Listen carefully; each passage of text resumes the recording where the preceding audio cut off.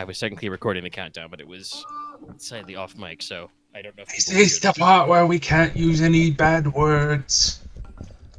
You're a bad word. Quiet, you. That joke's been done to death. Your face is a bad word. Don't make me turn this TTRPG around. Omega, that was lucky if it turned to stone.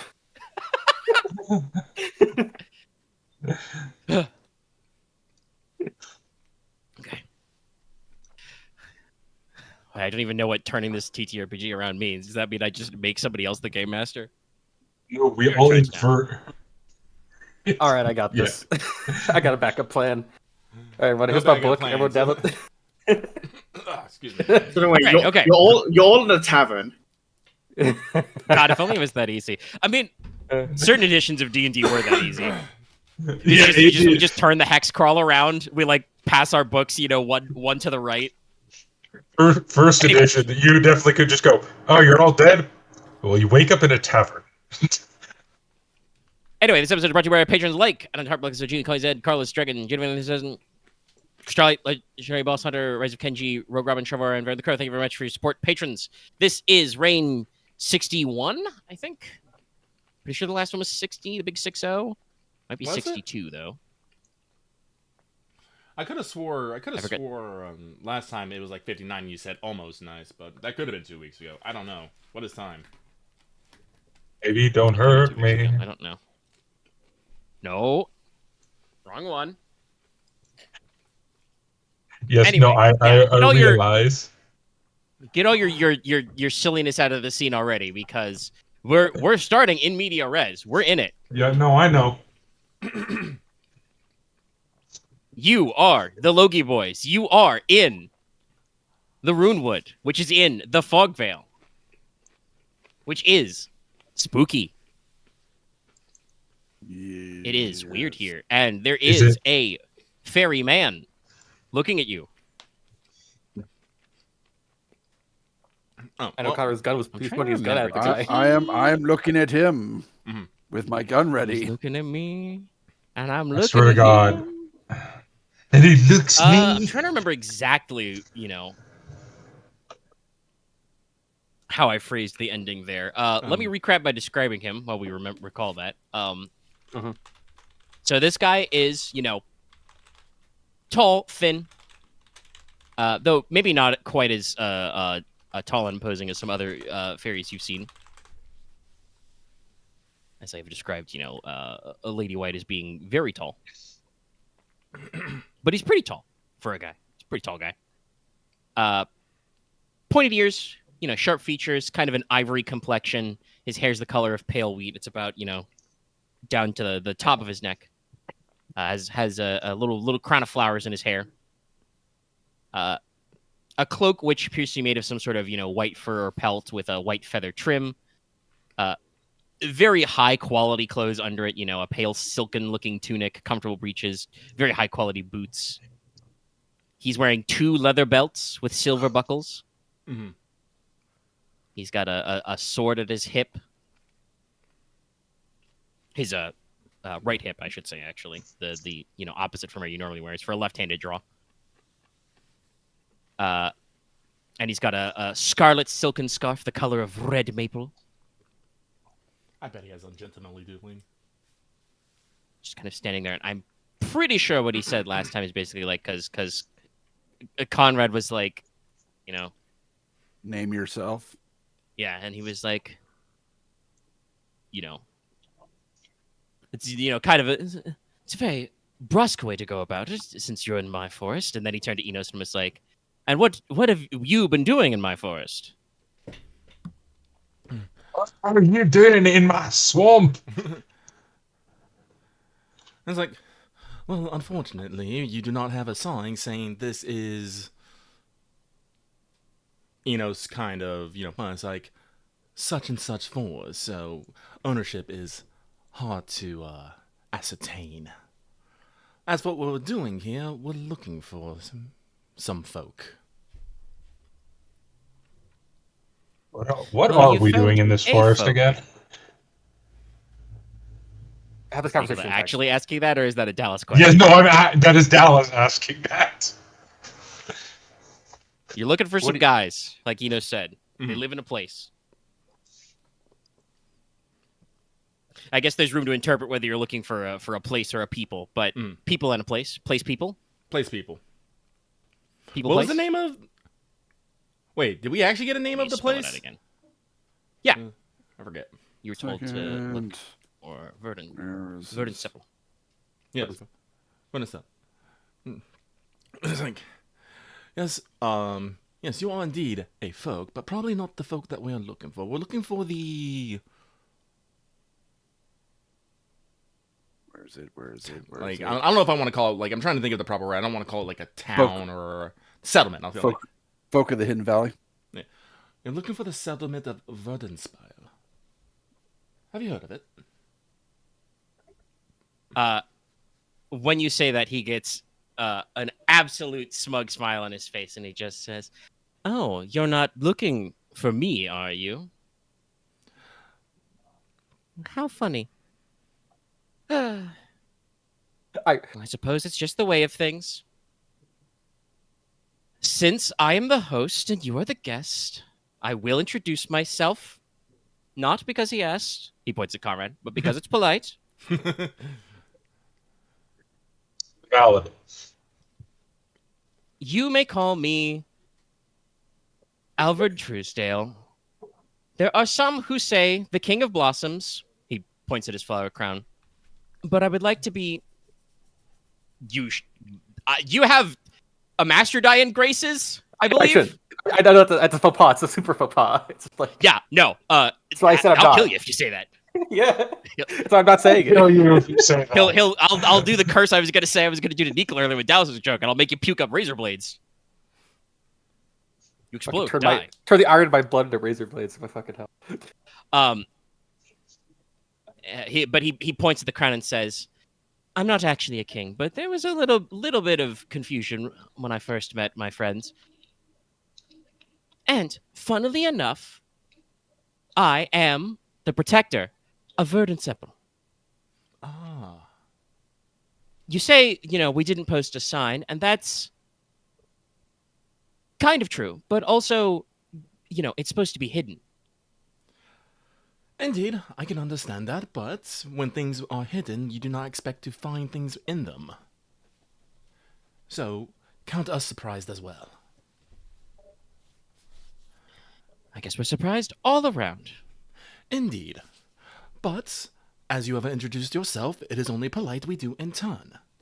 And Inos will go a round of introducing everybody. Titles everywhere. All right.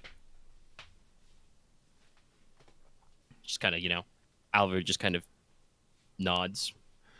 Konrad lowers his gun, but does not completely to put it away. He puts it at rest, not, doesn't sling it. Yeah. Yeah. It's like, for our business here, it was a month back? 2 months? See, it's summer 1. I think technically you went to the Fogvale in spring, the end of spring 2? I'll just say a month then. About a month ago, we had a bit of an fracas with some folk. I'm sorry, I'm trying to think of the direction of the port is from where we are right about now. Back behind you, it would be Northwest? west. I don't know how far north we've gone. Yeah. I was like, well, towards the waters, he'll say. Toward the waters, he say. And we had I don't want to say good fortune, because it wasn't necessarily good that happened there, but it was fortuitous to meet some folk there, some shepherds and whatnot. And in the process of freeing them and getting away, they let us know of the location and bade us visit. They even taught us something for friend, and Inos will, beat out friend and drum code on his chest. Mm-hmm. And the elf kind of, is not along as you speak. Mm-hmm. And, well, some time has passed, and we thought it'd be good to make it'd be good to make on that appointment. Like I said, we come from beyond the Shadow Pass, through the mountains, and are very interested in... Well, my, then you have come quite a way. Yes. Well, the people in this forest are my friends, my guests. That sounds something like how they usually say friend. Oh, this drumming and whatnot is not exactly my forte. But just a moment. He just kind of flicks his hand, like catches a leaf out of the air, and will kind of press it to his lips and make kind of a whistle. Leaf whistling! Just kind of whistles a tune. I won't make rules for this. So I probably should have mentioned this. I was going to say this because this came up last time. Because I think you succeeded on your roll to spot this guy because of Ignis, because doggo. Yeah. Extra doggo die. So he's been probably like staring like in typical point dog mode at this guy, just like not growling, but just being like, "Hey, there's a weird guy there." But Ignis kind of like rotates his attention to the woods, and after less than 5 minutes, but a couple of minutes pass, some people had to sidle up.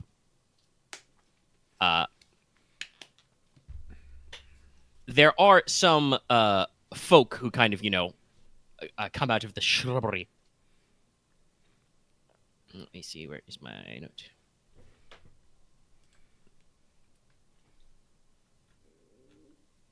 Yes. You see them. What you can see of their actual like faces and bodies, they look pretty typically Norlish, pale of skin, light of hair, kind of varied eye tones. Most of them have kind of tall, lanky builds, pretty ropey. You get the impression that they do a lot of climbing and woodening, forestry. You might see a couple who have like kind of the sort of like fine, sharp features, which might denote previous Fey ancestry. They're all wearing like pretty light, simple, rough spun linen or wool garments. Shoes either of soft hide and or birch bark, like little birch bark slats put together. Cloaks, they like come out of the shrubs with like cloaks that are kind of woven together of like straw or thin strips of birch bark. For armor, they're kind of wearing hardened leathers or coiling sections of kind of like looped wicker. Ooh, interesting. You will notice they are for weapons, they are just carrying like either like cudgels, clubs, or staves, and have composite bows. And they are wearing carved wooden masks, which kind of like, cover their faces. Well, but they kind of sidle on out of there. Well, this might be a fairy's wood, so he might not like meddle in here just in general.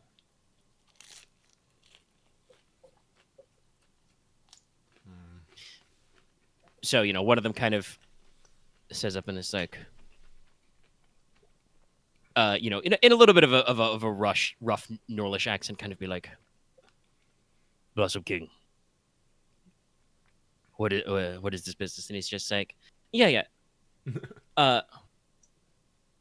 You, that guy," points at Inos.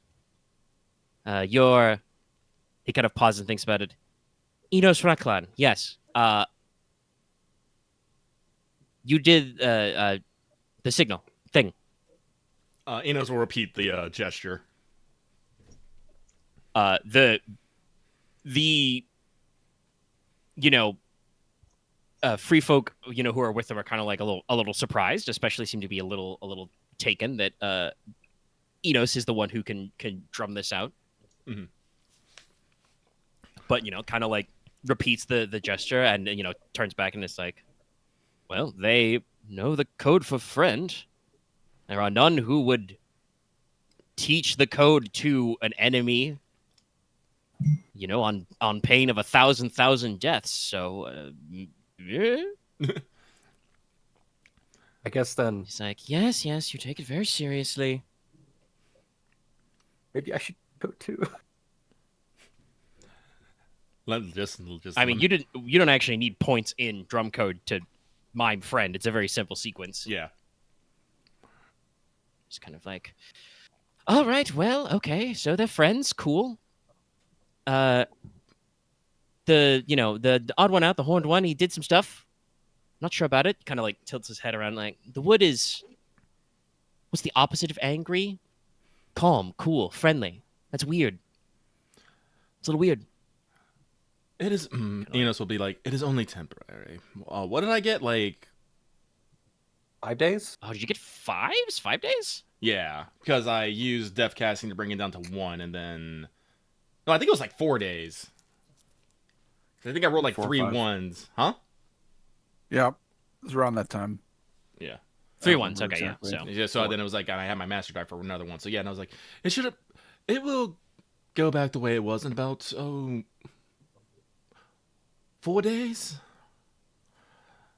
It's like, Enos, will just kind of, smile sadly. I asked it very nicely. kind of strokes his chin and says, well, I suppose if you're a friend and you ask nicely, it probably shouldn't be any concern. I'm not sure if you noticed because we're not very far into the forest, but he kind of like gestures around at the rest of the wood. You guys probably try and look through the trees, and you do kind of feel like it is a little, odd in here still. Like, even though you would have a bonus for a little bit, the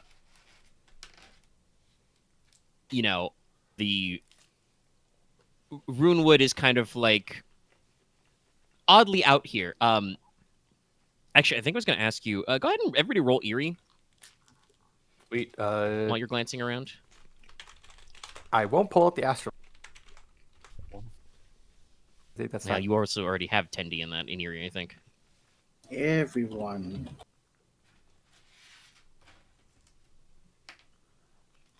Four.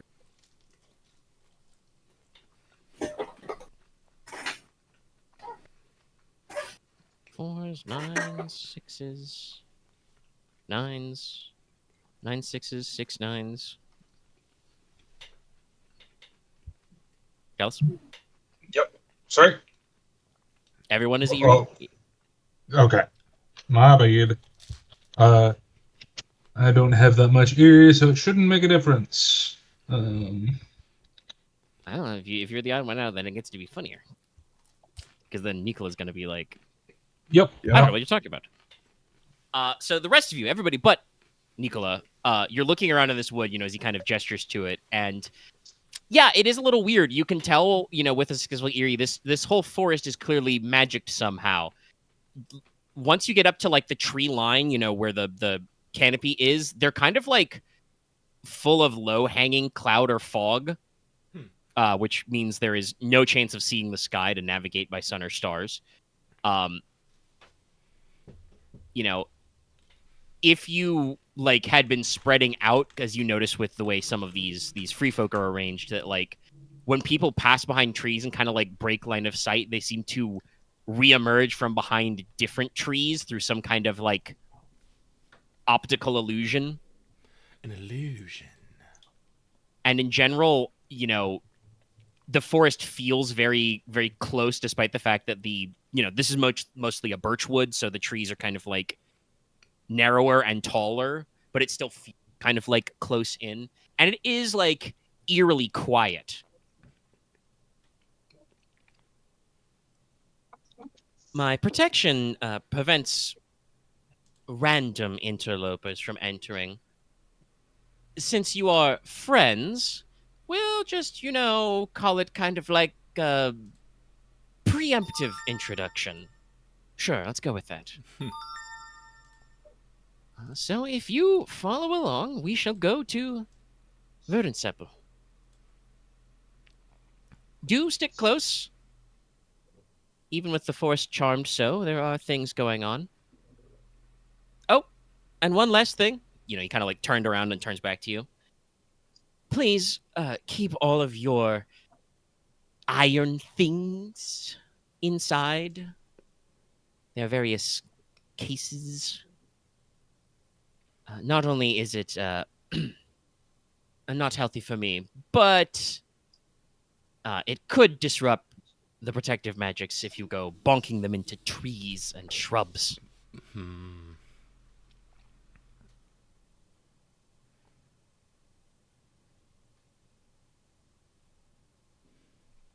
I mean, I guess do the shot count as like just raw iron? The actual shot, no, that's lead. It's all lead balls. Yeah, it's lead, so it would be. Yeah. No. I don't think I have raw iron on me. I think that's. You absolutely have iron on you. You're You're carrying a sword, and your gun is made my of iron. lord. Sometimes steel is your different, right? intelligence baffles me. No, actually, it is noted in the fairy entry. It is not just cold iron. Like steel is not as intense, but no, iron and steel is the same. Okay. They take the shock damage. Yes. But also, hopefully, we won't need to fight. In the forest. I can dream. All right. Anyway, Thank you. Thank you for coming. you were all staring at the woods like there's something wrong. Am I missing something? Nicola, shut up and wait. Yes. Oh. Also rude.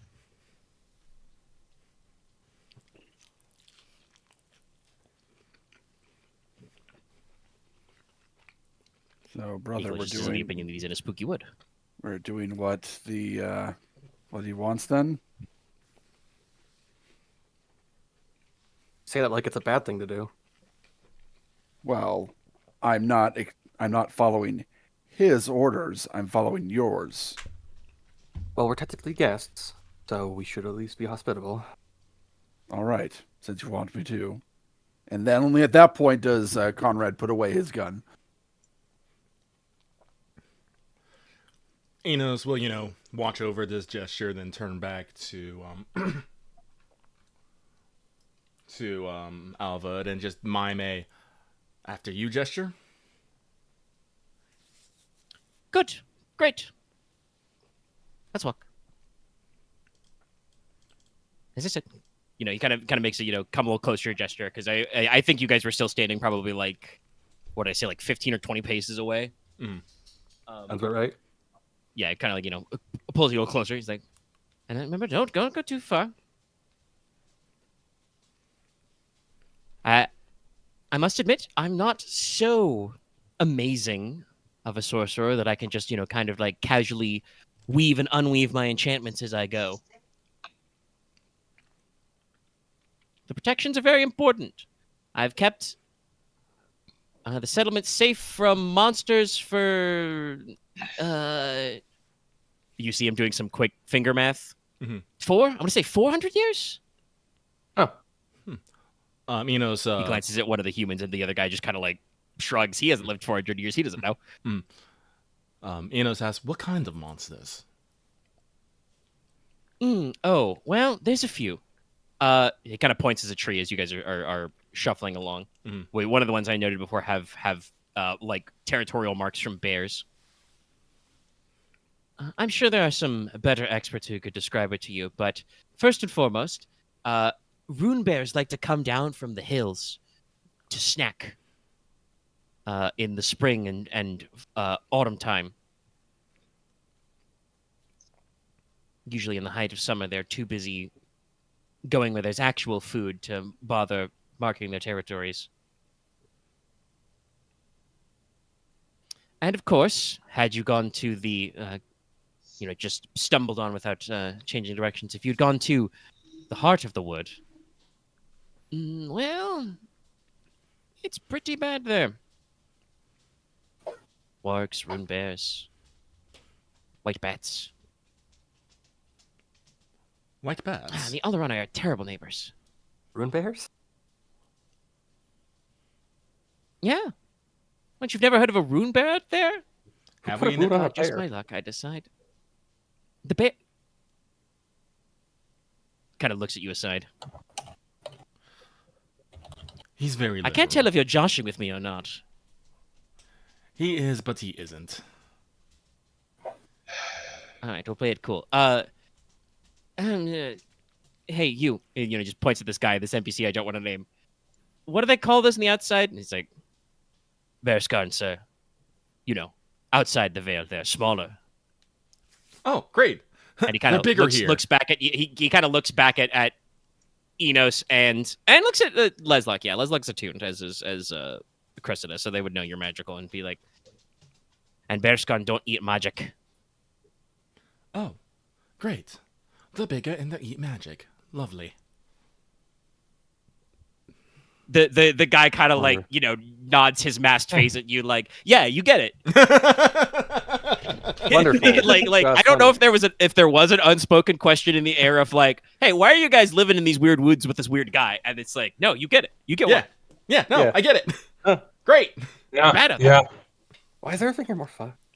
That's why I'm asked, like, what kind of monsters? Yeah. He Okay, also perfectly valid reason. Yes. Perfectly valid. Apex Predator is just magical bears.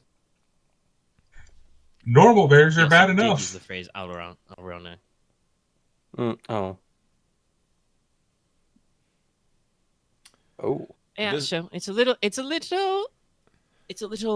what do the kids say these days? It's a little freaky deaky out there, man. Indeed. Well, I am sure that the folk of Verdenseple are grateful for your protection, then. Kind of nods sagely. Mm-hmm. Well, it's the sort of mutually allied relationship. I I had to skip ferry after a little bit. There was a tiny incident. Don't worry about it. Don't ask about it. Don't even think about it. It's fine. I just needed a place to crash. And I'd always heard there was an outpost of wild fae out here in this wood. Well, just my luck, Alvard, that I came around just as the Lady of Thorns decided to go a little crazy. Oh. And the woods got real messed up. But I ran into some men. He kind of gestures at the free folk who needed a shelter. I could use some guys with, stout sticks and strong bow arms so that the remaining monsters didn't eat me. I'm far too delicate to be eaten, I assure you. And so, we'll work some stuff out. As we enter, I will let you know I have only 3 rules. Any men or kindred, I'm not picky, can stay under the boughs of Verdenseple on 3 conditions. He holds up 3 fingers. 1, do not draw iron inside. It's bad for my magic. 2, do no harm to any other residents. 3, do not go back on your word to me. That's it. I see. Seems more than reasonable. Highly fair. He gets it. This guy's great. I just imagine he jabs a thumb at Nicola. That's the one person who literally doesn't have iron on him. It's true. Well, also, who doesn't have iron? Aesifer. Yeah. That's very true. She got that green. Anything else you want to ask this guy or the free folk with him as you walk? Because you're probably going to be walking for somewhere between 15 and 30 minutes. I'll probably just make polite conversation with like some of the free folk. Inos is going to... Good. Is going to ask about the Macintosh sisters and what happened after the attack on the port like a month ago. If these folk would know. They kind of murmur themselves and just like, the port raid. One of them eventually, after a little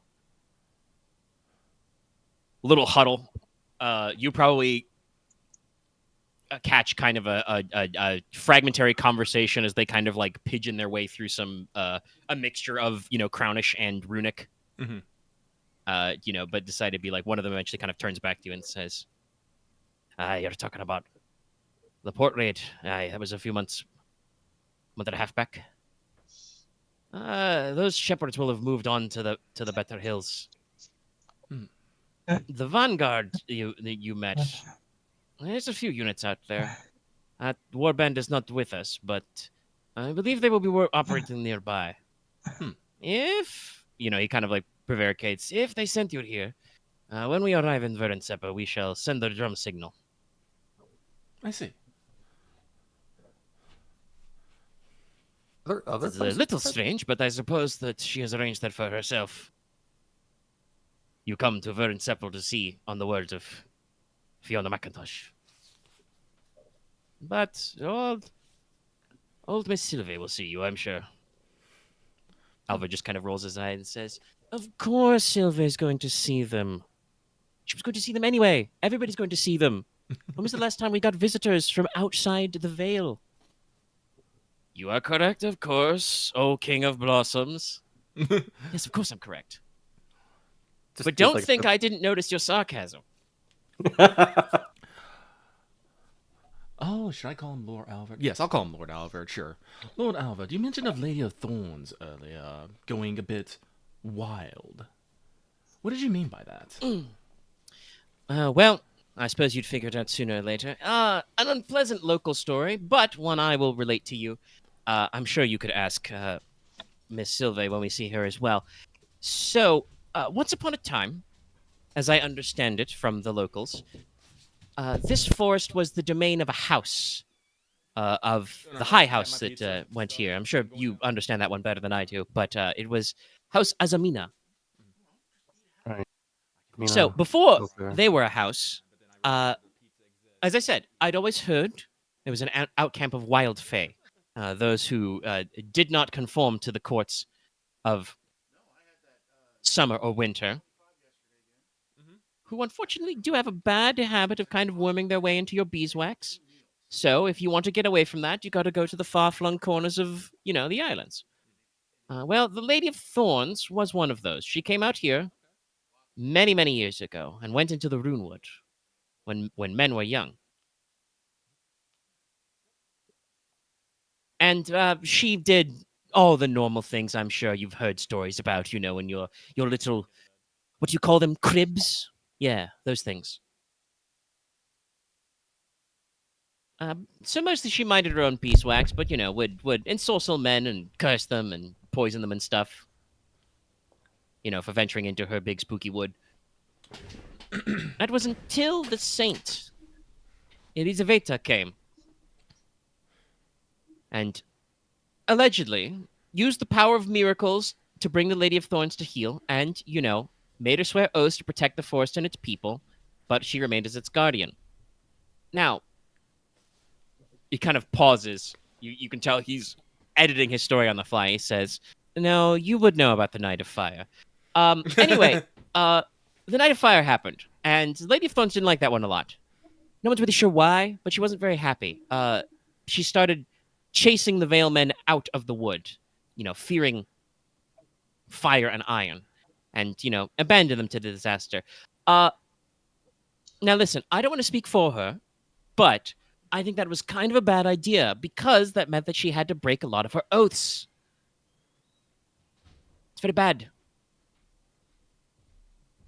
So, that ruined most of the base of her supernatural power she'd been building for, like, I don't know, like 500 years? 600? How do years work again? Anyway, doesn't matter. You can tell he was about to start counting on his finger again. Mm-hmm. Anyway, doesn't matter. By all accounts, she became, what's the word you use in Crownish?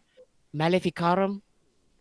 Oh. So she just opened up the veil and started, summoning monsters to let him out. And she sealed off the deepest part of the woods. And allegedly she remains there in a magical slumber until her strength returns. I don't know about the strength returning part, but I will tell you, the heart of the forest I think Inos, you can now tell he is using capital letters when he says that. Mm-hmm. The heart of the forest is a very bad, no good place. Not even my magics could do anything about that. Oh, that's the forest within the forest. Ooh, Great. that's a good one. I'll have to remember that one. That's a much faster explanation. Yes, the heart of the wood is like a forest within the forest. It's... He kind of, like, points up. You'll notice how my enchantments kind of have this sort of, like, low-hanging fog thing, right? Means you Right. can't see the sun or the stars, so you can't navigate. Muffles the wind and the rain, sort of a thing. If you go into that forest, this fog and mist would be down to the ground. It snows there all year round. Snow covers the ground. You can't hear a single thing with your footsteps. Rose bushes and brambles grow as tall as a man, thorns sharp as knives. Like I said, Alarane and other monsters guard the borders. To hear the humans tell it anyway, I have certainly never tried to cross that threshold. He just kind of shivers. But there are worse things, too, than wargs and rune bears. White bat devils and even icy devils, walking winter winds. And, of course, nothing grows in the heart. The only flowers are petrified roses and trees which sprout a strange red fruit. It's very bad. Very bad. Yes. Nope, don't like it. Well, for the foreseeable future, we shall still steer clear away from it then. Go ahead and have your student monstrum boy roll student monstrum. I was about to ask, can I? Yeah. Any modifiers to this? No. Okay. Let's see. 4 8. Nope. Yeah, of course you don't. You don't have a student. 8s. Okay. So, he describes white bats. So, hey, you know about Bat Monstrum, Minya Yeah. is. You're pretty sure those are supposed to be in the south? Yeah. That seems very wrong if there are, albino ones that are winterized. That's weird. Unless they came from the Vale. Literally unheard of. I mean, even if she summoned them from beyond the veil, that's still, that's never happened anywhere else. Can I Alrane... make a... No, I don't know what check that would be. Never mind. Yeah, what? So you want to roll zoology to analyze the winter climate of the monstrum? No. Well, more like to see if any kind of bat is native to here. I'm pretty sure. I don't actually know about bat rangers, bats. but Alraune, sometimes called rose devils, are a very rare form of demonic beast, but they are heard of. They're usually only in the deepest, most remote forests of Troikaron. I know them as hang. No, they don't hang. There are rumors that you can make them from, victims of the gallows, but also some people say they sprout where thieves are killed in the forest. The main thing is they are a plant-like monstrum which does sprout where blood is shed. Okay. Usually related to criminals, but the exact source can vary. They are humanoid. They have kind of pale or dark, green skin, long vine-like hair, clusters of flowers in their hair and around their hips. They do seem to have legs, but also have root-like tendrils they can use to move and burrow. You got 8s, right? 4 8s, yeah. Yeah. You would know that Alraune can be both male or female. The most common is the female type. You might know that it's believed that the sex of the Alraune comes from the opposite of the person whose blood that shed spawned them. But they're ambush predators. They use poison. They use stealth and camouflage to attack people. And they also have, sweet-smelling nectar to entrap their victims, which is valued as an ingredient in love potions. But they drink human blood. Huh. Wonderful vampire bats. Omega, I guess a setting question. The roots are drink. Vampire Rafflesia. yeah, what up? Are triads a thing? No. Okay, so like they could just be the trees. Okay.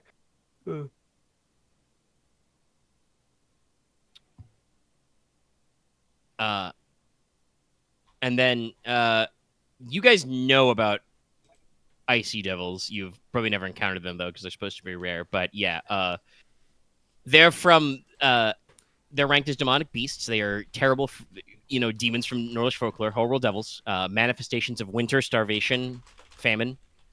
Looks like a hybrid between a bear and an elk, with thick furry bodies, claws, sharp teeth, huge antlers, which also will kill you. They can walk on 2 legs or 4 if they feel like it. They look both, allegedly look both bloated and emaciated to see. And in their physical presence, they are super chilly. They are of mixed origin. Some people say they're supposed to be from the Umble Queen's frozen hells, where she punished traitors, oathbreakers, and kinslayers. Others say that they are a manifestation of the wrath of the goddess of winter that marched with her frost giants. Unlike the frost giants, icy devils do not physically bring winter with them, so they can only appear during the coldest months of the year. Or, of course, during the Fimbulwinter. I guess considering how the temperature in this area is warped. Oh yeah, no, they're real bad. But they don't seem comfortable to leave the heart of the wood. Probably not cold enough.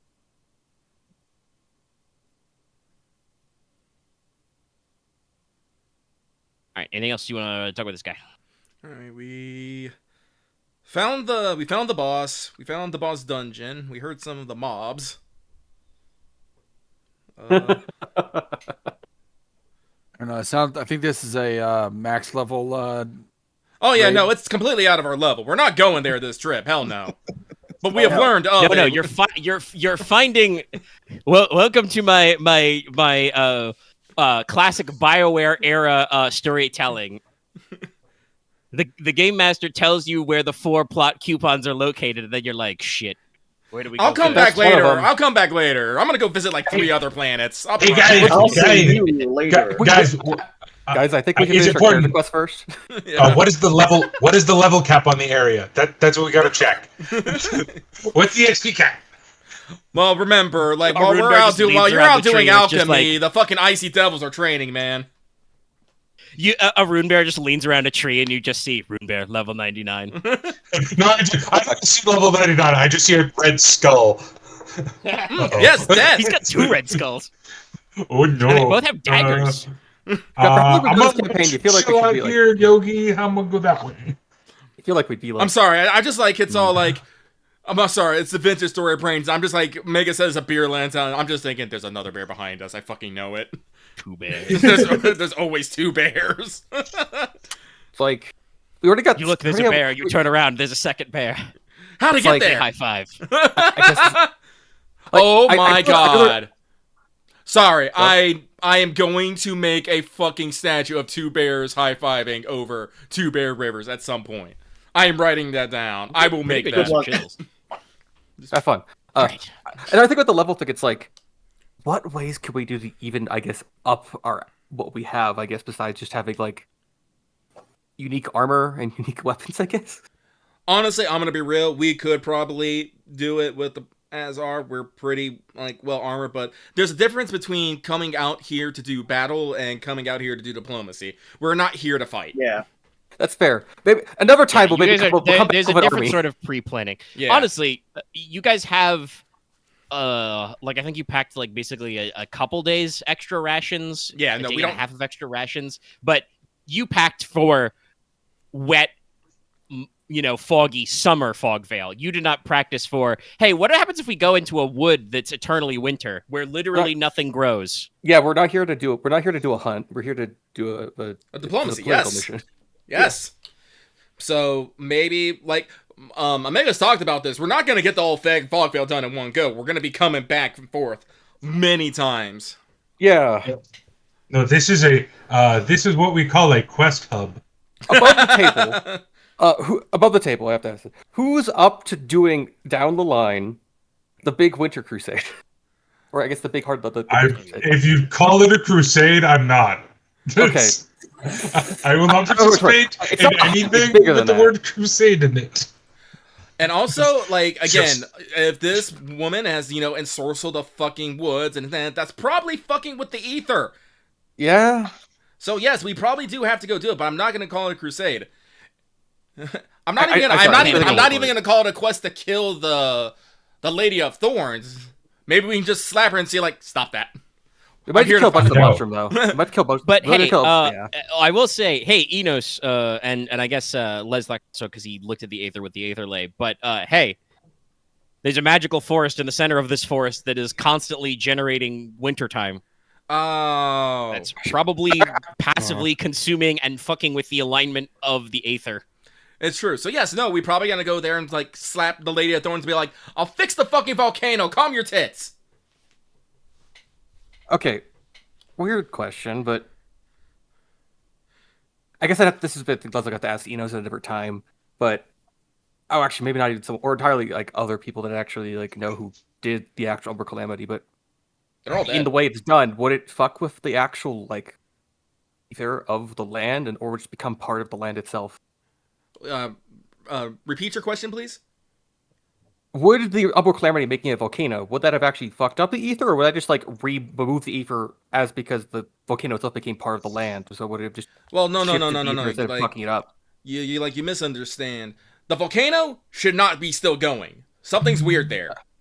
Okay. Yeah. No, that is like clearly whatever operation they did went out. Because like Enos probably understands the concept of casting Umbral Calamity. Yeah, it is not a permanent feature. It does, I believe, if you use it against a company, it does give them a like permanent -1 territory. Yeah. Like it really fucks their shit up. It still is like a thing that like happens one terrible night and then goes on. You pay them. If you wanted to theory craft a little, Leslok, you have student sorcery, right? Yes. You know how many points I won't make you roll. I can theory Okay. craft this. I have like If 5 you would in theory that. craft a little to answer some of your questions, it seems like the Knight of Fire was just one domino in this situation, where obviously the Iron Demons did intend it to be a big, fuck you bomb to basically tell the Fog Veil to fuck off and die, please, thank you. Obviously, it is not operating as intended. It seems like that was just one in a series of disasters which kind of have beset this place. And as a result, the natural currents of Aether, the ley lines, the relationship of the steady exchange of, astral to umbral, umbral to astral, the cycle of nature, the great, machine that your universe is supposed to operate on, is real fucked up. And the volcano is just one thing kind of like holding this entire place back that just continues to fuck itself up. So basically, some people fucked up some shit long ago, and we gotta fix it eventually. No, we gotta fix it Yeah. now, but now in the now versus back then. Now in this current Yeah. decade Yes. of time. Well, yeah, Yeah. that's more what I mean. I mean, Yeah. when I say at some point, I mean in our lifetimes. Yes. Hopefully within the next couple years, honestly. Yeah. But no, Enos' plan right now is to travel like as we go north and farther, slowly make our way northwards, check etheric balances, fix what we can on the way to the volcano, and see if that will help. Because things being out of whack, the more things we put in balance, I think the easier it'll probably be to fix things. We'll take out the 4 small natural disasters before we take out the one big one. We have to defeat the fucking 4 demon kings of natural disasters before we can take on the Gotcha. demon king volcano. All right, so let's get the I don't want dibs on not doing famine. Famine's always creepy. I mean, there's the alchemical sorcery to like actually increase crop. Okay, well, we're not talking about like specific things. I'm just saying shit because that's. I know. like, I was making a joke. He's working through some plans. Yeah. All right. So, any more? We kind of got away from it. Any more questions for Alvard or the Rune Wooders? Enos will ask them if they like eschew like metal weapons completely, like, or is it just do they use them like in their settlement or outside the woods? you ask it, they kind of nod and say, one of them will even like hold up his quiver, and you can see that it is full of obsidian or flint arrows. Hmm. And he just says, "In the wood, yes, we do not. We use cudgels, stone arrows, stone knives. If you're leaving the wood, well, that's the duty of the vanguard." Okay, we might Always napping stone. Always be napping. Well, we might have to make a gift of this other stuff to the Vanguard then. I don't think the people of I mean, I would to put a clarified point on it. You could tell that this is not a hidden valley because it is Yeah. a hidden forest. So Yeah. there is a separate settlement somewhere. yeah.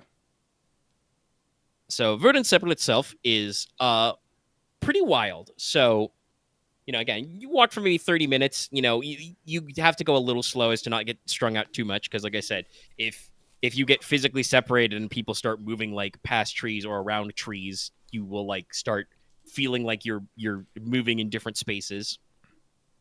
It's very confusing. But Verdenseple itself is probably, you would say, only the size of a large village or a small town. But it Okay. is a little hard to actually grasp how big it is because it has an incredibly unique construction. This is probably said out loud to you at some point during the walk, but also is very obvious from the way they're doing here. The people here do not sleep on ground level. So, Fair. In the trees.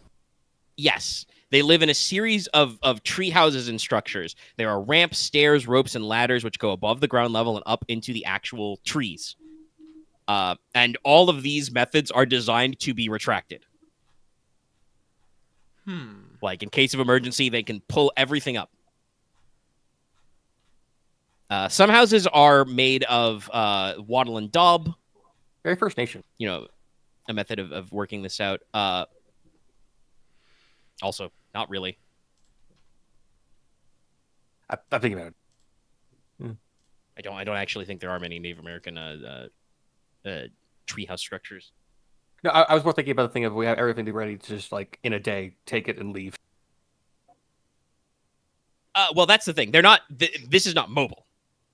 Oh, okay. It's the like I said, the ramps, the accesses. If you pull it all up into the tree, so there is no connection to the ground besides the trees themselves. But some buildings are just made of lattices of wood. And some of them are like straight up on stilts. Others are supported in one or even in several trees. And actually, up in the largest of trees, they are just completely unsupported from below. They are just built walls and floors and everything to form rounded or square buildings of multiple levels. Like I said, proper walls, proper roofs. The roofs are made of thatching or slats of birch bark. Some structures are open pavilions. The natural branches make them, hard to tell from carved support pillars. And even on the ground, the structures that are like left there are either those open pavilions, which is the word you would use other than gazebo, an open pavilion, or are like tents made with canvas, hide, or wicker roofing, all of which are mixed with green plants. Like there are fresh tree cuttings to like conceal and obscure everything. Cargo is hauled up on baskets and lifts. Yep. Pulley systems. Go up. And you see, as you kind of like walk into the center of the settlement, the lintel of every house or worked into the bark of the trunk of the tree are so many of these sacred knots you saw in trees out there. And I should say, you passed some in the wood as well. But Okay. like every tree has like either a carved or an actual like rope tied sacred knot structure, or has hanging amulets carved of birch bark, or some of you would probably recognize by design, and if not, you can ask Mainwall, has a Hearthstone rune etched into it. Okay. Ooh. So, like, every single house they have, in addition to its structure of, being kind of like, up, raised off the ground, integrated with nature, absolutely concealed. Like, here's the thing. aerial reconnaissance has kind of been de-invented because there's no more dragon cavalry and no more hippogriff cavalry.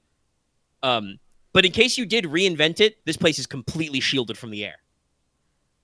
You would never be able to tell on the sat map, that this is a village. Other than maybe there'd be some smoke plumes.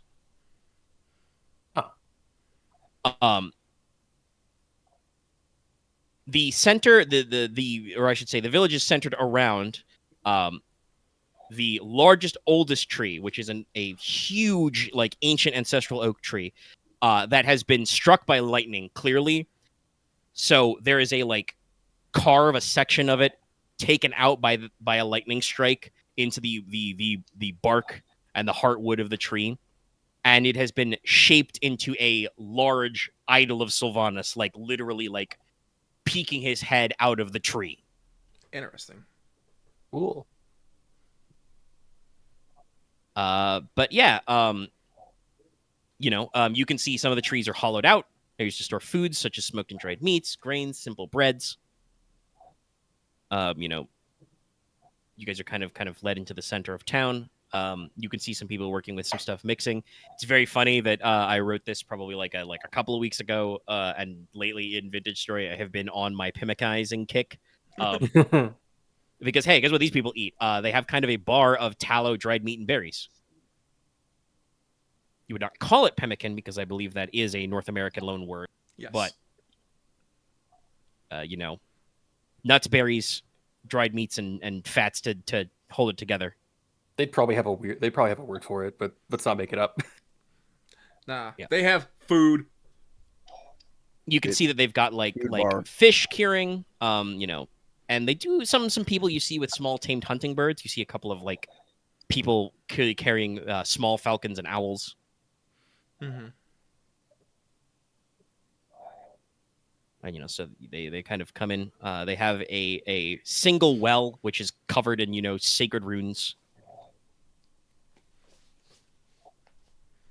So Alvord probably lets you know, and it's just like, take any water you need from the well. It is magical and sacred. Other water sources are kind of... you may have noticed that the land drinks up a lot of water. Or you could get a muddy bog where the water doesn't get drunk up. That's not good either.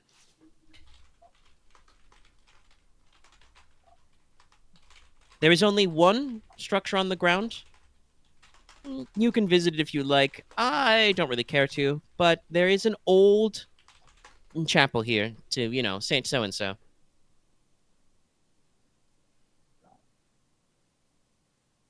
Anyway, that's it from me. Hey, guys, is Sylvia around? And an older woman, kind of walks up with her walking stick. And she's just like, "Oh, Blossom King, I'm here. What are you yapping about?" Kind of rolls his eyes and he's like, "Hey, listen, this is not my problem, okay? These are friends and guests and guest friends, just so everybody knows. I know the one guy has horns, but he's supposed to be here." Little grumbling in the trees, but he turns back to this woman.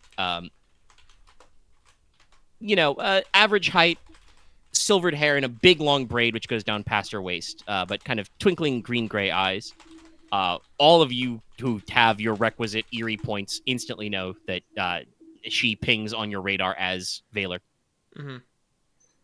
She has bronze and emerald earrings and has a large necklace of like dangling like little amulets, multiple amulets of boar ivory etched with runes. Wearing a simple, rough spun gown or tunic or something.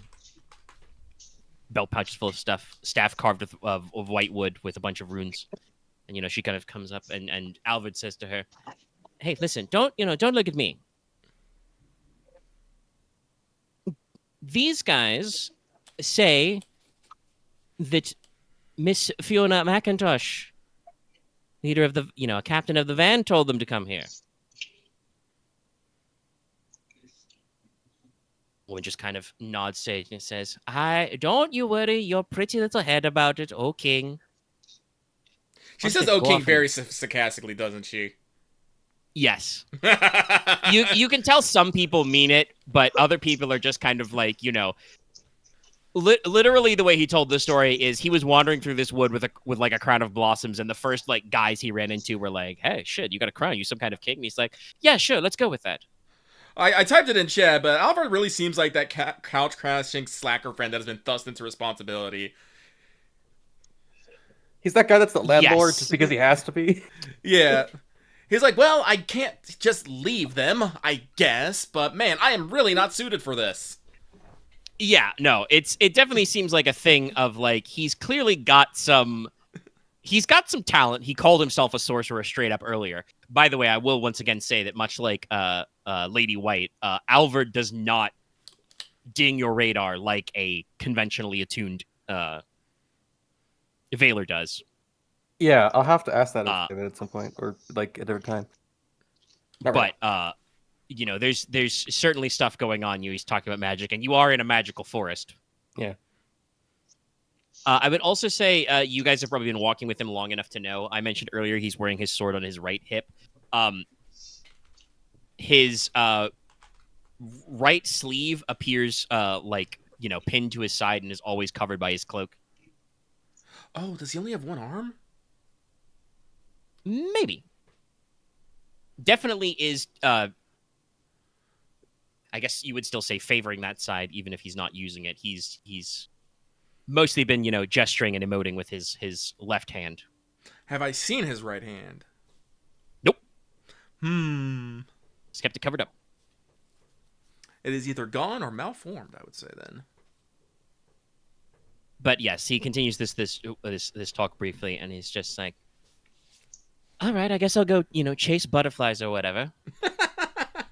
And then he kind of pauses and says, "Actually, no. Hey, you guys." He turns around to like the little party of hunters with their wisdom.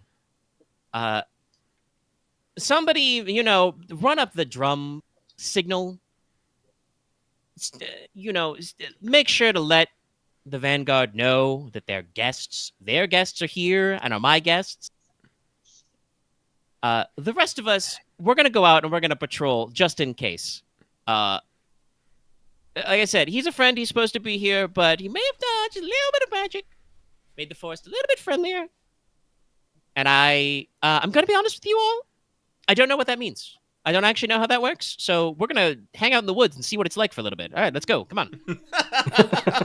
Claps. Snaps his fingers, like, all right, get your stuff and go. Let's go. I love it how he seems so flaky, but at the same time is still, a leader. He do it he doesn't 400 know the years. exact count, but he's been saying he's been here for like 400 years. Yeah. He's figured out something in this time.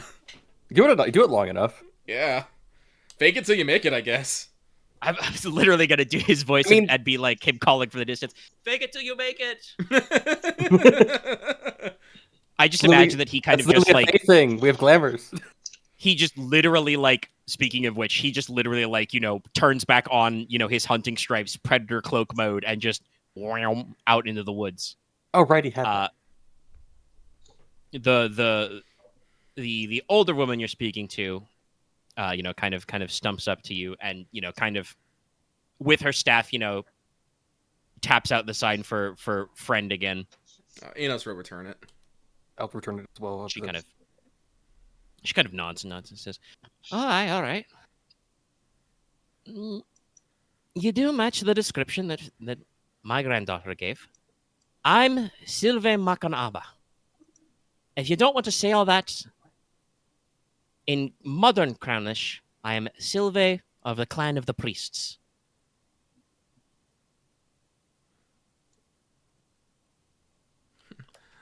And as I'm sure you can tell, she kind of, nods her head a little towards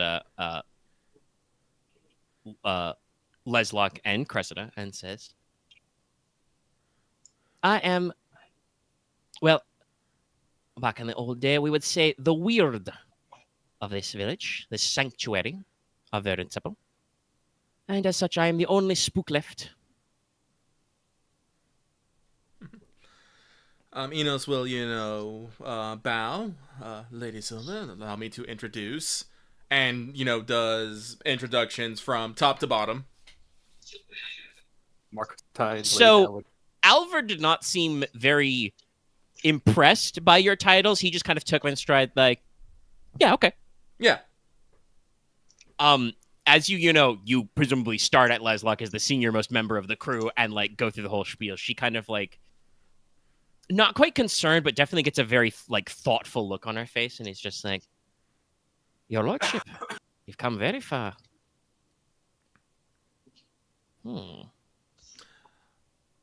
If you have something to say to her in terms of introductions or intent, probably now would be a good time to say them, Max.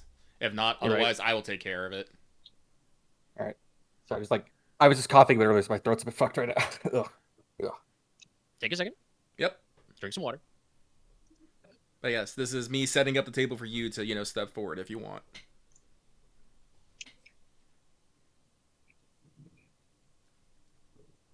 Priestess Silva, I felt it was important that I myself and people accompanying me come here, understand what you're going through, and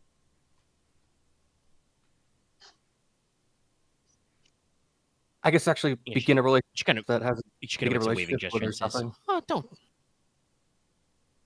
don't know the priestess now. It's just Silva or Gran, if you're in a hurry."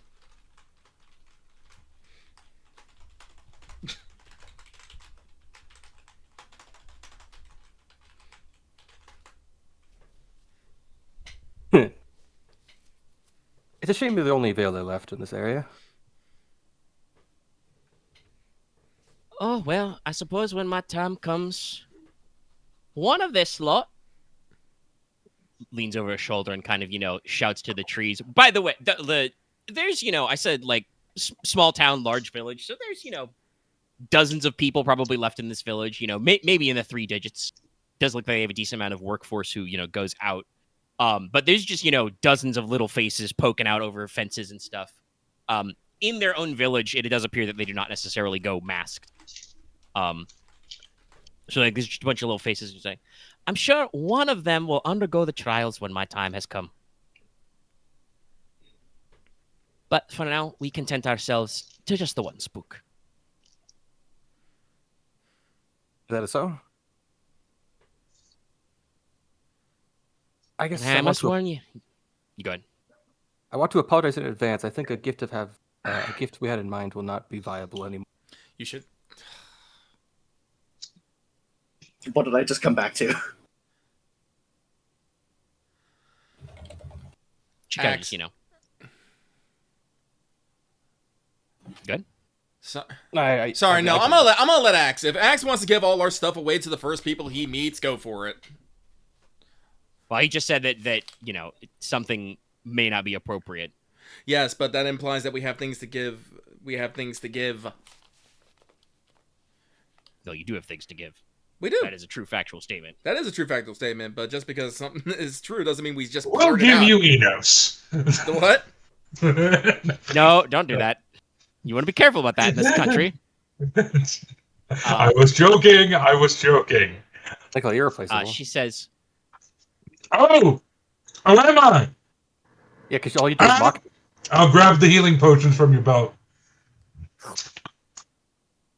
just slams back. Eat on that, the bitch! I'll walk out of the room. There's no room outside. I'll walk You out can't of even do the outside. emote correctly. I'm gonna walk off Anyway, scene. ignore all of that. I'm gonna stop now. Sylvain says, "Your lordship, I must warn you. I'm sure you come from a land with, titles, castles, laws, order. That is not the way the Vale works anymore. Now, I won't have you be going back and telling any stories about how it's all lawless and destitute. We are people living humbly here, but the way we do things is a little different. Before you make anything else that makes your master of ceremonies over there clutch his temple like his dog has just bit his ankle. Or perhaps his favorite cat has scratched his trousers. Let's go somewhere more comfortable and I shall mention a few things to you. She kind of like switches to, again, kind of that pigeon where she's mixing, Kronish and Runic, and talks to some people and basically says, run out the drum, summon the Vanguard. And just this guy nods and just says, so you see, by the way, up in the trees, there is a big fucking drum, like made of, like, you'd say a hollowed tree trunk with a big tanned hide over it. And just this guy takes out, a couple of the big sticks, just kind of like, and then just bum bum bum bum bum bum bum bum bum bum bum bum bum bum, and just big booming echoing drums roll out of this village into the forest. You can roll your knowledge plus drum code. I will make my attempt. I will as well. 'Cause I feel like I shouldn't dress the shit anymore because I can't improv anymore. Ugh. You got it. Just take a second. Drink it out. Kenner, we could have made 9. I got a pair of ones. All right. Okay. So, Inos, your grasp is, very loose. You do hear the code for friend repeated. Mm-hmm. And there's a couple of other, like, segments in there you can't make out. You hear one that you think you recognize from kind of that intermittent drum beat that rolled out the night of the port battle. You think that might be for Vanguard. Mm-hmm. You don't recognize a lot of other snippets, so, like, it's, they're not obviously not sending out a secret message where they're like, hey, Vanguard, attack here. They're just, like, probably something more like, hey, Vanguard, your friends are here. Mm-hmm. Inos will ask Granny Sylvie about, like, what it's saying as he, like, tries to decipher more of it and see if she'll explain. You have a good ear. Right now, they're sending the code for friend, and the signal to come. To walk is technically, literally how it's based. But to walk here, and to the Vanguard. There are also some proper nouns in there, because specifically they'll be signaling to Fiona's Vanguard. Her warband should be in the area for reasons that I'm sure they'll bring up. I would guess they'll probably be here by at least before end of day, since it's early. Kind of looks up at the sky. Aye, the weather will be good for it. Hopefully they'll arrive before too late, as I'm sure they want to do a great hooping and a hollering. You'll also notice at the end, there's another sign. How we signal that the message has ended is we do this, and she raps out a code, and she says, to you, Inos, and I'm sure Leslok is also listening, but she says, I'm sure if you've met any of us, you've heard the phrase out loud, stone and sky. Mm-hmm. It's not just a prayer, but also it is the signifier. You always know when a drum message has ended when it ends with stone and sky. It's a very simple series of notes. Like, stop. Mm-hmm. Yeah, basically. Enos, nods and, perks his ears listening to the drums, catching the rhythms, catching the beat, catching where, like, one word ends and another begins. I see. I imagine that for the drummer, it's actually pretty easy to tell when he's stopping a word because it seems very formal and, like, ritualized, and he probably, like, actually takes a second to, like, stop and do that thing where you, like, smack the drumsticks together. Like, he mentally keeps tempo in his head that way. Oh, okay. So it's like, beat, beat, beat on the drum, then, pause, wraps his drumsticks a couple of times to, pace it out so he's making sure the grammar is correct. Okay. Kind of a thing. Fascinating. But yes, so Sylve leads you not to any of the pavilions, but over to the chapel. So there is a wood and stone chapel building interwoven with thick thorny vines clad in summer roses. There's a front garden where kind of, herbs and wildflowers grow. The fence, though, shielding this garden is made of wrought iron. So you can guess why Alvord does not like to go here.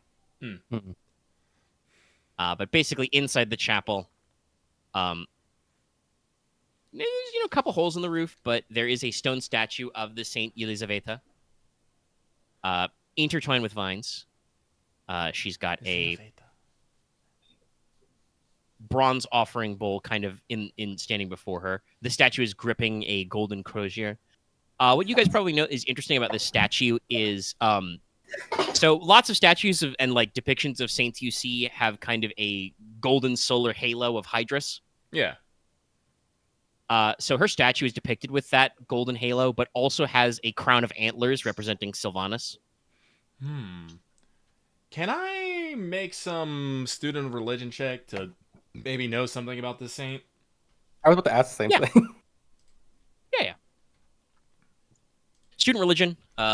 General lore also works because it is a history fact. Drastic, you're It's also here. a little obscure, so I'd say it's probably diff. I was gonna say 2, but I almost feel like that's not enough. Let's say diff 3 for lore. Inos has 8s. He's been doing a lot of religious reading recently. Nothing. Wow, an absolute. Okay. Dice are weird today. Yeah, they are. So, Saint Elisaveta. You do know, first of all, Inos, probably why you remember reading about her a little, is that she is a saint whose canonicity is technically debated because the fog veil fell before the current Reformation. So, like, we haven't. they don't have any historical sources or local people to like fact check her authenticity about anymore. Yeah. They're all here. Yeah. If any. But Elisaveta was said to be the founder of House Azamina. She was a expert in herbalism, but also, according to legends, was known for her beauty. She was married to young to a rune knight and a follower of Vilter Iron Tusk, but her spouse was cursed by the fairy living in the Rune Wood. You know, he went into the wrong wood and was probably trying to hunt a boar or something and was cursed. Did he get turned into a boar? Maybe. And then supposedly, according to the legend, through prayer, Elisaveta developed the power of veilcraft like completely spontaneously. And used this to bring the Lady of Thorns to heel, which established her house's territory. And Vilter basically, gave her husband's, land and titles equivalent and promoted her to a full house, a full clan. So she is the patron saint of veilers, of medicine men, and pharmacists, and also those who live in the forest. She's associated with some works of charity, but a lot of those also got applied to the later Saint Veronica. So that's one of those things that, like, it could be, could not be. I should probably get a small thing to her in my office. You get a little cameo, yeah. Yeah. A little triptych or something. Leslok said, in the mechanics of sorcery, someone obtaining being able to be a veiler is like, no, that makes sense. Sometimes that just happens to people if they're like in really spooky shit. It happens. Well, like I said, they called her a miracle worker, and spontaneously developing a sorcery, no matter which one, would be considered miraculous, as our sorcery is divine in nature, if we're being actual factual. Its Yes, roots they are are supposed to be by gifts nature. extended by the gods, but yeah, the different schools have different methodologies. Yeah. But This anyway. does kind of, from what you recall from how Lady White described kind of the relationship between Sylvanas and the other gods and the fairies and stuff, this does kind of seem like the kind of thing he would do. He probably thought it would be very funny. I was about to say, he probably thought Lady of Thorns probably needed to he's probably like, Lady of Thorns, I want to see her trip up a little. She'll do. Magic be upon ye. Go do something interesting. Yes. Fucking magic beam, go! Wow. So they says, here is a small shrine that we remember. Prayers, of course, to the Wood Lord occurred in the center of town, but this space is private and there'll be less prying eyes. And if for any reason you didn't want Alvar to listen in, you can have a conversation amongst yourselves here. I will warn you, he's quite serious about his rules and his protection. It is said, though I've never tested it myself, that he hears everything that happens in the woods, and I didn't know if that's literal.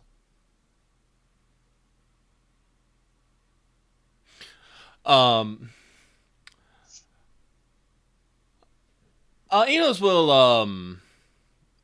turn to Aesopher and be like, Aesopher, would you like to remain outside, or could you stomach the iron?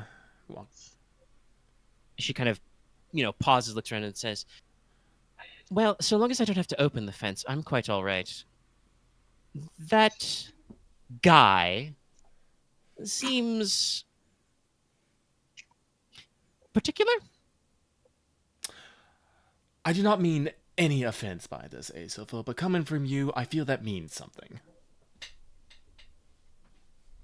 I'm quite certain that it does. Aesopher kind of pauses and says, in her sort of way, I've always heard about, wild fae. Some stories call them dashing rebels, others say they are craven traitors, and some just say they're our equivalent of, how do you say? Country bumpkin? I will let the King of Blossoms decide where he lands. But it is still very unusual. Looks up and, kind of, looks around a little, shakes her head a little.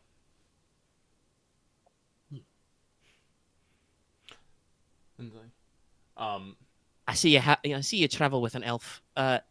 She's quite right that he is very particular. I cannot say whether he is a dashing rebel, a craven traitor, a country bumpkin. Most of all, he is just the weird gentleman who lives in the woods.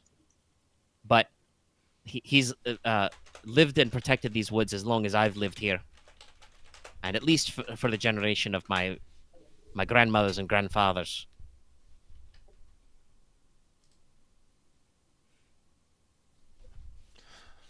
Well, I'll be careful not to make any oaths then, and I'll try to play nice, at the very least. Aye. Now, I will, if you don't mind, explain a few things about how the free folk are. We all call ourselves the free folk, though I'm sure you have noticed that we are not in a hidden valley. That is a separate sanctuary. But the hidden valley brought us all together. There are 5 sanctuaries left in the Fog Vale. I cannot say those are the only 5 places where people still live and breathe, but it's the only places where you can be guaranteed to sleep safely at night. The Hidden Valley is the oldest, the first, and the strongest.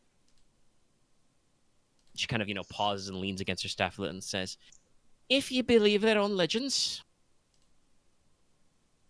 they live up in a true mountain valley, where once there was a great readout of the house, the true sons and daughters of the boar, and their oldest allies among the mountain kin. She nods to Mainwall, who probably had to duck a little fit in this chapel, but he's okay.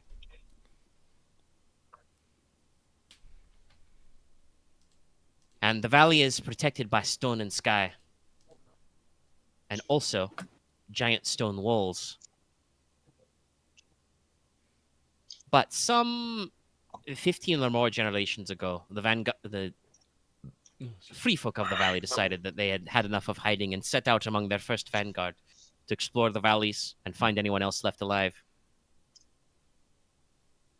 The vanguard and most of the free folk are bound by their oaths.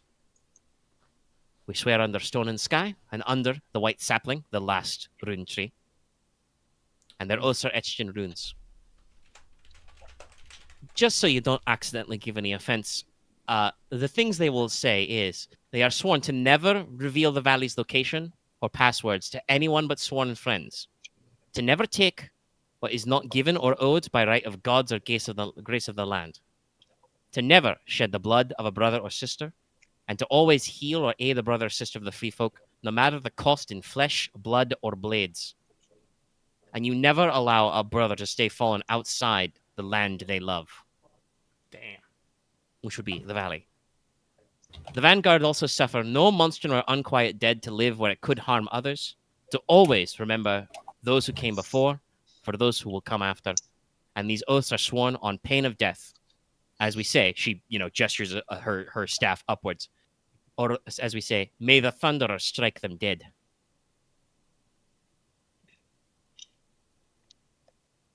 The folk here are not quite as literal, but we have agreed to abide by the same oaths that they swear by, and obviously we are bound to our own statements to the King of Blossoms. I've never heard him say he'll strike anyone dead, but to break your oaths to him would be to be cast out of the village, which would be, well, as good as cold-blooded murder.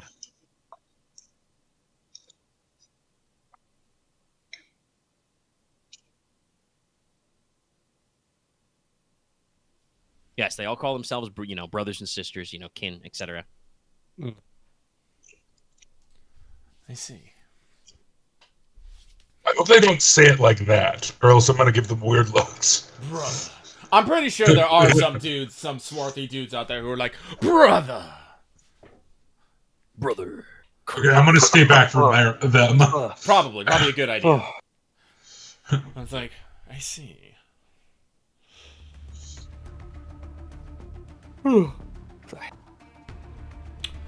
Well, I'm like, it's like, Inos is going to speak for you, Leslok, if you are okay with that. go ahead, because I'm like, I'm not gonna do TMIs. I feel it. My body's feeling weird. All right. It's like, feel a little ill. Go for it. feeling a little. And so like, we are here at the behest of the Lord Marquess of Teine. Inos indicates to him, because we have realized that we have, well, for lack of a better word, ignored this land for too long. It's like as after the night of fire, the famines, the infections, and all that stuff, things were, well, as I understand them, far too hectic, and we basically, we shut off the fog veil from the rest of Nolon. And unfortunately, besides being this, kind of left it that way. Left it that way for over 500 years. Frankly, I don't think anyone thought that anyone was actually living out here in the fog veil. Until the events of, well, a month ago. Lord. Which has caused some... Oh, how do I want to say this? Concern? Consternation? Hullabaloo? Yes. Sounds like it would. It's like, I must admit, there are times when it does kind of feel like no one is left in the valley other than our 5 points of light. This was once a province that was as famed and prosperous, I guess, as your own. Or your own. She gestures towards Airless A, who, by the way, is here. yes. Airless hasn't really had much to say. She's just kind of taking this shit in. She probably occasionally shoots aside glances at Konrad or Leslok, which are just like, this is the shit you guys have done this already? You've been here once before? You've already? This is a lot. This is wild. It's like, I give her the most dead behind the eyes look when she does that. We'll talk about it another time. thousand yard stare. a look that says, "Help me." It's like, Airless Egg offers no mercy to Nicola Gridarvol and just goes about her business. but it's like, I know. I'm like, but like I said, it's like, as the village spook, as you will, would you say that you are in a position of authority here? That's probably a fair statement. I am one of the trusted elders of this settlement. I would not speak for all the people, but if you wait long enough, I'm sure everyone will make their opinion known. Well, it will come out sooner rather than later, but we did come here with an agenda. We're here to foster, I believe the Marquess did mention that, we're here to foster relationships between our people and find out what has happened to this land. Like I said, upon arriving through the Shadow Pass, we did notice that many strange things are happening in this land. From the land itself to the sky to the very aether within it. Rivers run dry midst of rain, the mountains spit fire endlessly, and monsters run rampant. I frankly believe it is a testament to your people's fortitude and determination that you've survived at this long. She kind of, nods and says, "Aye, we are a stubborn lot, cut from the rock and stone of the valleys above or the woods of the forest. Indeed. It's not been easy, but everyone had their advantages. Well, I can give you the basic lay of the land. You are currently in the Rune Wood, where our sanctuary is Verdenseple. It is protected by the grace of the King of Blossoms and the use of ancient magics. Our people are mostly hunters and gatherers, as under his protections, this is one of the few safe places to gather wood there is left in the Vale. I cannot say that you cannot cut wood elsewhere, but, as mentioned, monsters run rampant. And in this weather, let's just say you didn't want to be on the Central Plains in the summer storms. Great thunderhawks come tearing across the sky, spitting lightning bolts with their cries. Oh, aye. The rune bears are mostly quiet during winter when they sleep. When they wake up in spring, they're mighty hungry, and then they get mighty hungry again in autumn before they rest. But they stay in their dens otherwise. And there are worse things. It's been many years since I've seen one, but we didn't leave our dead outside for a reason. I've heard that there are very old superstitions and read on some ancient rune stones that there used to be conventions about letting your dead lie unhallowed on this island. All of Norland, I mean, but it's very true in the Vale. And as you did point out, young Master Inos, the mountain is quite upset.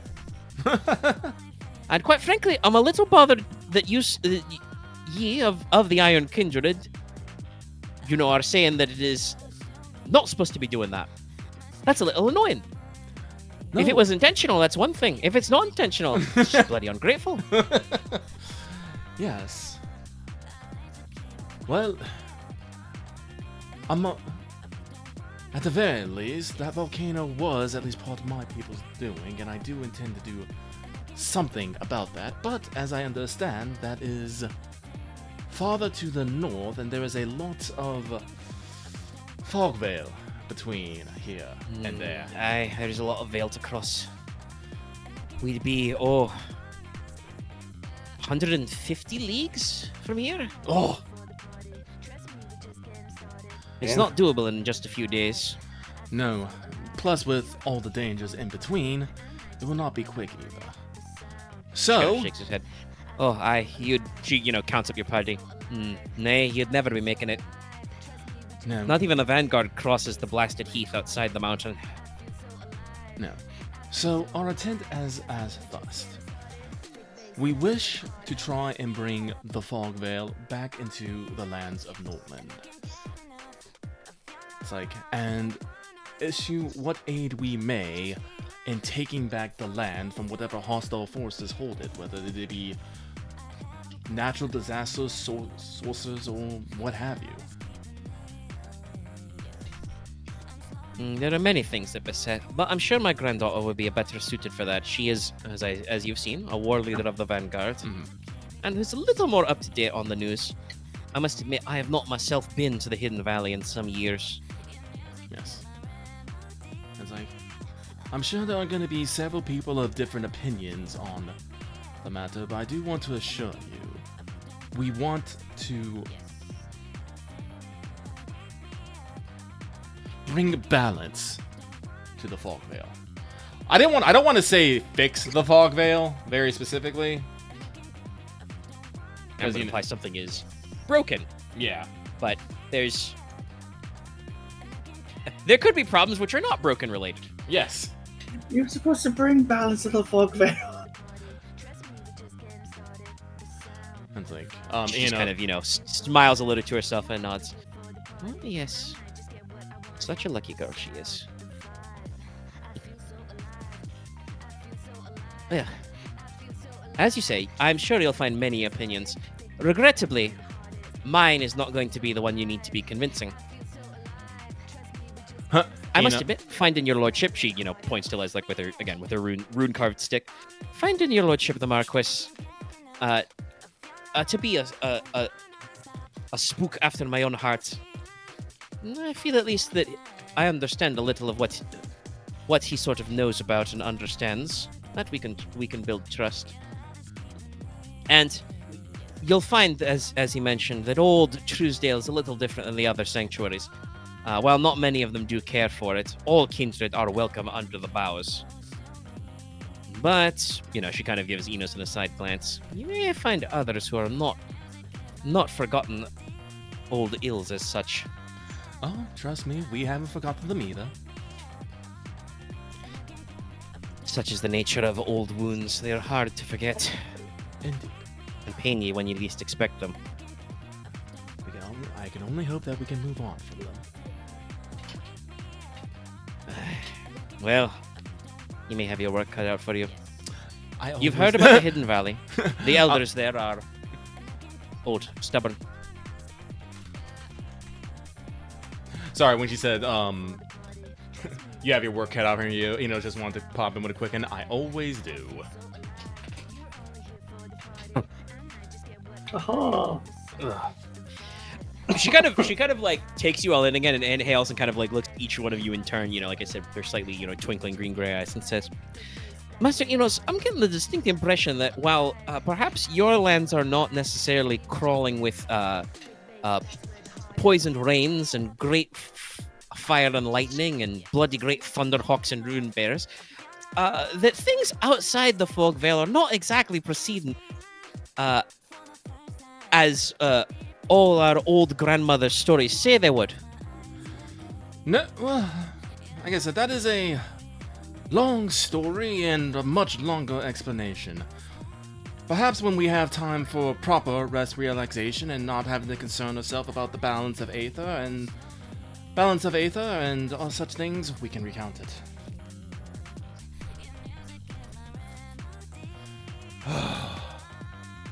Also, no, this did come up earlier. No, there's 5. Yeah. Okay, there's brothers. Okay.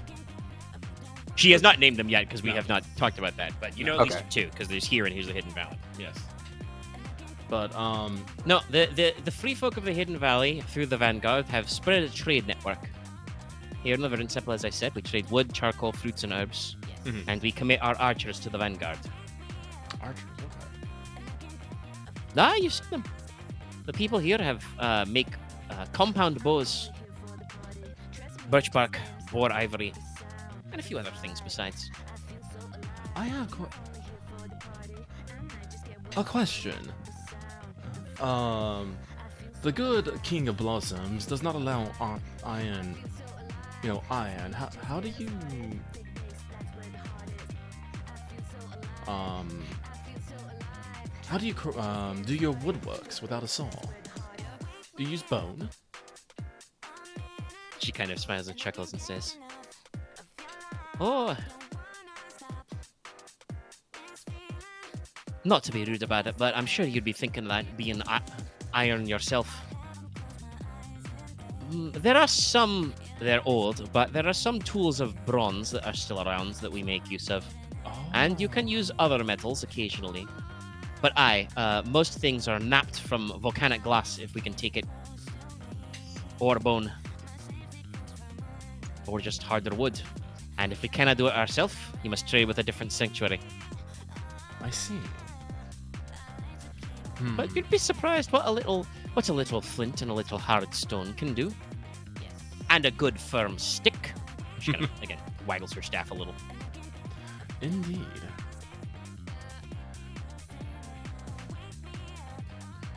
You did mention the Hidden Valley and Verdenseple. What are the other settlements? Aye. Well, there is Lake Bastion at Nuckerhole. It's a castle town that was in the middle of a lake, largest lake in the Vale. House Nucker was, what's the word? A cadet of the old Vilter clan. But they were a castle on an island in the middle of the lake. Much as you've seen here, how only if you first navigate the magics of the forest could you find Verdenseple, and even if you did, if, well, an army invaded, we would simply pull up all our stakes and tell them to let have it. I didn't know if you can cut down a tree while dozens of angry woodsmen throw stones and arrows down at you. I mean, you could try. It's not a good idea, but... Sorry. Welcome it, sir. But the castle can only be accessed by boat. Or I guess you can swim. I didn't recommend it. The only thing that can happen is flying monstrum, but the castle still remembers how to make bolt throwers, catapults, crossbows. So their old ballista will shoot down anyone who tries. I'm pretty sure some of their devices actually work far enough to shoot as far as the coast. But they have fish, oils, water plants, and so on. But in the wrong season, the waters are filled with monstrum, so it can be hard to get to and fro. Up in the northernmost mountains, you have the Frostvad of the Frost Peak. I know, a little uncreative, but the icy chill there has kept even the Night of Fire away. The locals live in a remote mountain hamlet which is above the snow line. They can melt it down for fresh water, they cut stone, they can even cut and ship ice down on good weeks. But in the heart of winter, the passes are all snowed in. There's a clan of mountainkin up there. Helps them out, but it's tough going. And finally, there is the Iron Town of the Hollow Mountain. We call them friends because they were brought to heel by the Van, but... well, the Hollow Mountain was once a trade city built between the men, both of the Vale and the Crag. The Iron Kindred, the Mountain Kin, all came together. During the war, it was abandoned, obviously, and the Iron Men moved in after. Until the Van made them submit, they were a little more than a bandit clan. Much like those dirty brigands and kin traitors. She spits upon the ground. Out in the Ivory Islands. Ugh. Kinslayers and slavers, a lot of them. They'll get theirs one day. Thunder are willing. I was like, oh, they will. They will. Aye. But, anyway, the Iron Town live there. They are one of the few places who can still mine and make coals and dig iron out of the sand. And trade in talents of gold and silver. But, well, the tunnels are haunted. Stone wraiths crawl out if you don't keep them shorted, so gathering the iron is hard working.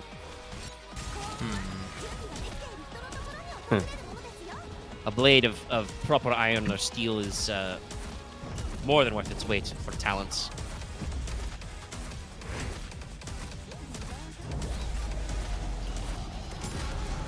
So let me type that in. It's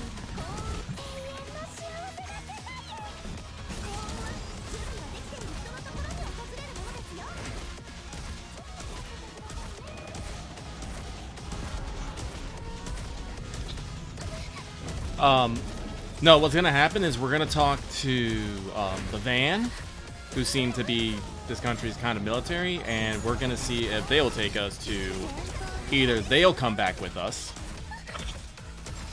as they are probably the people most knowledgeable about the Fog Veil and what its need, especially between the settlements, or we'll see if we can go to the Hidden Veil. Fair. And do that. This The other is idea I had was go. no, go X. Well, our idea was we'd get one from each settlement, one person each settlement as a representative to be like describe the needs of like their people in their area. But I that might don't be- think we have enough time for that. Or supplies. That's fair. This trip, no. That might be a good idea later. We can fast forward some non-specific exposition, but basically you guys have come to the conclusion that the quote-unquote free folk, of the Fog Vale are a loose alliance of basically city-states, if you could call them that, sanctuaries, they call them, which are concentrations of the last remaining, bastions of power. They are people who exist in locations which are naturally fortified and securable, and have valuable, invaluable even resources. The Iron Town was founded on probably the last functioning iron mine in this place, because it was a trade city, built by men, giants, and iron demons. So they have functional infrastructure that didn't get destroyed. It was just abandoned, obviously, because, like I said, nobody's going to do trade during the war. And even then, apparently, stone wraiths and other horrible creatures crawl out of the tunnels sometime. No, like, it seems like everyone has something, but each of them has their own particular troubles. Honestly, I think we have to convince Fiona to come back with us, because I think she's going to have the most neutral take and probably be the most up-to-date. Probably the one where most leaders of the settlements are be like, she's fine. I'm okay for opinion. Well, I would say you've noticed, what do you want to say? You've noticed there's a thing going on here. Yes. These guys don't have surnames anymore. Nope. They refer to themselves by certain clan names. Sylve was Makanaba, as in clan of the priest. You would guess that her ancestors, when the Fog Vale was a functional province, were probably ancestrally sorcerers, meaning she probably comes from around here, somewhere in House Azamina lands. Yeah. You can't be sure exactly, but if Fiona is clan of the chieftains, that would probably mean that she is descended from one of the noble houses. Yes. So... Right, yeah. We should... Yeah, no. When... Do you wanna suggest that to Grand Sylve and see what she has to say? Yes. She thinks about the one and says, I think my granddaughter would probably be your best representative, but if you mean to take one back now, there are operations, there are commitments the Vanguard are under. She has to lead her warbands to handle Monstrum. She kind of strokes her chin. But I'm sure there would be one under her number she could name as a representative. I'm also going to be honest, as I said, the elders of the Hidden Valley are very strict. It's how they've lived their lives. They might not appreciate if she just left the Vale without asking permission first. She would, of course, but I don't know. It would cause problems at home. Problems, opinions... As I said, I'm certain we could find one of her advisors to be trusted. Gods, if there's none who would, old Gran will go, but I'm probably not who you're looking for. Lucky Omega, have we actually described the mission of why we're here? Because I don't think we have, and I don't know if we should. No. Enos brought it up earlier. Yeah. He said your plan is to build relationships with all people, so that Enos was very careful to phrase it as bring balance to the Fog Vale. Yes. Right. Okay. Because I was worried. Because I wasn't sure. I wasn't sure if we talked about the. I should roll. I just wasn't sure if we talked about the part of being like the long-term goal was to, I guess, bring them back into like the longer screen of the whole continent. But no, we mentioned that. Yes, Enos, you mentioned that. We didn't mention that. Enos didn't mention, making them a banner. Enos did not mention like making them a banner under, Yeah. So far, Enos just mentioned bringing them back into Norlon. You technically didn't even mention the High King yet, unless we have brought. Yeah, because it's like I don't know how to bring that up yet. Plans about. No, like we're not. Like I said, Enos is giving away information. He's not giving away all the information. I ain't giving away shit. He doesn't know. I'm in a weird situation where it's like I guess maybe how I look at it, I'm probably wrong in this regard of how like I feel.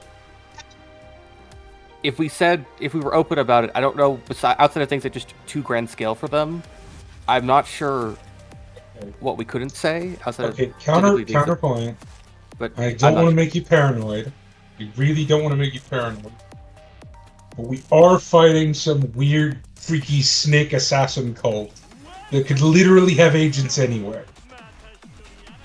probably not in the Why fog would they veil. have it here? I don't know. Why were they capturing people here? Well, the port over there was like port Well, they used it's for it's pirates. the point is Inos just doesn't want to come up to this paper. It's like, hey, yeah, I want to make you part of this guy. Thumbs at Leslok's territory. Come along now. No, that's fair. That's basically polite conquest. That is the British If way. Inos wants to conceal that he is concealing, please roll charm plus lie. You need to be. No, if you wanted to go with the Spanish way, you seduce them before you club them.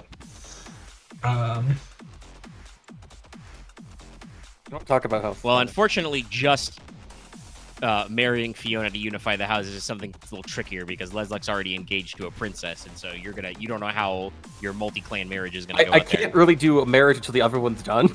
One's in force. Yeah, not enough.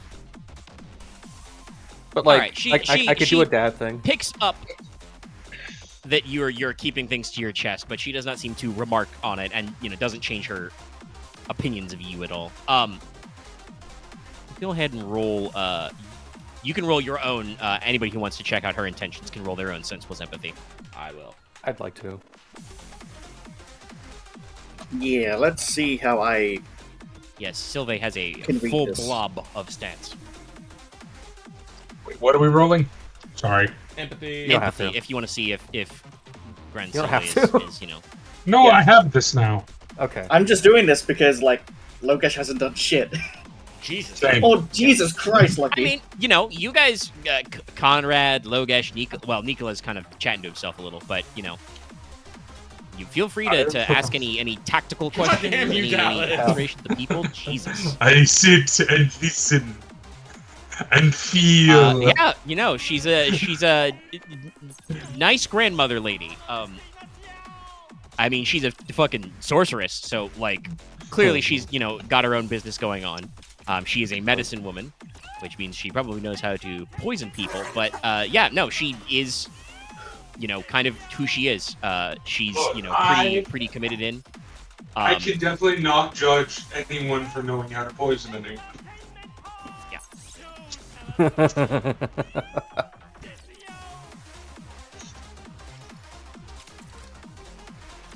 But yeah, her main focus is that she is their whatchamacallit, the elder village veiler. Nobody else here is attuned.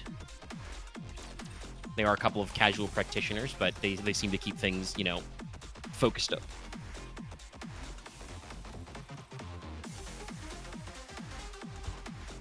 She does in fact have status 1 in this village. Right. Makes sense. She's technically the alderman of a village. But yeah, I'm trying to think. Is there anything I particularly want to probe her about? Is there anything that anyone else wants to ask or probe her about? Oh God. No, I'm good. You've essentially handled it for me, so No, he hasn't. You got anything? You got anything you want to ask? Anything? Anything you think about? Wait, how close are we to the volcano? Far over 150 leagues. Then yeah, the question I would have, I doubt she has any answers about. right. I've got nothing. Actually, I also- find it Because hilarious mine- that the minute you see someone who has sorcery, it's like, I want them to teach me without necessarily considering the price or the character. I said it was bad. Perhaps bad ideas. It's still, you're still putting it on your Aurelia's list of POV doing. will have thoughts on this later. But it's like, because I know it's a bad idea, it's like I'm probably never gonna do it. Then don't write it down so you can forget about it. All right. Okay. That's fair. But Inos, if no one else is actually going to have any conversation, Inos will just spend some time speaking to. I do have one topic of conversation, but basically, just to ask, because there's no harm in asking. I don't think. There's totally harm in asking. Would there be but- harm in asking? Well, no, this has nothing to do with our quest or anything. That was just I a would personal see curiosity. it's if she's ever heard of pyromancy, basically. Fire sorcery? Yeah. Nay. Not here. once in the mountains far north, there was a house, a clan, known as Salaman. They were good with fires, iron, that sort of thing. I think they even mined some of the demon fire up there. Unfortunately, their house was the closest to the mountain we now call Mother's Tears, so unfortunately most of it has been consumed by the blasted heath. Fair enough. Thank you for answering my questions. I don't know why I can't do my accent all of a sudden. Just copy my accent. I feel like Nicola's like floating accent is just a character trait at this point. We don't make any. Nobody acknowledge it. Listen, No, I'd be doing, no, no. I'd be trying a Swedish thing if I had any capacity of doing that consistently ever. The Swedish thing? Is this the Swedish thing you're talking about? No, that's the Swedish chef. He doesn't actually sound Swedish. Yes. I would need actual like voice training, so I'm not bothered. All right. But Inos will spend time. Nicholas turned into a toad. To a toad. Inos will spend time thinking with Granny Sylvie about just life here, things. He would be interested in like maybe knowing some of the opinions of others if she knew them, other elders or settlement heads or something. Anyone who might be a particular problem.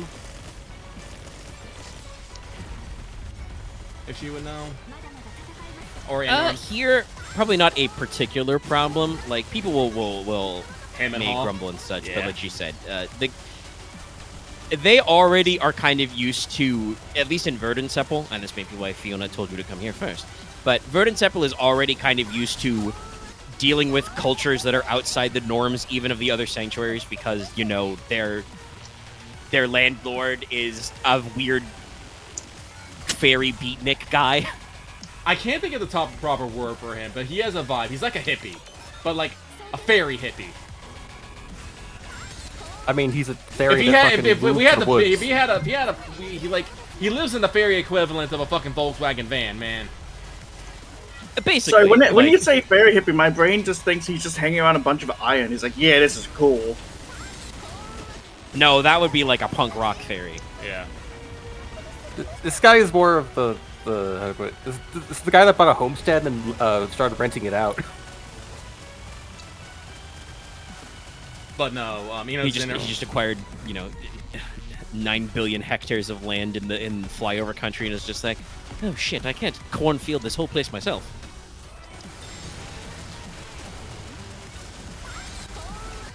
he's got to grow that dank up, man.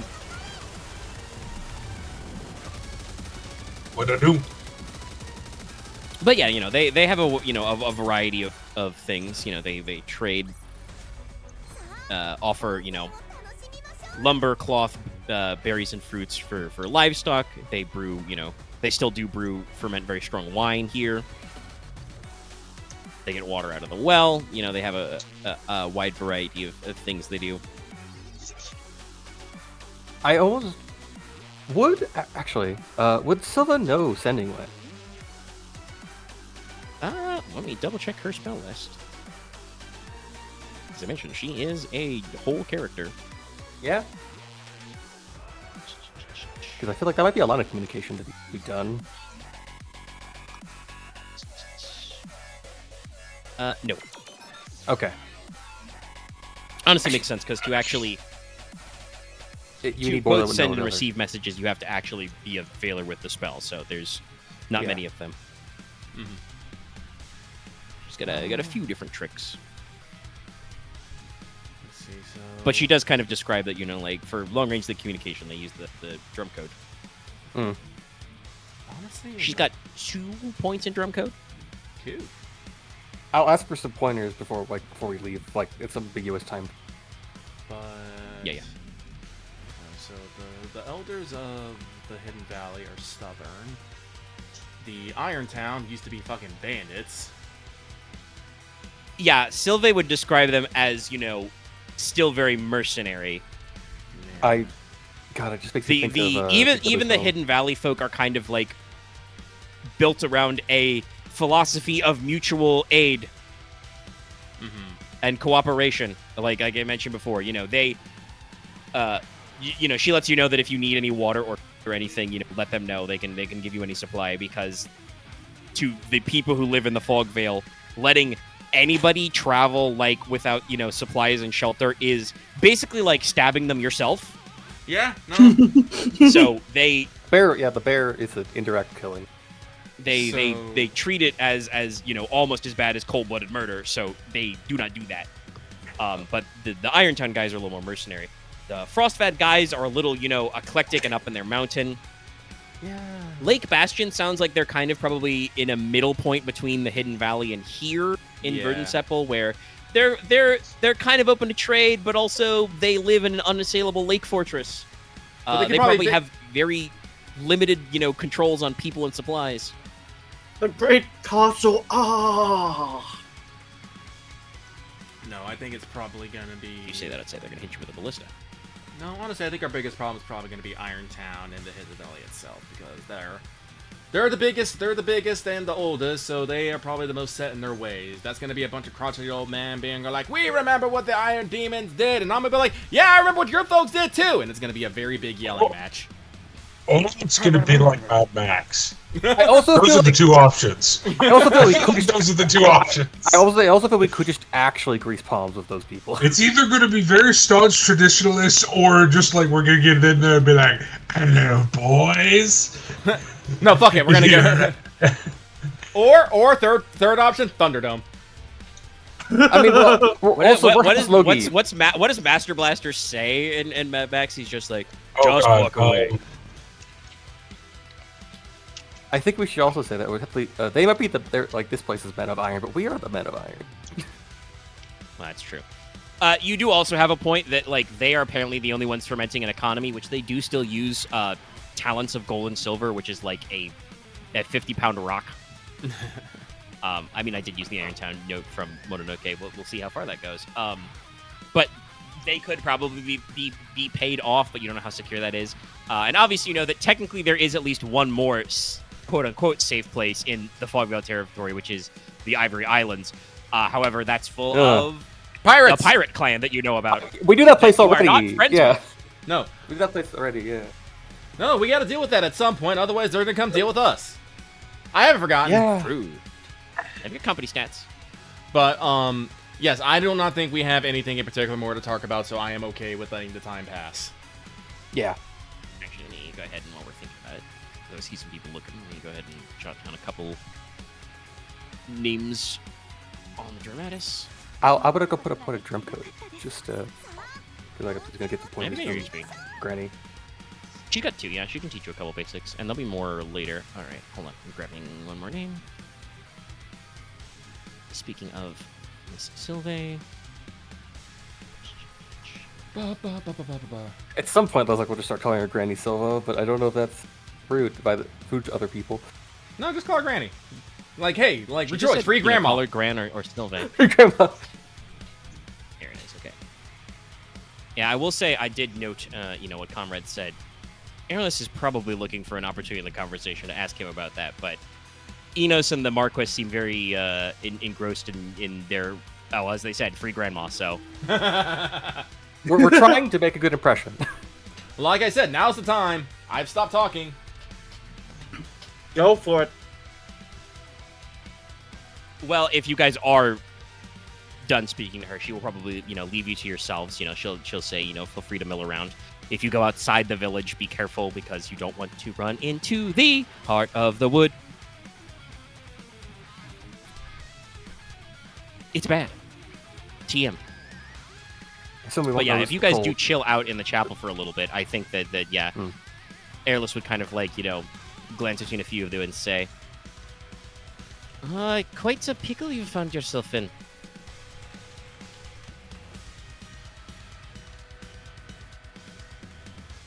I can't say that I was expecting less from the ancient and haunted Fogvale, but yeah. She kind of points out. Sorry, I thought of the next line to say, and then my first thought was a fucking meme. She was gonna point at Konrad and do the fucking even Speedwagon is afraid. No. I'm just imaging like Airless and Konrad like squatting down, like looking into the woods for some reason. No, Airless is kind of like on the balls of her feet. Remember, she's a King's Ranger, so like she's kind of like, you know, with her you know, hand axes in her belt, kind of like bobbing back and forth. But yeah, she kind of points out to Konrad and says, "Even cousin Konrad's a little unnerved by this place. Can't say I'm not."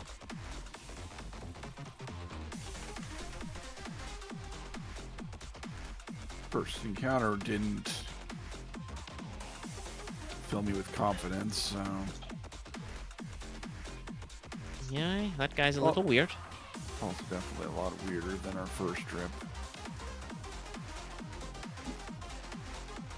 Unfortunately, cuz, I think Inos is correct that it's only going to get weirder as you go more north.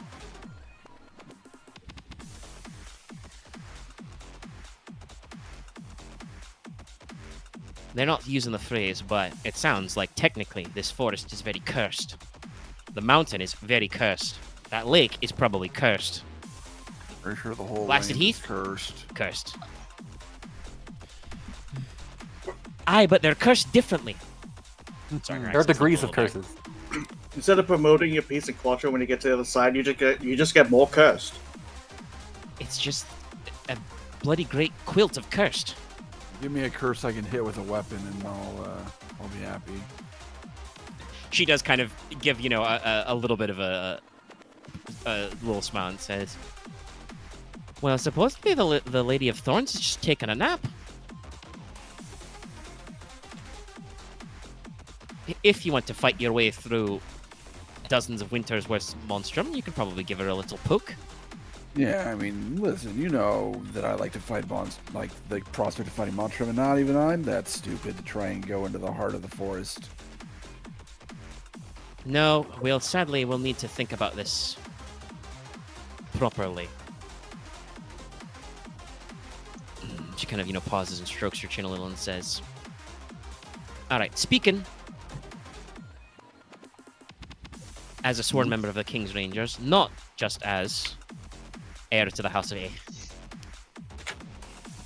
This land is terrible. It sucks. As Inos said, it is a testament to the fortitude and spiritual strength of these people that there are people left here at Bloody All. Actually, I should probably pitch down and get a little more northern as airless. They are the North. Get a little brogier. I'd like to do a little Icelandic, but also I keep trying to do that with Cressida, so it's very confusing when I want to for two separate reasons give both of Leofric's wives an accent, even though they're from very different places. Like, it's weird to put it, like, Cressida would be hard. like, it's a. I've always kind of envisioned the culture as a weird between like Gaelic and Greek at the same time. Yeah. I have given up on trying to do Irish, and I'm just accepting that I can only do Scottish. With Cressida specifically, I've always thought of it as trying to imitate the accent of the actress of Sypha in Castlevania.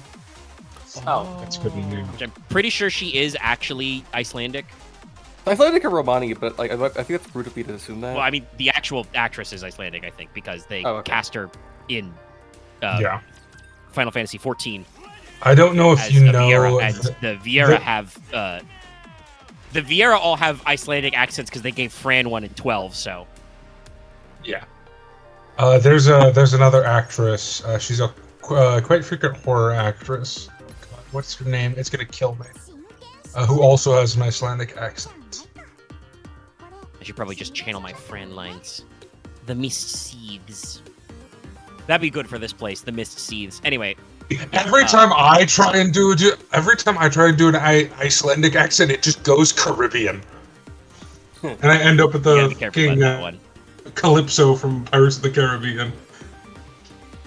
But yeah, Airless says, you know, speaking as a King's Ranger, it's bad here. It's quite bad. It is correct that if we wanted to take a look at the mountain, we'd have to prepare quite a lot. It'd be a daunting campaign. I would argue the same even for the wood here, if it's literally winter inside. And it's a proper northern winter, too. She kind of turns to Lane and says, "What do you reckon about the lake?" And he just kind of, like, shrugs. "Lakes are not my specialty, your ladyship, but water? Better to be handled in summer rather than winter." It was mentioned that we shouldn't try and swim across either. Who knows what dwells in the depths? Probably terrible things. Well, at least it can't be Ketus or Leviathans. Those are saltwater only. Surprise! Anyway. There's a freshwater Ketus. Here you go. Tentacles. I'm not tentacles. Oh no, big whale. Ketus is Sorry. whale shark. Whale shark, yeah. If it has tentacles, I'd be really concerned. Well, sorry, You I was have thinking. fought devilfish, which do have tentacles. No, There sorry, we I go. was thinking Death Stranding Ketus, which everything has tentacles in that. Yeah, fucking everybody game. has hand tentacles in that. Yeah. Maybe catfish. Even the dudes. Catfish, he has tentacles also, so... Honestly, I can see that. Old Lord Namazu. No, honestly, I could think that being in a lake, just a giant catfish. I mean, if he commands, earthquakes and lightning bolts like those guys do, that could be something. Let me jot down catfish monster for later. That sounds funny. You're welcome. Listen, I'm always taking ideas, okay? Sometimes I'm just minding my own business and I'm just like, I'll run it. Was the Rune Bear my fault? Because I don't remember if I said that or not. No, Bear Scarn. No, that's the Rune Bear's always been in the description of Bear Scarn. They've always had it okay. upgraded form. Yeah. Gotcha. There's always the dire bear, the double dire bear. Bears are scary, okay? Double dire.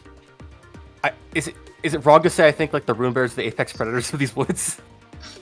I mean, yes, no, they are the some of the strongest. But you've also heard about Thunderhawks, literal thunderous birds.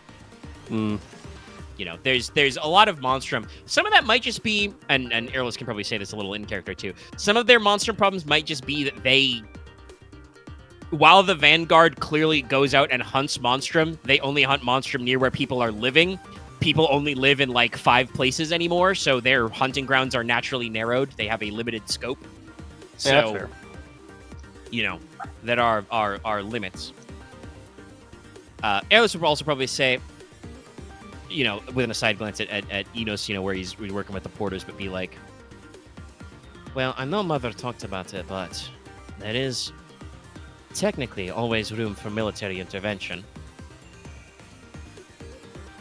Not right now, because getting an army over the bloody hills will be a pain in the arse, but you might want a big standing force under the king's banners. Or you might not. Personally, I'm not seeing anything that makes me want to open the borders anytime soon. Well, even if we did bring in soldiers, it'd probably be best to at least get a couple of the sanctuaries on our side first. Supply lines are important, especially in the wilderness. But I suppose we should just go forth and mingle. Enjoy the local hospitality. Try to relax. Actually, I think Airless will go outside and probably like flag down a guy and be like, "Hey, give me your largest jug of wine for my cousin here," and just hands Konrad a big, clay jug of wine. My first thought was, what was it? Okay, we're in a new town. Okay, see what side quests they have for us. Does anyone have any yellow exclamation points over their head? Actually, No, that's how fucked up the fog Does veil does anyone have any Damn. blue ones? What? No, Why you're am on I the seeing quest. yellow? Why am I seeing yellow triangles? Yeah, we are on the This is blue a new dimension. I'm scared. No, we're waiting. Hold on, we need to tune to the aetherite system.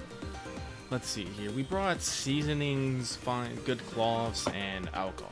We could probably give some of those to Gran. Oh, I know what we should have brought. I feel. Clothing seems like it fits. Yeah. Yeah, furs is the one thing I wish we'd brought.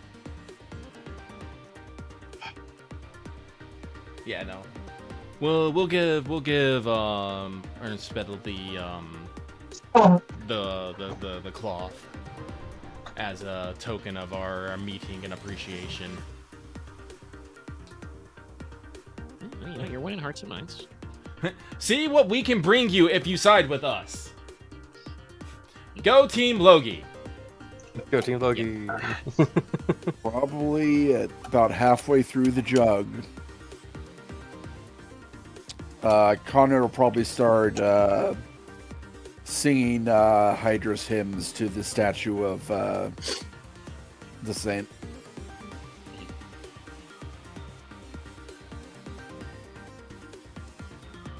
The statue does not seem to react, but that could be a good thing. It's not weeping tears of blood either. Yeah, that's good. That's good. But in the meantime, once Inos is gonna, like, just to save it later, Inos is gonna take the bundles of cloth and go find Gran and, you know, present them to her on behalf of the Marquess as a token of friendship and appreciation. Very formal, blah blah blah blah blah. Thank you. Yep. It was totally your idea. No, she understands. She will start immediately, you know, distributing them. Like, she'll just, you know, grab a handful of people and be like, all right, take this to the family, you know, in this house. You know, anyone who's got thin, you know, their clothes are thin and need of patching. Mm-hmm. You know, et cetera, et cetera. I guess the accountability goes both ways. If like anything goes down on your end, it's my fault. Oh no. See, here's the thing.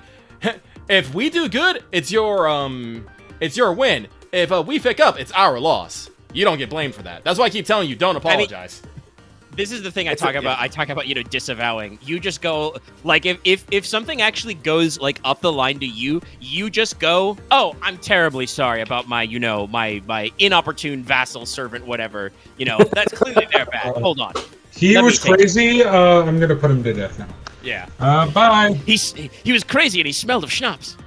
This is why, like I keep saying, don't apologize. If someone needs to apologize, I'll apologize. No, it's fair. I was taught when I was young to be like, if you apologize first to the point where they have no reason, they're thrown off guard by the fact they'll that think you're weak and easy to walk over. That's what happens when you apologize constantly. That does happen if you apologize. No, it's fair. A little too much, but My lesson episode about like opening apologize when you know you fucked up is that, like, that was the thing. If you consistently fuck up and someone yells at you all the time for it, if you like apologize first, it like throws them off. But that's, I guess, only if you're in a situation where you only fuck up all the time. It's like, well, Leslok doesn't fuck up all the time. That's the thing. Are you saying Leslok fucks up all the time? No. No, I only know my only basis. I only know when when it's the person that only is a constant fuck up. So, like, no, you are a capable and beloved Lord. You're good. You don't need to apologize for shit. fair. Fair. I need to survive. I need to reach the season end of where I get to. You do good. You'll do good. You'll do great. You can do this. Fair. No, you all remember. No, she mocked me like 8 times today. Before this. Okay, Axe, I mock everyone. I mock myself. He does. Also, you did say that Valis was replaceable. That was a response to mocking me. Anyway, I wanna run off and refill my bottle. I'm drinking a shitload because it's thirsty work. But, I was going to ask like how I do want much to is say nothing, so we can earlier, skip on that. you did type it out that you asked, you know, how Cressida feels, so I should at least give that before I do some more transitional stuff, because you guys are asking about things.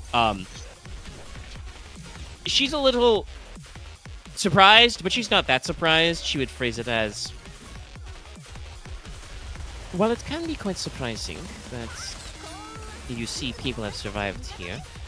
Mine own kinsmen were away from the eyes of Trekron for several hundred years and seemed to get by just fine. Apart from the tigers in the woods and the like. It is not too shocking. Humans are quite resilient, my son. Do keep that in mind. This particular place is a weird wood. You can tell she uses, you know, Y's in there. It is not quite natural, not quite unnatural. Yeah. Something should be done about exorcising the Lady of Thorns, but that is a question for another time. And she does kind of like, put a hand on your shoulder and say, and you should not be so eager, my son, to make everything your problem. You have problems of your own. But I do respect these people and their struggle. We should do what we can to aid them. I don't think it's an odd thing to say that I felt you'd be able to understand them better than most of us here. It does seem so. Not to speak, she does this with a little bit of a hushed tone, but not to speak ill of the heir to House 8, but she thinks of things as you would expect them. She thinks of them herself as a ranger and a lawbringer. To tame this wilderness and bring law here will be much more complex than to simply survive here.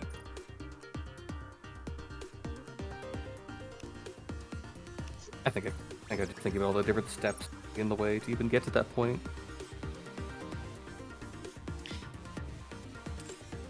You know, your father would sometimes get a little too in his head about his problems as well. You must approach things very simply, one step at a time. You are here in this forest. You should see what there is to see, and speak with your comrades when they come, and then work there. Only once has doing this got me stuck on a boat for a week. Just the one time. Just the once. Well, first And she kind of, gestures up around and see what else has gotten me in life, my son. Well, first thing She kind of pauses and looks at you and says, honestly, my boy, you could probably use to be lost on a boat once in your life. Considering it's in the ledgers that I'm probably going to be at sea for at least a month or two in the coming year. See what comes of it. Hopefully less lost. Yeah, Cressida's not necessarily going that far, but what she's trying to suggest is basically like she, handled her great problem in life, the quest of like, hey, some guys fucked over my claim with some bad wine. Let me just follow this thread. Yeah, she did become a stowaway for like a week on a weird pirate boat. But it's, kind of, life's little circumstances.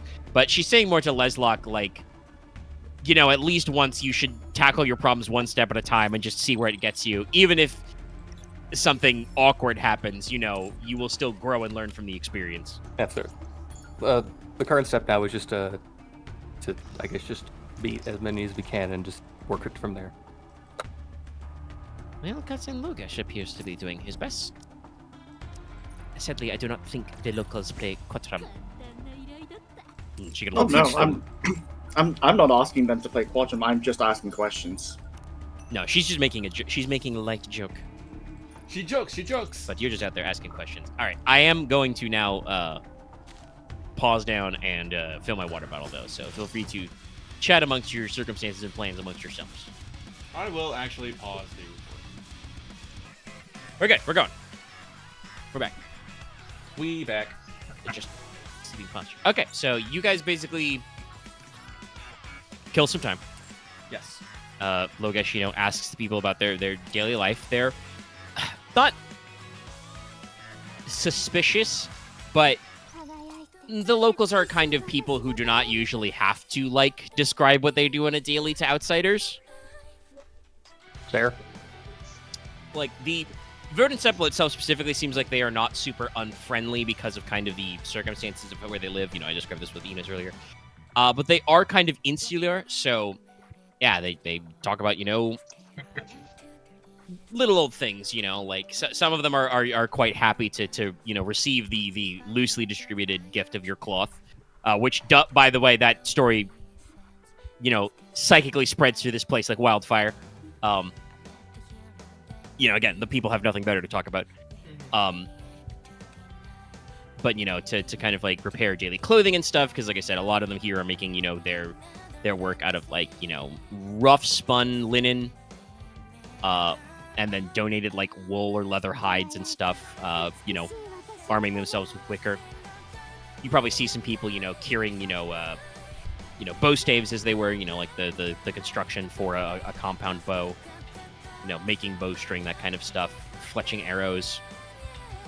I think we joked about it earlier, but you do probably see, like, up in, one of the, like, open, raised pavilions, there is just, a dozen, younger people basically, just napping, flints. Just because that's how, you make shit around here. Hear one of them going, fucking voxels. Ting, ting, ting, ting, ting, ting. You just hear someone God. cry out in anguish, "I've made a knife again!" Oh, shit, I wanted to make a shovel. Nice! No! Nice feeling, Nicholas. God, I just... Did you just call me Nicholas? No, I said Miklos, which is like the Oh, random kid. Nicholas, right. Okay. No, But, you're correct. I'm deaf. God, I just imagined the hindsight way of like, oh, I guess it's the alternative start version. We start as this. We unite the clans that became a company and then spread out through Norlon. You're like, that'd be such a weird thing to go through. I mean, it could technically work. Hmm.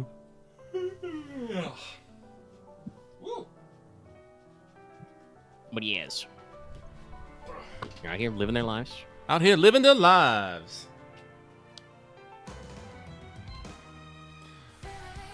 Lives lived. Lost the lead. But like I said, waiting for basically for the Vanguard to show up. Inos will, after delivering the cloth, will actually probably go track down the drum guy maybe earlier. Ask him about drum code. Yep. Learn more about that. But other than that, nah, he's done. Unless anyone wants to talk to Inos. I'll Yeah, talk if to you guys you. want to have any more conversations Okay. amongst yourselves. I had No. nothing to ask. Yeah. If people want to talk to Inos, or if people want to talk to other people besides Inos, please say so. You are allowed to have conversations. So, unfortunately, the support conversation that Nicola wants to have with Inos is locked off until we start preparing for the summer court. So, right now it's grayed out. Ah, fair enough. Apologies. Fair enough. Oh, you got to hit the right date in the calendar. Yeah. Yeah, no. Sometimes it be like that. Honestly, This bond cannot deepen now. It will deepen at a later time. honestly, Leslok had wanted to talk to Inos about, I guess, steps to the greater thing we're here for, or we're just doing like what we consider here. Then like, if any of the down the line matters now, or we just wait till like other things happen first.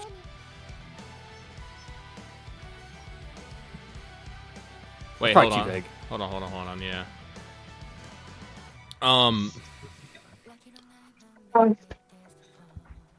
Yeah, sorry. Repeat that back to me, please. Leslok wants to go through. He thinks that our first step is that we need to just ingratiate with everyone we can here, and then after that, see how we can learn more about everyone's like ties to each other and what else is lingering around here, and then we figure out what we do about the other components that keep them divided and this place generally unsafe. Well, I'm gonna be a bit of a mean guy. We're gonna find that all out from Fiona. That's fair. It's like Fiona is someone who seems to be in somewhat of a leadership position. She's from, the clan of the chieftains. She's part of the Vanguard, which, roams the realm between settlements, dealing with Mostrum. Probably is the most neutral party, as she has to deal with probably several of the settlements at the same time, and probably helps facilitate trade between them. Like I said, I'm pretty sure these guys do not go, trapezing through the fucking fog veil on their lonesome. They probably need some sort of protection, which would probably be the Vanguard.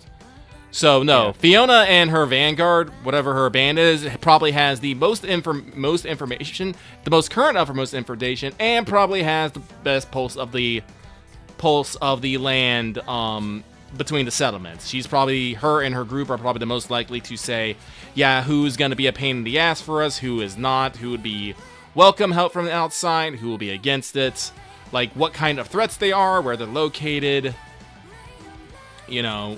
stuff like that. That's all. It all boils down to Fiona.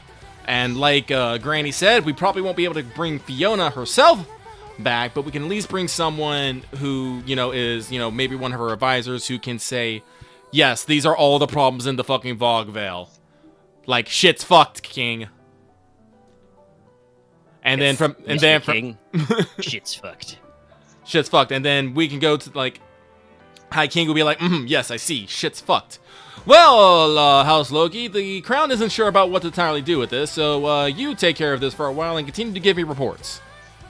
That is what I am currently expecting the High King to do, unless we find out something crazy. That's But fair. it's one of those things of, no, on all accounts, you are right. Those are the steps we are doing, but unfortunately, those steps are already being accounted for just by the dent of the person that we are meeting being in a very strong place of connection. No, that's fair. Because, like, there's a long... I guess it's the very abbreviated version of the list in my head of... There's a very big line of months to years later for these last two steps of deal with the heart of the wood and undo the calamity are like things of being like, we'll get this done at some point. Just not now.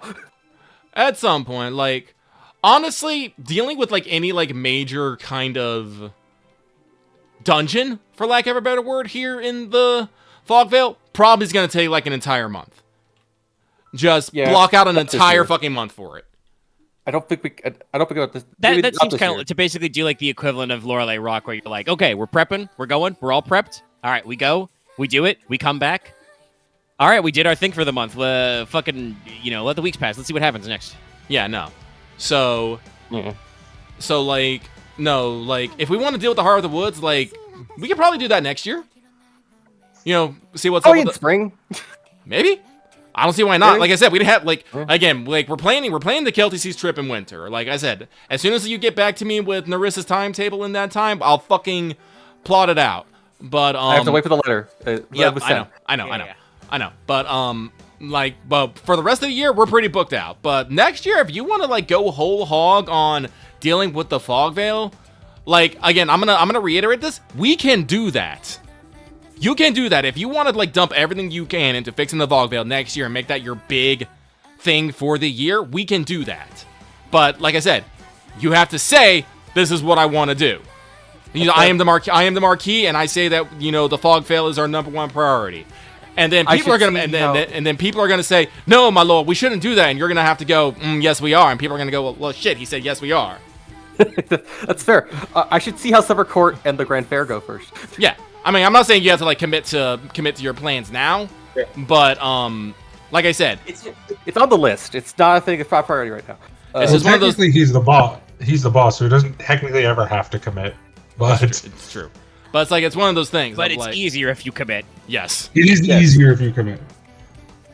So it's like it's one thing. So like no, like we unfortunately, unfortunately, honestly, we like.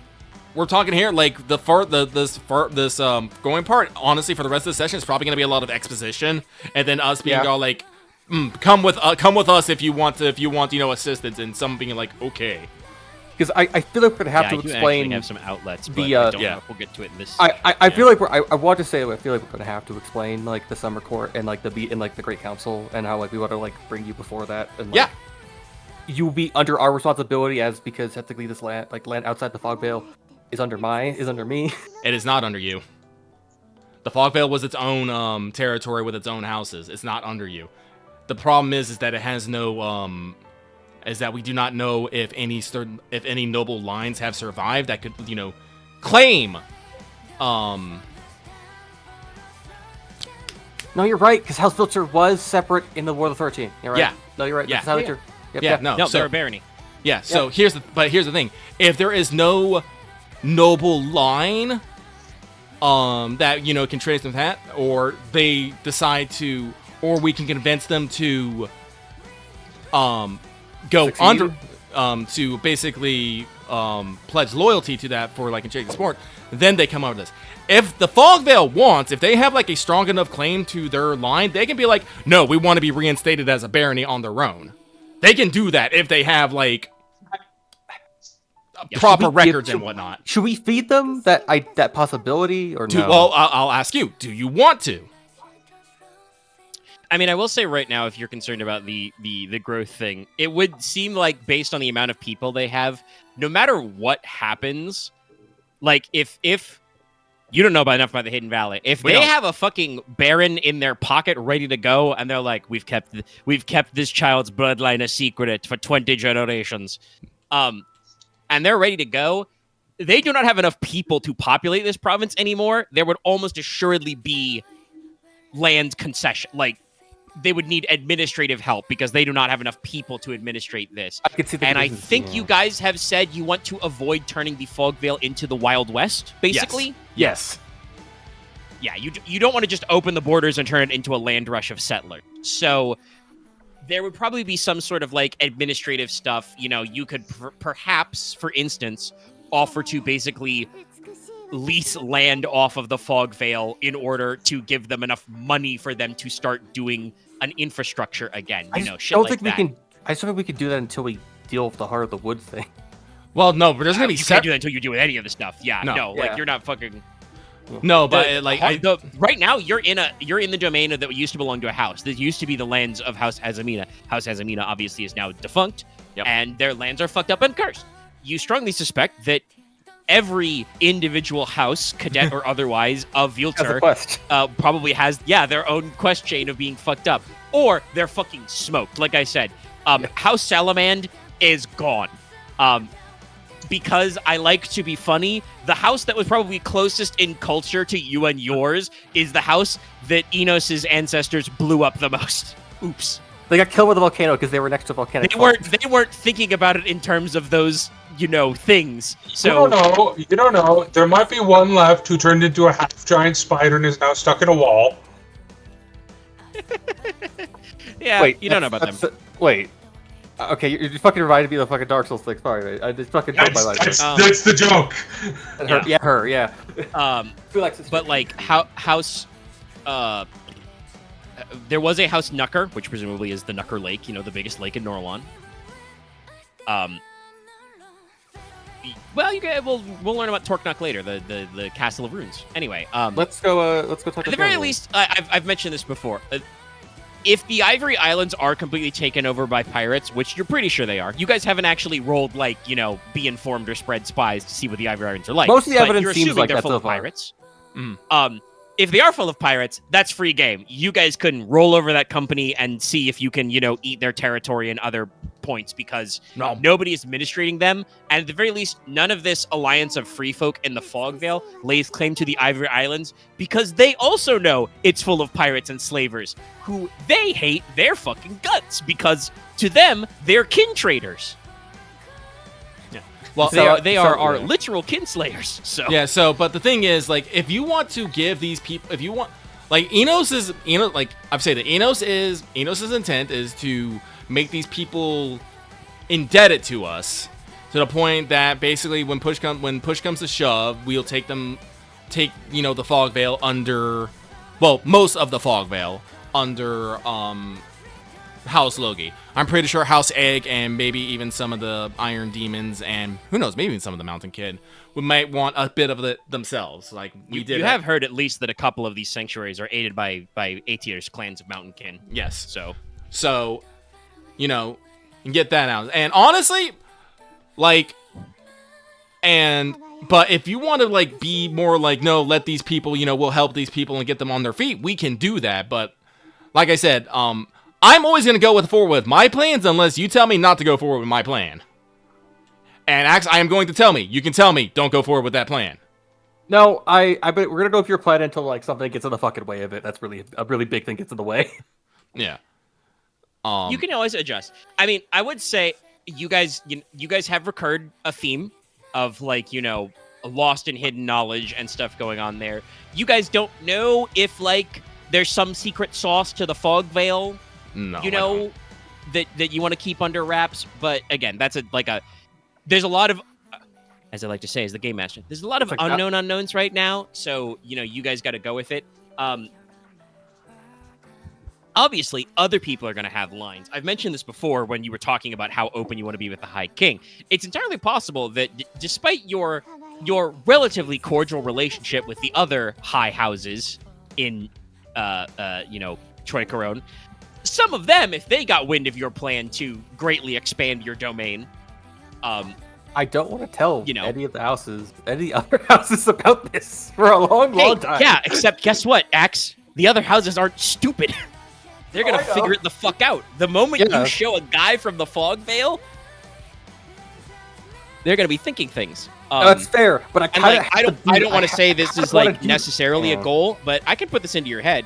If you guys ate the most of the Fog Veil, you would be the majority house in Norlon. You guys might get promoted to a duchy. Yeah. I would go. I don't think I get. My stats would go up, but yeah. I mean, no, but like on paper, like, because the other duchies are Tron, which is effectively a small island province, all of its own, a singular island. I become the third most important person. Obviously, I become the third most important person in Troikaron. And the other duchy is the Grass Sea, which, as you know, ate significant chunks of House Medius and House Venin. Yeah, like I said, that's kind of an Enos's goal, is to expand this, because I think I've talked about a united Norlon and whatnot. And we're close as we can fucking get with House Egg without actually eating each other. Yeah, we are we're mutually on each end of the across. We have every alliance we can. Allied. Yeah. Yeah, but you the only other way for you guys, like you said, would be to eat. You have stopped your problems of fighting to move out. So yeah, there's a lot of ways you can handle this one. And like I said, it could be that there is there's clearly forces at work here. There can be stuff going on, but anyway, sorry. No, it's fine. Leslok said he was gonna talk about some of this with Inos, so I think yes, no, but I just want to double check. That was what's covered. Are you having this conversation, in the church chapel, or are you just yapping about this outside? Inos would not have this conversation outside. It'd be very quiet tones in a corner. This would be in a corner in the chapel. Yeah. This would be the corner of the chapel, and was kind of hushed. Hell, do I want to cast Silent Stones? No, I don't. I think that takes you a few minutes. You don't know. Yeah. You don't know. You want. Oh God, if we. Enos is starting to realize we need to guard our conversations and stuff more. Honestly, in this case, it's to be gotta be. You can. What I would do for a fucking telepathic link spell. I mean, you can cast Susurrus to speak to that guy, but no, that's one way. There's a whole there's a lot of spells that detect things, and only a very few spells that stop detecting of things. Actually, I guess in a weird way, let's talk in deep speech, because most people here would not. Only a few people would know that. That's a good call. Yeah. Yeah, we can do that. Good idea. Smart. But yes, so again, if there's no further of your deep state conversations to have, as I think funnily enough, Nicola, Logesh, and Konrad just kind of stayed in the corner watching you guys discuss this, just kind of going, yeah. Mm-hmm. I mean, listen, this is the conversation that's but only Enos specifically, only Enos and three other people on the council, and most of those people aren't here. I feel like you should talk about these things with everybody, honestly. Yeah. You know what? Fair. I was thinking you had more of no, that's fair.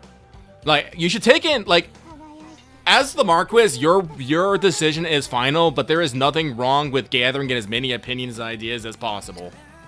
I feel most comfortable talking about this with you at this exact moment in this place. Have you asked Konrad what he thinks? Have you asked Konrad what he actually thinks about? That's fair. Taking it? Do you know what Nicola thinks? How about Logesh? Okay. How about your mom, the council? I know I am a very loud person who gets my opinions off very loudly, and I have a lot of good plans with this shit, but talk. At least ask Cressida how she feels about it. Yeah, that's fair. But I'd want to abbreviate that just because I don't want to eat up more time right now. No, you are not doing the fight tonight, because I know how combat works. We're at 3 hours, bud. You're not fighting. Yeah, after no, tonight. we're not It's doing the almost fighty midnight. fight. I wasn't expecting a fight. It was more just like the neck. I just didn't want to Well, be too up bad. Fair enough. Too bad. We'll discuss it later. Taking up an hour. Once again, Because we I have can't- built a we're still not to character. the Vanguard. I have built a character that you will not get his opinions unless you ask them. But what I was going to say before was that I did want to remind Axe, I guess, that when we talked about Inos in that kind of role, he is not formally like your spy master or anything. He is your court diplomat by according. Yes. So, there is definitely plenty of room to just quiz all of your advisors and that's and fair. kin. You have a pretty sizable party with you. Unfortunately, you left Aurelia at home, so I could tell you for sure she would be fucking whipping out her opinions willy-nilly. That's fair, but she's also doing her own thing right now. Yeah. She's getting other things on the list done. Probably Anyway, spending the day if you want to talk to other players, go for it. I- Other characters, you can ask. Everyone mostly just kind of stands over your shoulder and looks like if anybody tries to fuck with you, he's gonna hit them with a greatsword. Thumbs up. No, my I- greatsword is staying in the sheath because I'm not supposed to take out iron. Everhelm's Wait a still like you Wait, said, I- he sticks in that Oh stance. yeah, Everhelm. Yeah, Yeah. He's doing the move. He might just punch them, you don't know. that's her. But he tries greatsword. to look like he could. He could hit him with his greatsword. I guess I should just levy everyone's opinion in. This is something I think at least has to stay between the group and not with our guests, or I guess our plus ones, and then also the people that live here. Is You the way might to want put to it. consider Airless A as well. Hmm.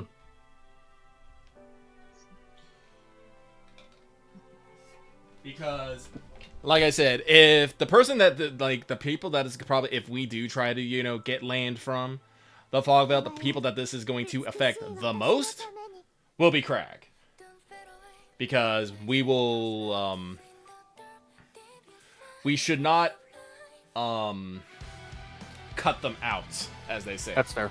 We are in alliances, and we should be working in the best interests of each other. And so if we were to just, have a plan to scoop up all of the fog veil for ourselves, that's really greedy of us. That's fair. So I don't know how to phrase the question other than kind of this of I'm going, I guess. well, just be indirect about it. We don't have to roleplay it.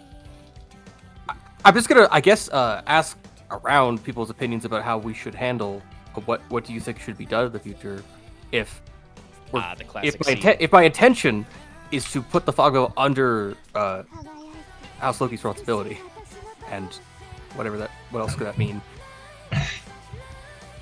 Well, I'll let the other players chime in first, because they're quiet people. Konrad's general opinion, as he's kind of mentioned it before, is that he's a little confused why the house needs more land at the moment. Like, I know it's like, yeah, to expand our power and like be bigger and get a new title, but like, Simple. I mean, it's a good question to ask because, guess what? Axe's answer is he wants to see line go up. He wants to see that territory number get It's bigger. also that I also like I got sold can I- on like can I this finish? idea of Can I- United Can I Laurel. finish, Axe? Let him finish. Because, at least in my mind, Tien isn't the most populated of areas. So, like, if we get more territory, we could potentially be spreading our population out even thinner. He is more in favor in, yes, kind of overseeing the rehabilitation of the area and seeing it return to its former glory. Because guess what? There was kind of the gods involved in saying, hey, there should be 13 houses. And he doesn't necessarily see it as a bad thing trying to restore that. Why has that never struck a bell with being? Wait, was it the 13 houses of divine rights thing? Why am I forgetting that? So it is. it's not like the 13, original thrones came picked him out, but the 13 high houses were the 13 followers of the High King, who, in his, moment of divine revelation of, like, Hydrus came down and was like, yo, homie, you gotta do me a solid. There's some guys who are fucking up our shit. You gotta unify the islands and stop them from fucking up our shit. It's very important. Let me explain to you why. And they wrote a whole book about that. The original high houses were the other remaining, 12 clan leaders who came together and said, okay, you're the High King? All right, I'm on this train. My clans and the clans of clans who follow me are behind you. So it's not exact, like the High King obviously would be outright divine right, but there was kind of a moment of divine revelation where Hydra was just like, hey, Win, you're gonna be my blood brother. You're gonna be the High King. You're gonna be the King of Kings. Look for some guys to flock to your banners, and then 12 guys showed up to flock to his banners. A little slow, mind you. Like we said, not everybody joined all at the same time. But there was kind of a great unifying of Troy Corone, and then after that, Win just went, okay, you are the guys who showed up. This is, you're from here, you're from here, you're from here, and just, divvied up the land accordingly. So, there have been, at least collections, and you guys have kind of seen with your Teine's ancestors that the people who were here, it's not necessarily like a one-to-one match that all the different, tribes and clans of people who came together were from like the appropriate, like biomes in the pre-calamity world, but they were all brought over for a reason and kind of, unified out and stuff. And shook out, yeah. So there's a little rhyme or reason. Okay. Anyway, But yeah, those are Konrad's thoughts. Similarly, in addition to what Konrad has said in regards to wanting more land, but just with what Logesh has seen and what we've had to deal with, we've only recently started working towards stabilizing our own food problems. We had problems with food and banditry. Expanding now would just be ill-advised. We'd be stretching ourselves too thin. Point of order, we have a fuck ton of treasury, and we have an open order with Grassy to buy as much fucking food as we want. We will not have a food problem. Well, as long as they have food, yes. Because if they start having food problems, all the money, you can't eat money. No, we cannot. If Reddy and the Grassy start having food problems, other things are fucked already by that point. Well, yeah, but it is a thing of, like, right now you do have a stable food deal, but, it is a concern of supplying yourself, sure. So Nicola will throw in his 2 cents because I'm in agreement with Logesh in that I think this is a great opportunity to establish another trading partner and potential ally. But as far as expansion goes, So what I'm learning that is no one was actually on board with my idea, but no one actually fucking said anything. Well, Nicola, I did say I 100% said something. You did not. I'm against this. No, you are against going places. I wanted to better look up. You didn't say about the better understanding of what the Fogvale situation was. Also true. I thought it was a couple of people running around. I didn't know they were organized into like villages and stuff. All right. I'm gonna be petty and I'm gonna stop giving ideas. You guys are now the idea people. Oh boy. Fair enough. My idea is that we all stay home and have a safe time.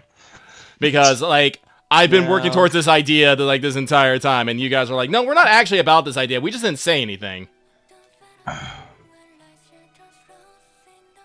Well, if you want my honest opinion, I don't think it matters what Nicola wants because God, I don't know how to say this without being metatextual. Nicola is always going to be against expansion. He's an anti-expansionist.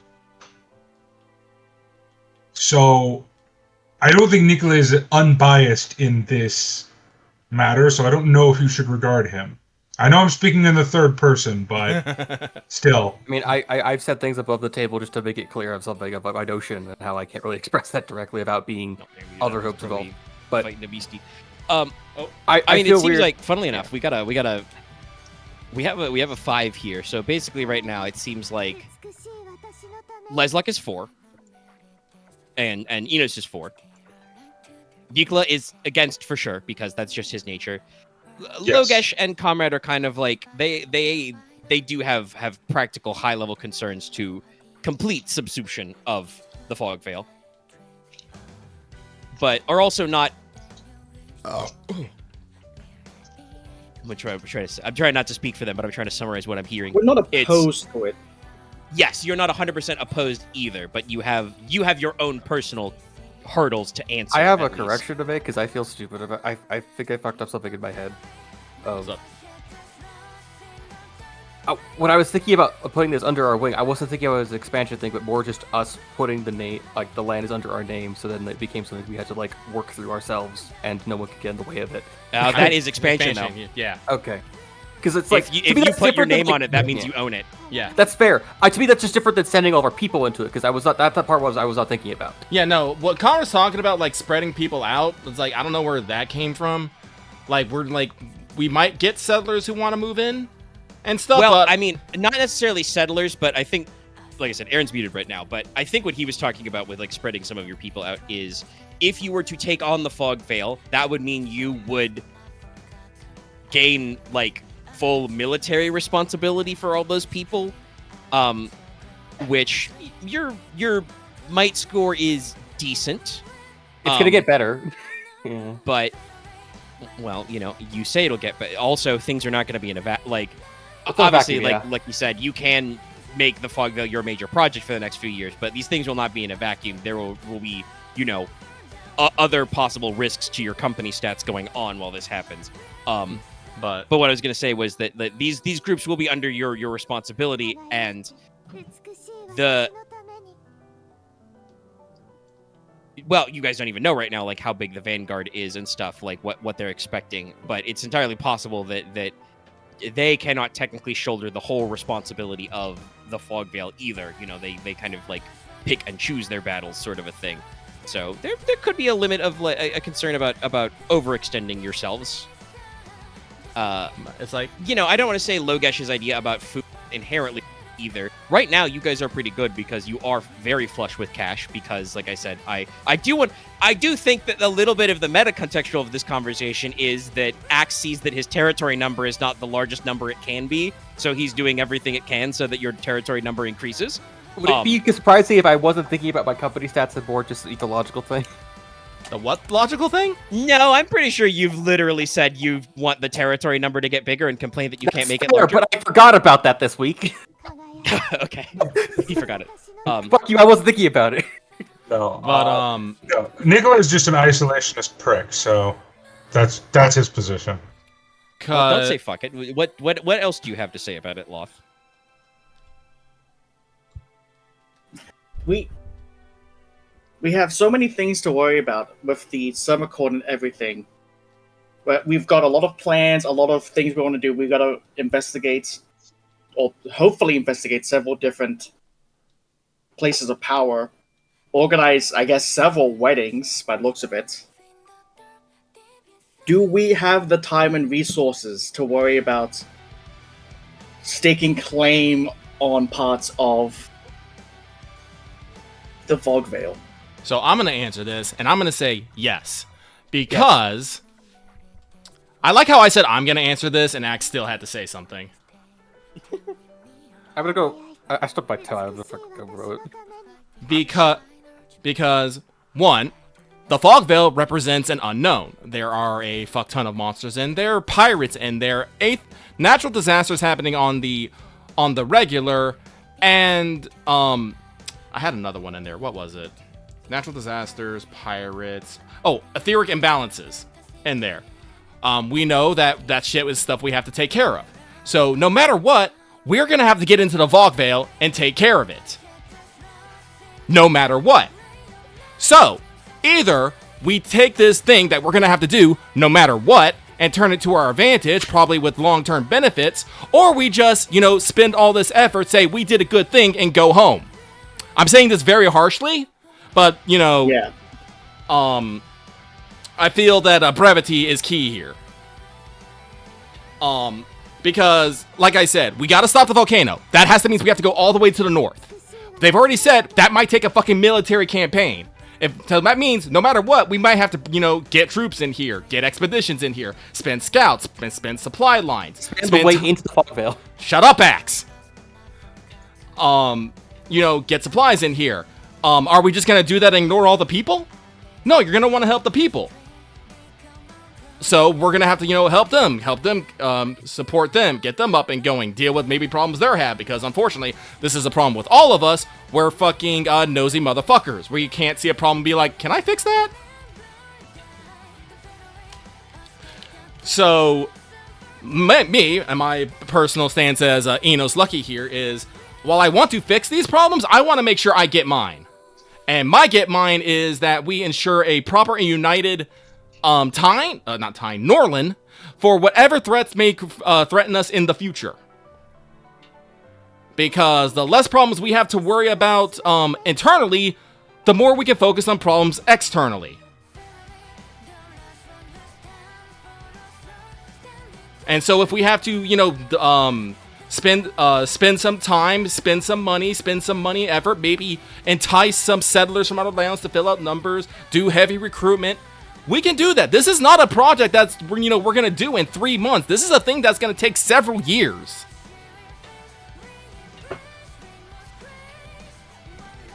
I do want to say, just as a counterpoint, as I suspect, there have been some concerns about, steamrolling and whatnot, both from Lucky, and then also Lucky feeling a little steamrolled back when, like, 3 people were like, actually, I don't care about this plan, which I got to admit, I'm not, like, upset by. Obviously, Lucky, you were a little like, guys, I did all this planning for, like, months. What the fuck? But I am a little surprised by it. I'm like, I do kind of feel like this plan was a little unchallenged. I kind of wanted a little more challenging through the thought process of this. Where's this energy been? Yeah. But I do want to point.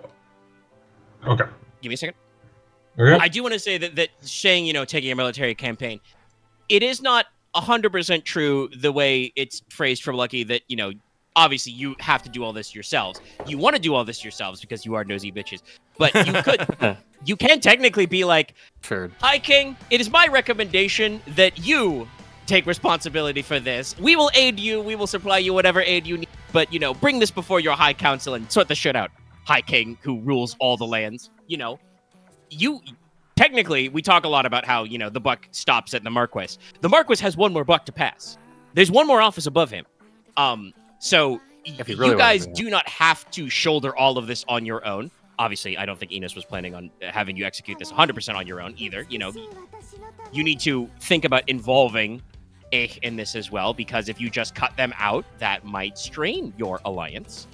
But, there are multifold guys out there to worry about these things.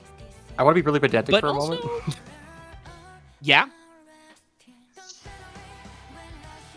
He You know what? paused Never and I mind. said, yeah. Never mind. It's stupid. It was just about me being like, there's technically 3 people above me, but whatever. That's also not how the It's not how it works though. It's not how the system works. It's a layered tree. But yeah, like there you do not necessarily have to accomplish this all on your own. But Inos is correct. If you do want to accomplish it all on your own, you're not doing this as just like a quick wham bam thank you man. Like it's like a long-term project. Yes, And if you do want to either grow your stats or compensate for stats that will be taxed undergoing company level operations to do this, because yes, there will probably be a few of those, getting a little benefit is not bad.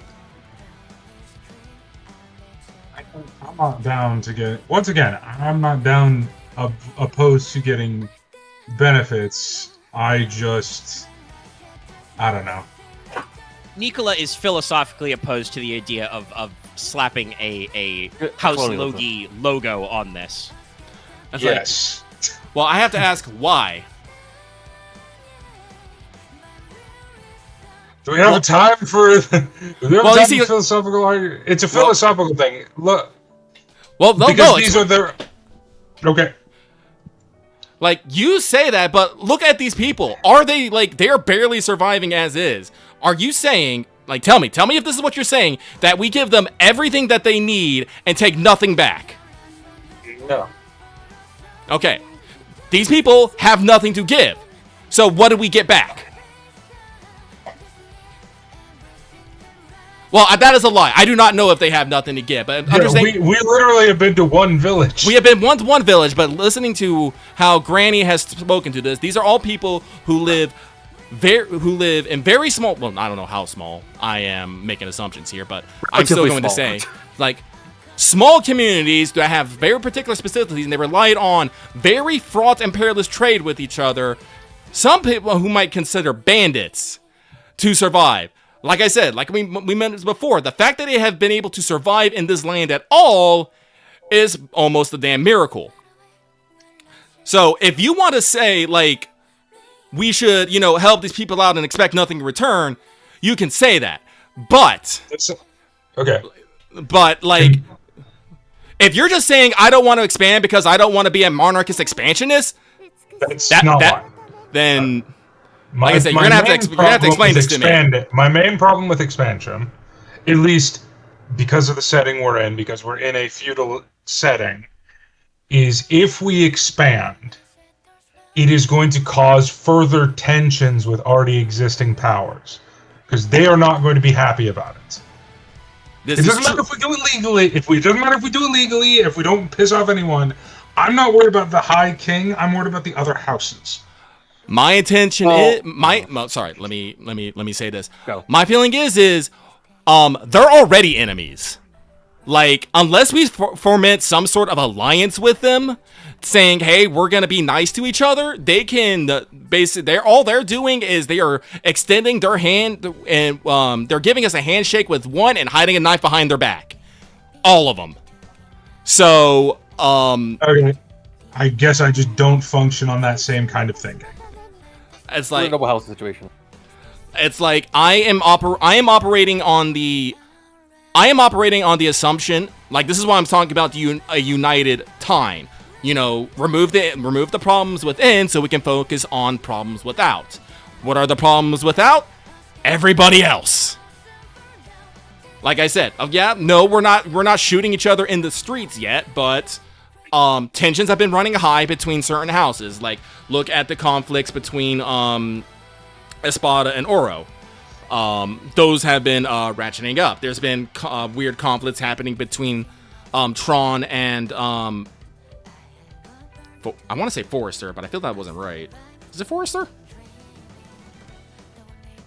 No. The Lord Chamberlain's house.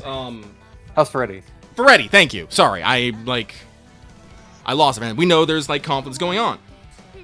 We know there is a giant conspiracy going on involving cults, maybe some witch lords, giant organized crime that pull off the assassinations of high-ranking nobles like the High Marshal, and make shots and have enough influence with pirates to take up shots of that. There are problems outside of our borders, and they are going to happen whether we like them or not. So my thought is gather everything up we can that we can reasonably get, fort up, and be ready to tackle whatever problems that may come.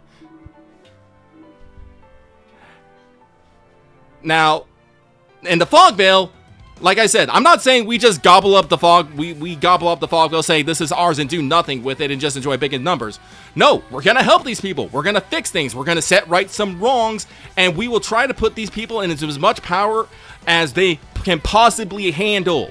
I'm not saying that we're gonna, oust every freaking settlement leader and be like, this is our guy in charge now. No, we're not gonna, like, disrupt their way of life. Okay. We are going to basically... This is not discussing a military conquest, for instance, we should say. No, we are going to help them clear these problems. We're going to fix the Aether. We're going to stop the volcano. We're going to destroy the pirates. We're going to make the world safe for them to travel. It's like, but that's going to take a lot of effort on our part. It is.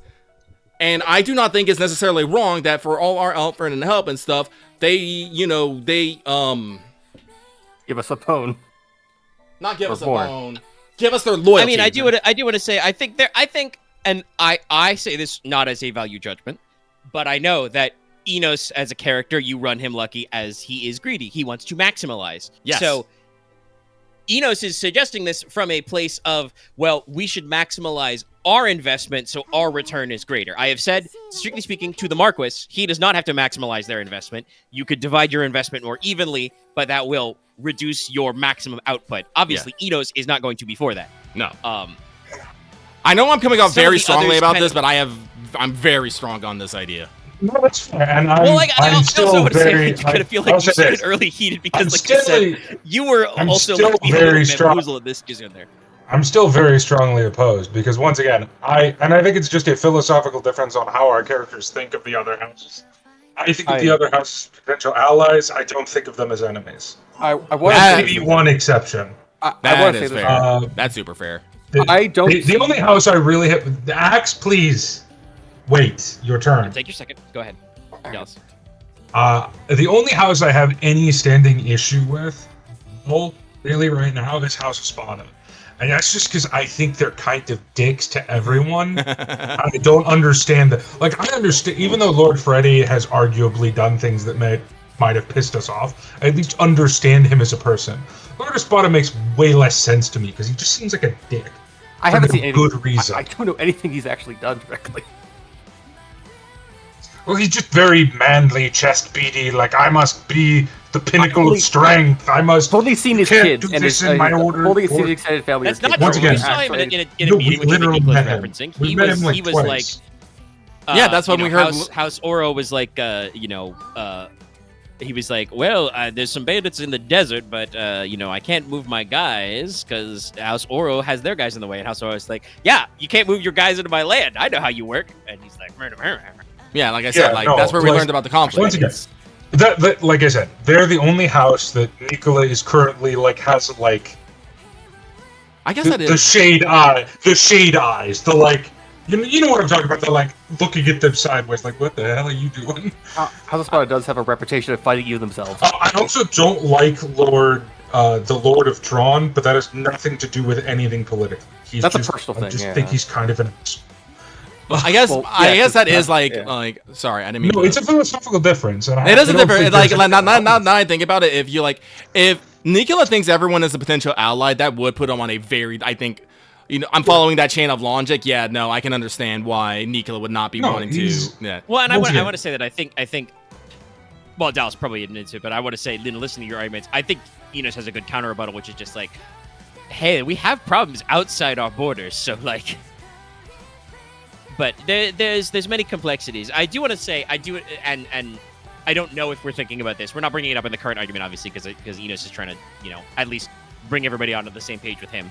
Or Lucky's trying to bring everybody on the same page with Enos, I should say. I don't know how in character we're being right now. I don't know Even either. if we are talking about character stuff. But I had things I wanted to say about there it. is the X factor of the current High King, the future High King of the Crown Prince, the other princes and princesses, and what they think about this. Like, there is a overarching that may have thoughts and feelings about this. I think Enos's plan is to kind of like only tell the High King what the High King needs to know, and hope that the High King just kind of takes it how you're pitching it. But there are both from external political factors in Troicaron and internal political or practical, monstrous even factors in the Fog Veil, there will be hitches in the plan. Mhm. But that's also like I know Lucky. Lucky's opinion is that he cannot prepare to de-hitch the plan if we're not all with the plan, No. and he would like to de-hitch it. So It's like. Anyway, yes, After you had all some, this I do want to discussion, say you had some I'm gonna stuff roll about back a few bit of how one. Omega, has there ever been a big okay. In our history of Tricro society, has there ever been a big colonialism fuck up?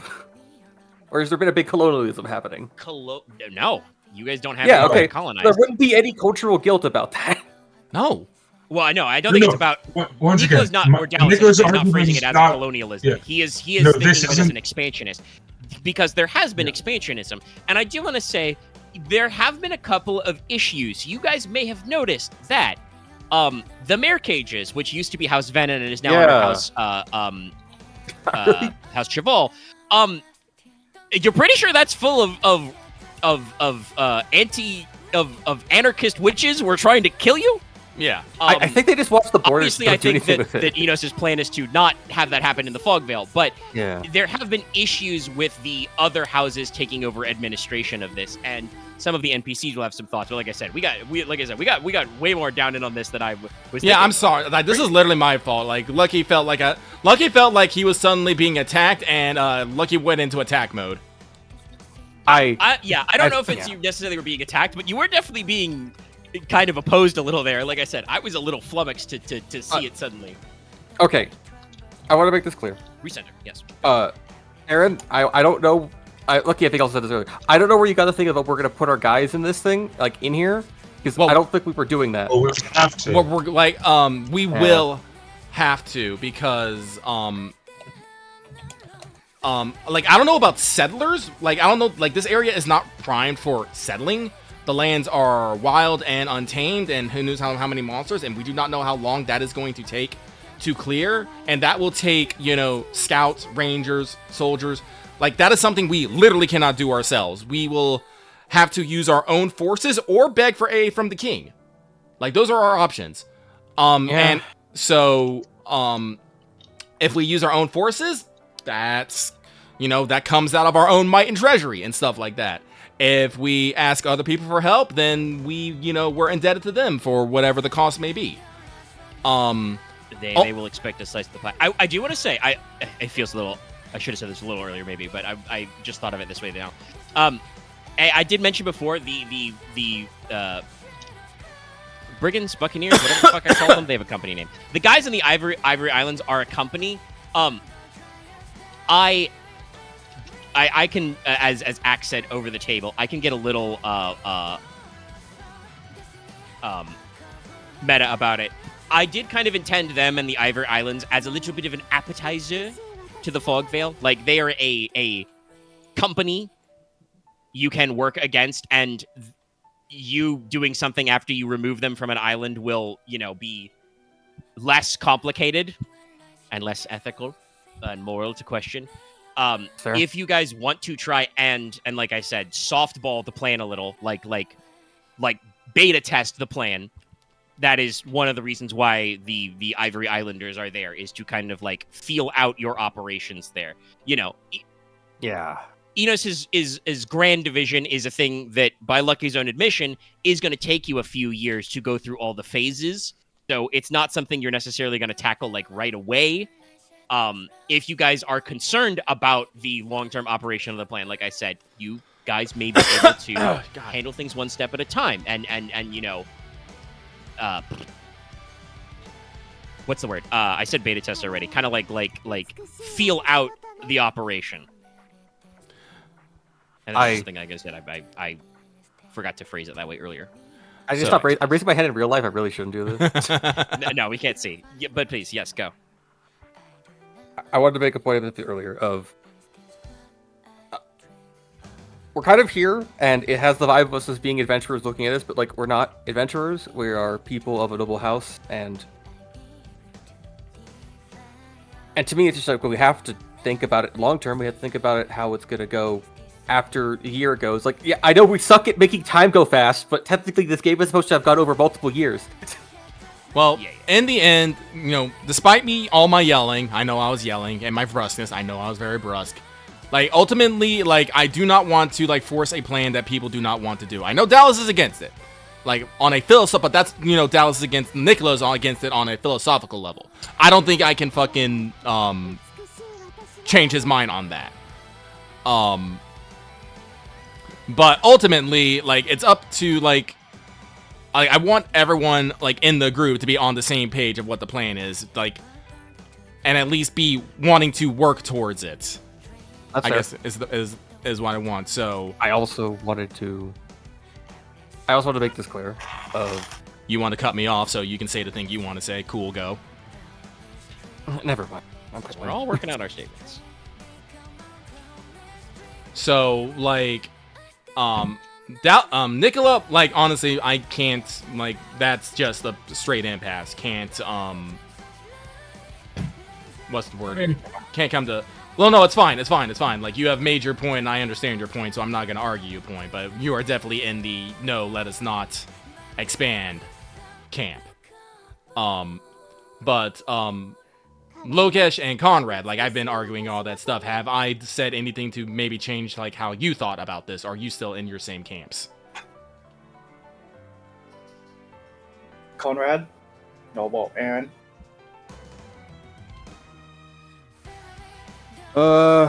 Like, Konrad is definitely not in the same camp as Nicola. He is right there.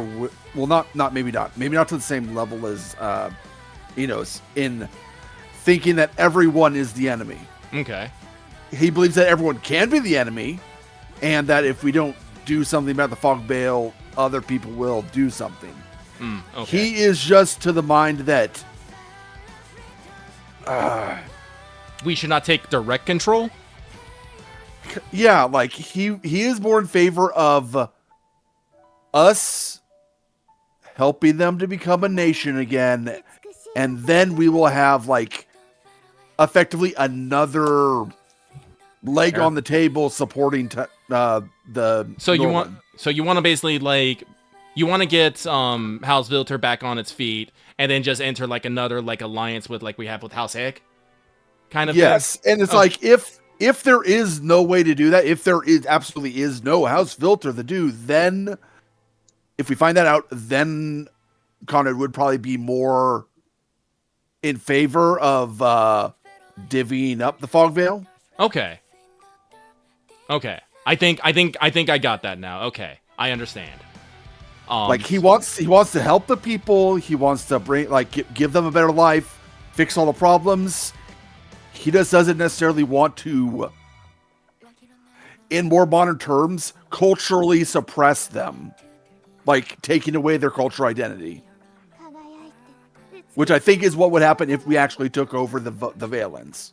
I don't think the so, veil. but I also can't say that I know it won't. So I will say that's valid. I'll say that's valid. I will May I chime come in. in here? That's actually very similar. I haven't spoken as NPCs, but they are here. That's actually very similar to what Ike Whalen says, where, like, first of all, she's here. She's been to the Fog Belt twice. We absolutely need to fucking do something. Oh, no. That is the good and proper thing to do. I will say, Nicola's position is not do nothing. No, I just we get want that. out No, there. that's fair. I was just saying. No, we get that. There could be a statement that some characters could be like, well, it's not our land, not our problem, kind of a thing, right? Right. Like, Ike is of the opinion that we have to do something. She probably leans a little more towards Konrad's opinion that, like, we've, as a group, you guys have done a lot of investigating about your ancestors, and everybody kind of has their particular ways and cultures. The culture of Teine has kind of evolved together.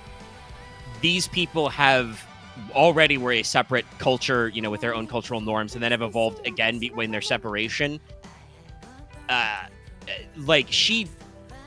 opinion would be more like, yeah, I could probably phrase it as not like, she's not against them joining an alliance, or even if they wanted to join as a, like, she's certainly not concerned about like losing anything from that.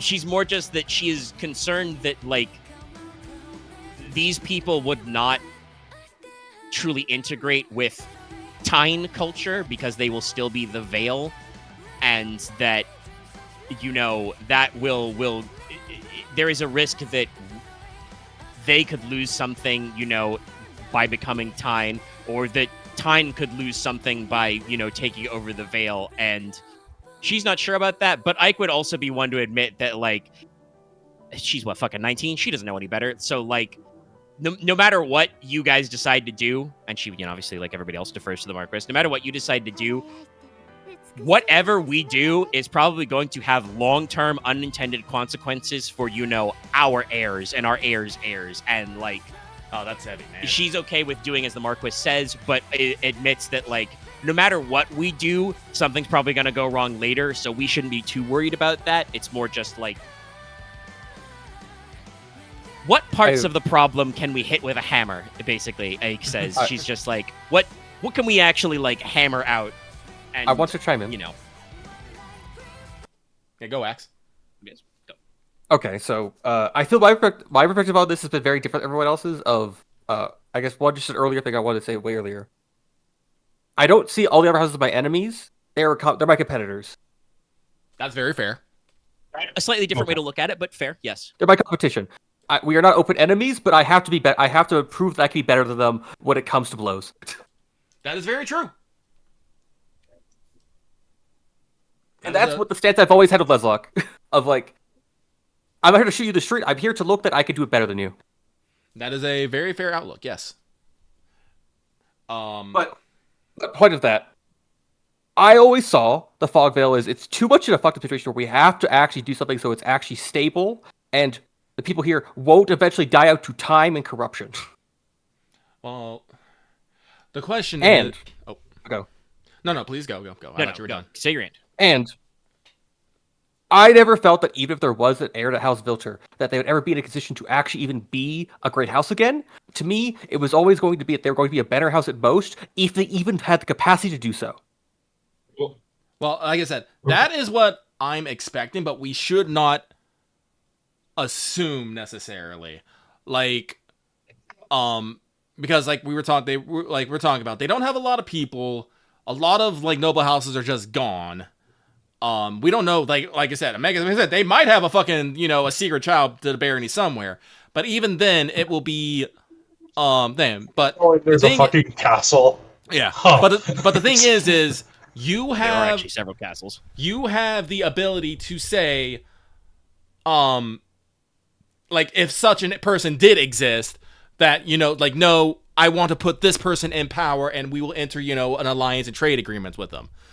Like, that's fair. Like I said, that's not my plan. Like, like I have said, like, I know what my plan is to do, but like, I do want to play all sides here and say that if there was a strong enough claim, a tie and stuff, we could, try and make them a house, give them a support, and, have them stand proper on their own. That would probably avoid most of, the culture shock, because they would, still be on their own. We could enter agreements to help them and stuff, and we would still be pretty united. Like, we would not be as united, I would say, as take them under our lands and under our direct protection. But it would still be a triple Norlon alliance could be a thing. It could be a thing. This is something I should say out loud for the others, because I don't always know if people think about this. I've gamed with Lucky for a long time. Lucky loves his plans and his maximalizing. Lucky's also a bet hedger. He never wants to get bit in the ass by something. So you could do Secret Vilter Prince would be like, no, I saw that shit coming. I guess for that. That also works. Everything's coming up Inos. It's very clear. Because it took me a lot for my brain to wind up this way. My interim point was that, one, I'm always going to take direct action on this because I feel like something has to be done. So I move Ike on this. Yes. And we're all in agreement on that. We have to do something direct with this. We have to at least unfuck the land so they can at least live more peacefully, and the point is they could casually not be like going out to the village equals death. Yeah, no, rune bears, man. Yes, we need to stop that. But, two. Regardless, because of how barren and fucked and how we went horizontally through the entire piece of the land from one end to the other, and we met none of them until literally a raiding party happened to recover the people from pirates. Not exactly true. No, you went from because Gridarvol's lands are on the far coast of your land. You basically popped out and moved west towards the shore, the equivalent distance of like to the Silver Tower. Yeah, so we're at the coast. Okay, it was odd, but not imperceptible. I probably need to I've talked about this before, and I'll maybe do this when we take a little break. Give us a map I need to redraw a map of Norlon with a little more detail on the fog veil. I appreciate that. Because that part was originally very detail minimal because it was the Lost Lands, Fair. If you're guesstimating, it sounds like Verdenseple is not the smallest sanctuary, nor is it the largest. Like I said, they've probably got happy medium 3 digits of people here. If there's 5 of them, 500 people is not enough, but they might go to 4 digits if they're bigger. Be 1,000-ish. Who knows? There could be even more. Fogvale was always the smallest. It was always supposed like land-wise on Norlun. It was always supposed to be physically the wilderness area smallest. because it was Yeah. mostly a hunting grounds. Also, I Kind will of. say, actually, because Inos did bring this up, this is the thing I was thinking about before. I didn't want to interrupt you guys, though. There may be that some of this land is quote-unquote a permanent loss. Like, even if Yeah. you turn off the volcano, the volcanic hellscape may not heal this generation, you know? So Yeah, that land that's- is probably yeah. not going to be settleable. I But you guys don't know, like, what the breadth is. And, like, my like I said, thesis if you want thesis to... point I wanted to make, just to make this clear, Go ahead. was I always saw this as the end of this would be they'd be with a part of us or under us Well, in the grand scale of it. In the grand scale of it. I do think that is probably like no matter what, that's how things are going to end. Well, yeah. But it's a matter of how we want to approach things. Like, do we when we go for like we know how we know how we're started. We're starting by fixing the fog veil. Like that's no Yes, one's then- fighting on that. The end is either they're gonna and the ending is A to B, they're either gonna be under us or with us. Either we'll set them up as their own house or they'll be under us as a banner. Or C, they get destroyed. Or D, the fog veil gets taken out piecemeal because of something else. But we're aiming for an A or B here, ideally. Okay, so No, Yes. no, I think- no, Axe, I am speaking. all right. He's not there yet. The middle part is basically our process of doing it. Do we push ourselves? Do we push for them to be under us, or do we push for them to be independent? Do we push to handle this more of ourselves, or do we take in more support from other sides? Like I feel like this is where we're having a lot of Conflict. A lot Conflict. of concern as Disagreement. literally every person has to be like, well, I believe we should do something about the fog veil, but yes. I don't want to reap it. But so, like, and again, like you're the Marquess, what you says go. But as one of your advisors, I am going to advise as hard as I can. I also want other people to advise as hard as you can. It's just the fact that when they advise something that I don't advise, then that means I gotta advise even harder. That's kind of how politics works. Actually, I hate to say. That's fair. We're literally talking fantasy politics for like an hour and a half. So I would have clear. Why am I saying this? Because I just need fucking filler word. Well, I want you to hold that thought real quick because I do want to ask Loth as Logesh if I have changed his mind with anything, if he has anything else to add to this. Because we understand Dallas's point, and we have grokked that. We understand Aren's point and grokked that. We understand my point. Logesh is the person too who should have their opinion. We also know like Airless X as well, who is also important. We need to know Logesh's as well because he is someone who knows the monies. He is a person of the people and the law, so he might have some different thoughts on this. I would say that I am in the middle ground between Konrad and Inos in terms of viewing this. Okay. I want to help the people, but I also understand the greater implications of if we don't fix this. Okay. I cautioned about our expenses, food, all that, land, what we're doing, mainly because as I mentioned, we have a lot of things to worry about. This does not mean knocking anyone's ability to multitask or to handle what we're doing. It is just, it is still, to multitask a little bit. yeah, well, I'm talking in character. Okay. But regardless, this is still a lot. Okay. If Inos and the Lord Marquess himself, especially, believes that we are up to the task, then sure, I will work my goddamn ass off for it. And that is phrased in character in a much more eloquently way. Fair. Because Loth, the person, cannot. It's okay. But I have, after listening to all that you've laid out, Inos, I was never against the idea. I just wanted to advise caution. Okay. But what you've said has brought up good points. And I was always going to be agreeing with you on this. As I said, I was just concerned. Okay. Again, I do feel like I do need to apologize for sounding a bit heated in this situation. I did basically just go silent as you went off, So- King. My current decision on the grand matter is I think we determine how much of a loss it is right now. We need to unfuck the problem and determine how much of a loss it is, and then we will go from there. So you basically so basically the plan is we're gonna fix the problem, build relationships, and see basically how things lie in the future. Yeah, because we need to see how stable they are by that point. You know what? I think that the Marquess has a fair point. Yeah. I don't know. Again, I don't know if I've got a character to say this, but it's entirely possible that you guys may have to go like, shit, fuck, we got to get out of here. Like, you never know when you got to cut and run. It's true. You don't want to cut and run, but you never know when that might happen. We need Logesh to, is not because it's incorrect. like You have a lot of things on your plate. Not the least of which is I did mention a fucking, anarchist witch cult in the mare cages that at the very least, you're probably going to have to like put someone on that. If not deal with that problem personally, you got to be like, guys, you got to stop these fucking summoners, man. They're fucking killing us out here. Just killed wait my till dad. Konrad gets that sorcery killing sorcery and then set him in there. fucking Timbertium. It's gonna be Doom Guy in a fucking swamp. But I did make this clear. I wanted to do the expansion thing. It's just that I feel that us doing that is literally a year or two later from now. We have to see what it's like before we get to that point, though. Yes, I think I can boil down what it is.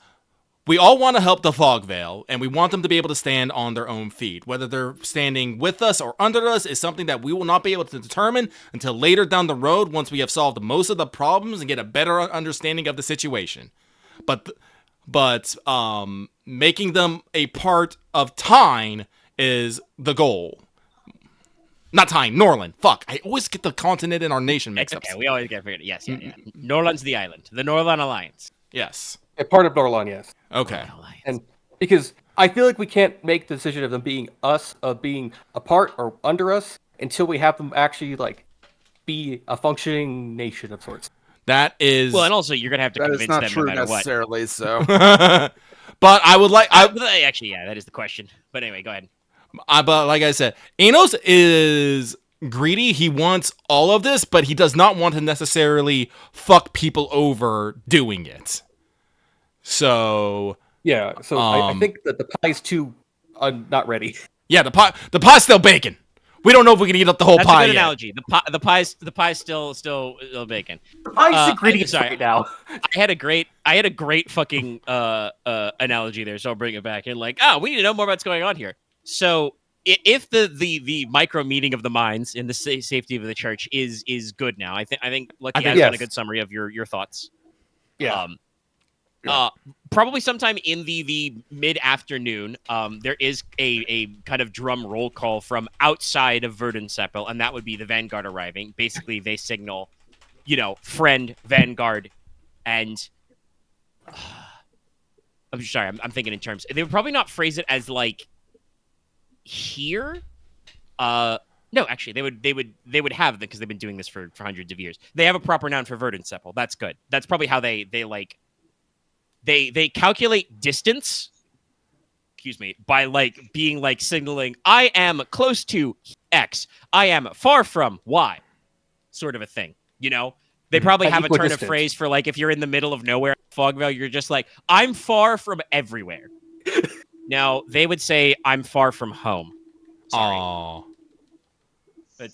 I had to think about how these people work. I think far from ever would be if you're lost at sea. I am These people go on gone. the ocean. Yeah. Oh no, I'm dead.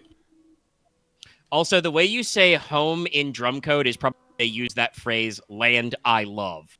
Yeah. These These are very proud people. Yes, and I think and they have. they've got a lot of. they've got a lot of emotional baggage about still being fucking alive, man. Yeah, no. They're here, and a lot of people aren't. But yes, the Vanguard signals that they would approach, and you see kind of strolling into Verdenseple, a group of probably around 26-ish people.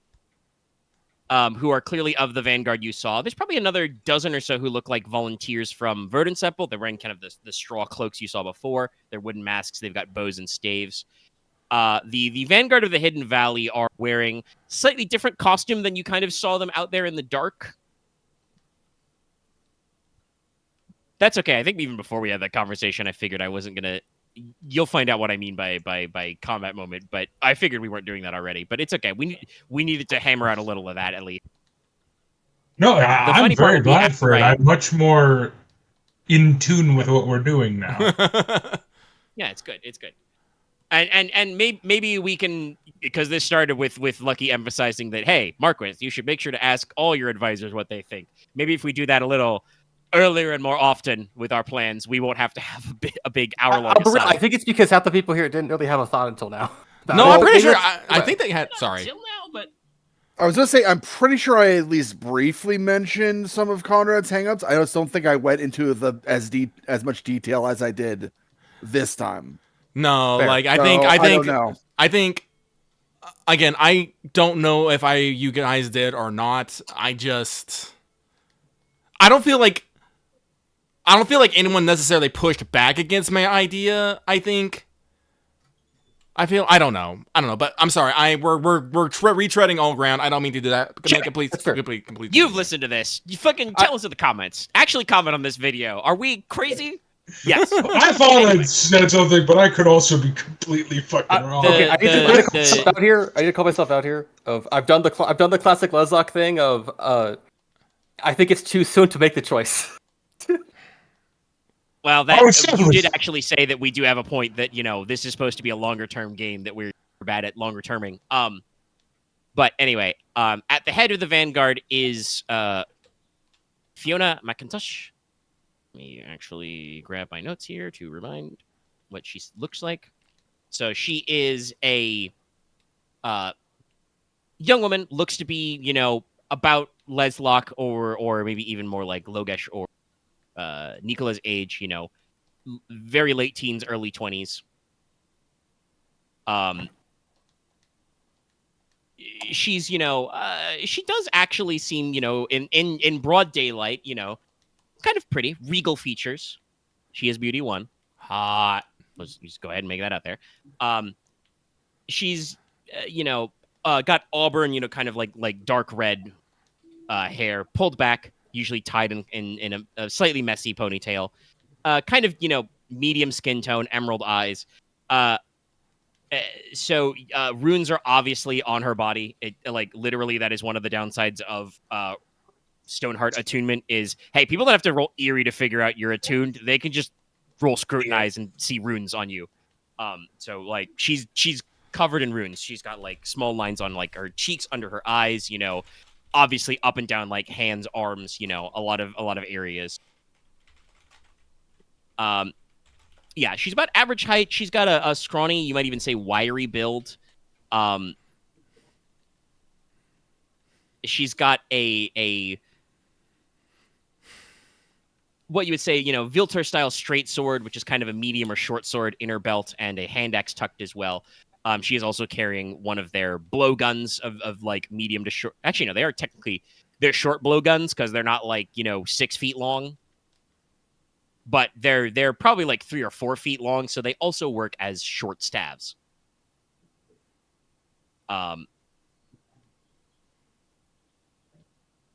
So the rest of her group are kind of, like I said, dressed a little differently. They are wearing like oiled boarskin cloaks. Their masks they're wearing are the type you saw before. They are wearing, carved masks with ivory detailing, including like actual like carved bone or carved boar tusk, like tusks jutting out.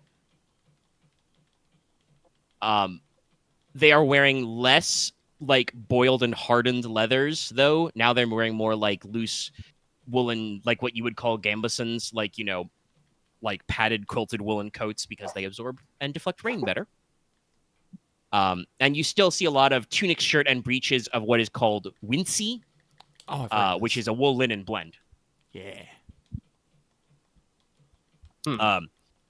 They are wearing kind of like fur-lined boots, made with beaver hide and beaver fur to be more waterproof. They are carrying simple iron short swords and hand axes and their blowguns. You do see several of them have either walking sticks or the classic crossbarred boar spear. They kind of almost ritualistically plant their boar spears like in the ground outside the village as they enter. Some of them are carrying wooden targes, perfectly round shields or shields of stretched, thickened hide. Like I said, there's about 26 of them, so 25 men under Fiona who are in the classic style. Okay. Alvard, I forgot his name for a second there, is kind of there, and he's like, Vanguard, welcome to Verdenseple. I see you. I must. And she's just like, I know about the rules. Forget it. And she kind of, comes up, pulls up her mask to show her face and kind of, stands before you and says, singles out you guys. You're pretty easy to find. Not just because Inos is with you, but also you are dressed completely differently. Like you have like coats and rain cloaks and stuff. That we do. But she, like I said, she kind of sidles up, kind of like crosses her arms and says, well met. Well met. They let you in, so I suppose I shouldn't ask, but I feel I must.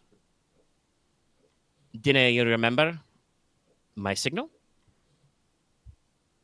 Pound it out on your chest. Go do that right now. Yeah. Inos will do it. Okay. She kind of responds in kind. Which I think actually, honestly, other than the one confused guy you it to, again, is the first time it's happened. She's like, all right, friends. Kind of looks you up and down and says, well, I can't say it's what I was expecting, but she kind of looks over to where Sylvia is standing. What do you think, Gran? Granny just kind of leans on her stick and says, certainly not foes, perhaps friends. I won't say they're heaven sent, but neither are they from hell. In the back, Alva's just like, Sorry, come just on, look old over lady, at I can do Inos. better than that. Quiet you. Didn't I think just because you've got your kindness here that I cannot be hitting you with my stick? Your rules say not to harm the other residents. He's just like, what? I don't count. Whatever. Just leave your silly iron outside. God. Everybody with their gods. Everybody with their iron. Fiona imitates her grandmother by rolling her eye. Ah, I see. Well, friends, if we're going to talk, perhaps we should do so inside the chapel, where the King of Blossom's delicate constitution won't be hurt. Of course. Come on now, are we not friends? You are friends of the free folk of the Hidden Valley, of which I am of the Vanguard. But also, you're a bit of a pain in the arse. I need iron weapons to kill monsters. She kind of turns back to you, Leslok, and says, that is why we are so close, unfortunately, friend. I'll say it plain. She speaks up a little so everyone can hear. There's a twitch in the lowlands near here. Demon boar shit! Besides. Yeah. Oh, And okay, on now the I morrow, we will be hunting. So, she turns to her men and says, gestures. Go forth, eat, drink, and be merry, for tonight may be your last. We may fall in defense of the land we love. Stone and sky, friends. Stone and sky. And she kind of, walks off and, towards the chapel with you and says, they're being a little dramatic, but it'll keep their minds off what we're talking about. She does have two companions to introduce you, though. She introduces you one to... Actually, do I have their names separated out in my notes? I think I do. Let me check my dramatis. I'm workshopping a weird offer in my head. I'm way ahead of you, man. Don't worry. Okay. I'll just write out what I had in mind, transpose but them. try not using it. I probably have to go in like 2 minutes. Okay. Okay. We can get a little of exposition done before. But she introduces you to her second Finnegan. Technically, his quote unquote surname is Daly or Daly, which is a contraction, which would mean Clan of the Counselors. And remember her record keeper, young Niall the Bard. Bard. Finnegan is big, burly, half a head taller than Fiona, big, bushy, ginger beard, big hair, burly, broad-shouldered boy. He's got a couple of axes in his belt. Niall is a bit more willowy, kind of, short, shorn, dark brown or light brown hair, kind of clean-shaven, cloak, staff sort of a thing. But yeah, she just, kind of goes to the chapel and, like I said, says, well, you did come. And I must say, I thank you for helping my sister Neve. And the rest of our kin. We will recall. We will remember. Inos will, incline his head. It's like, frankly, we just happened to be there dealing with the pirates. Finding your kin there was just, well, some fortune. And frankly, from what I can tell, you may not have needed our help in the first place. Well, certainly not with aiding our kin, though we appreciate help that is freely given nonetheless. I cannot say we were planning on taking that boat like that, though. Finnegan just kind of chuckles to himself. Actually, It burned in the harbor for a day. Oh no, I thought it would. Well, forgive me, I forgot my manners. Inos, we'll do introductions. All right. Fiona once again seems a little kind of surprised, again, when you say, by the way, this is the Marquess of Teine. She just kind of, she glances between Neil and Finnegan and kind of like, rubs a thumb over her cheek and says, we really are favored. Is this what good fortune... Neil, is this what good fortune feels like? Aye, Captain, I think it is. They said you're born lucky. Oh, don't you worry. Being born lucky is sometimes like being born cursed. I know the feeling. Yes, you'll, no matter... lucky or cursed, you'll always live in interesting times. You should never wish that. She kind of, mutters a little under her breath. But... you are here? We are here, and we have some things to discuss. But let us... Inos will, grab like one of the pourers and bring out some of the bottles of wine we have. It's all like, your men should not be the only ones not having a good drink. Especially if you're going into battle on the morrow. Finnegan kind of strokes his beard and says, aye, Captain. I thought maybe with their fancy lot, with a kinslayer and all with them, they might be a little strange, but they're warming up to me. Fiona kind of rolls her eyes at him and nods out at you, Inos, and says, I don't know if we call that one kinslayer. He looks a little too young to have killed any kin of mine. I remember, how long did our demons live? Maybe 200 years. It's been... Right. Yeah, okay. it's like 200, 250. It's been about 500. Yeah, no, so, like, maybe Enos' grandfather remembered, but, dead grandfather maybe saw it. Yeah. It's all like... Enos goes, well, it is some of those matters and other matters which brought us here. Like I said, originally we came through the Shadow Pass to track down those fellows who kidnapped your kin and made the port their haunting ground for a while. Speaking of which, did you go through the port after taking care of them? Did you clear them out? Rather not to think about random pirates running through the woods. Well, actually, no, I take that back. If any of them got away, they're probably dead by now, from what I understand of this land. They wouldn't have survived the bear. She kind of nods solemnly. We killed some inland, but they were disrupted by their boat being destroyed and the loss of their captain, and the other one sailing away. I think some of them braved the waters, but well, there were things about that night. Inos is meant We were to say... treated. Sorry, go. I was going to say, we were treated after recovering everyone and their animals. We marched all the way back to the Hidden Valley without resting. The Vanguard did return later in force, but there were none living remaining. We can only hope that they found a merciful end. Nah, if they found their fucking treasures, they probably found their fucking treasures. They probably did a sweep. All right. Lucky didn't forget about that treasure that was left, that was in that fucking castle. But no, if they came back and checked, then they probably found it. And I'm not finders keepers and all that. They had the time to take it. Yeah.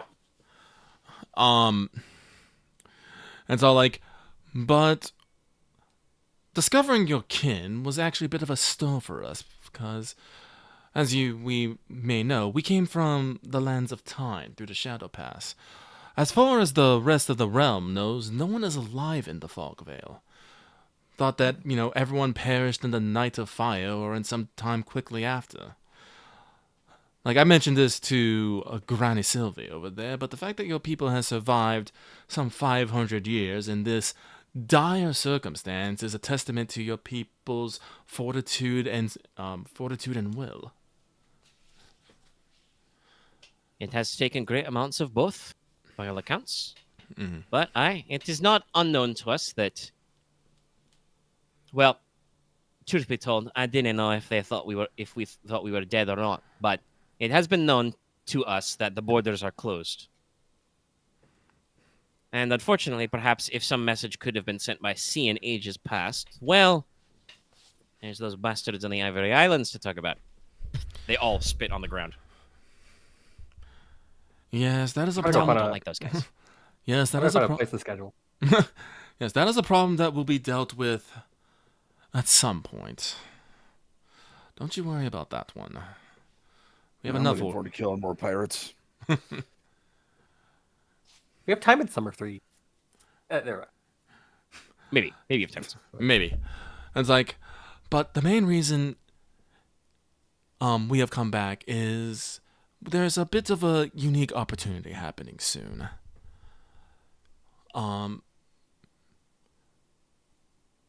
We came here to understand this land and understand how much trouble it is in.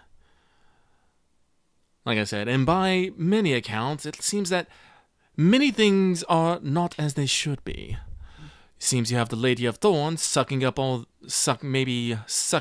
from the land to power an eternal winter. You have Monstrum of indeterminable strength and size prowling it. Devils, white bats, thunderhawks.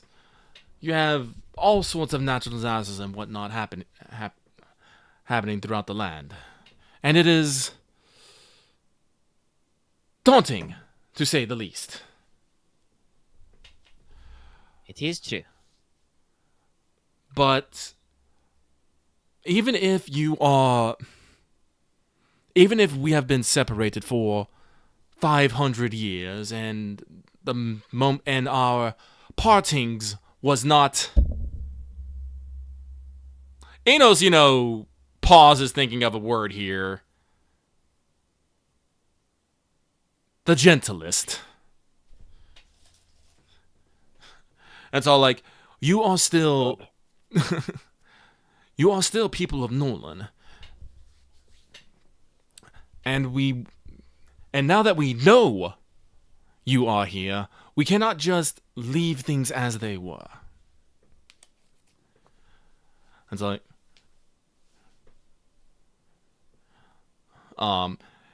Inos, turns back to the Marquess to see if he has anything the Marquess wants to say. No, keep going. I'm just sweating. Okay.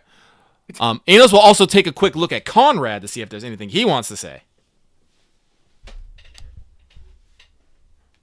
Nah, you're getting to the point. It's fine. Okay.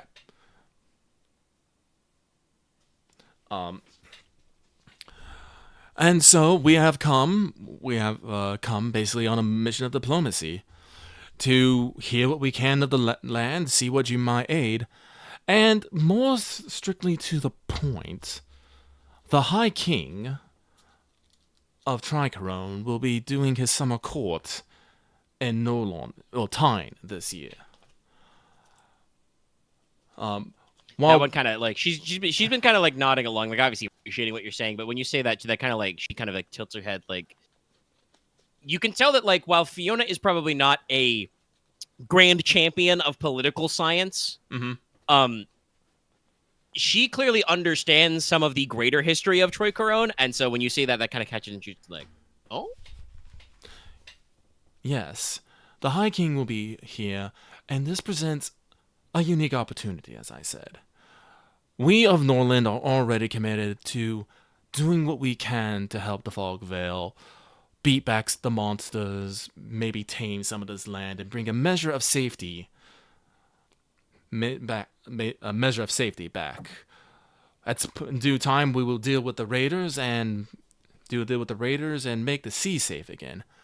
But we are only one house. Like I said, our aid will be coming, but it will be slow and take time. But if someone from the Vale was to make an appeal to the High King, that might be a way to get a lot more support a lot faster. Someone from the area could explain the troubles they have, the problems that have gone on, the things that they see, the monsters, as coming from their own lips would carry a lot more weight than just another report the king has to read. In terms of travel, I said, well, it was like a day here and then like a day to Stonehearth, maybe like 2 days. Yeah, I think it's like two days at a safe pace from Silver Tower to Stonehearth. Yeah, it's like instead of having to travel weeks or months and deal with land and storms and seas, it will just be a 2 days journey. From here to the Shadow Pass, from the Shadow Pass to the tower, from the tower to Stonehearth. And the return is as much time as well. Fiona kind of like casts her eyes down and is clearly thinking, kind of like bites her lip. Do you have anything more in your speech, or are you giving it a beat? I'm giving it a beat. Okay. Finnegan kind of like looks over at her and says, "Oh no, Fiona, don't you be thinking that. I see what's on your face. It's summer. You can't be going." Never mind that while I'm sure that they seem quite friendly, you're talking about going to foreign territory. Outside of the Vale. Something no one has done in 20 generations.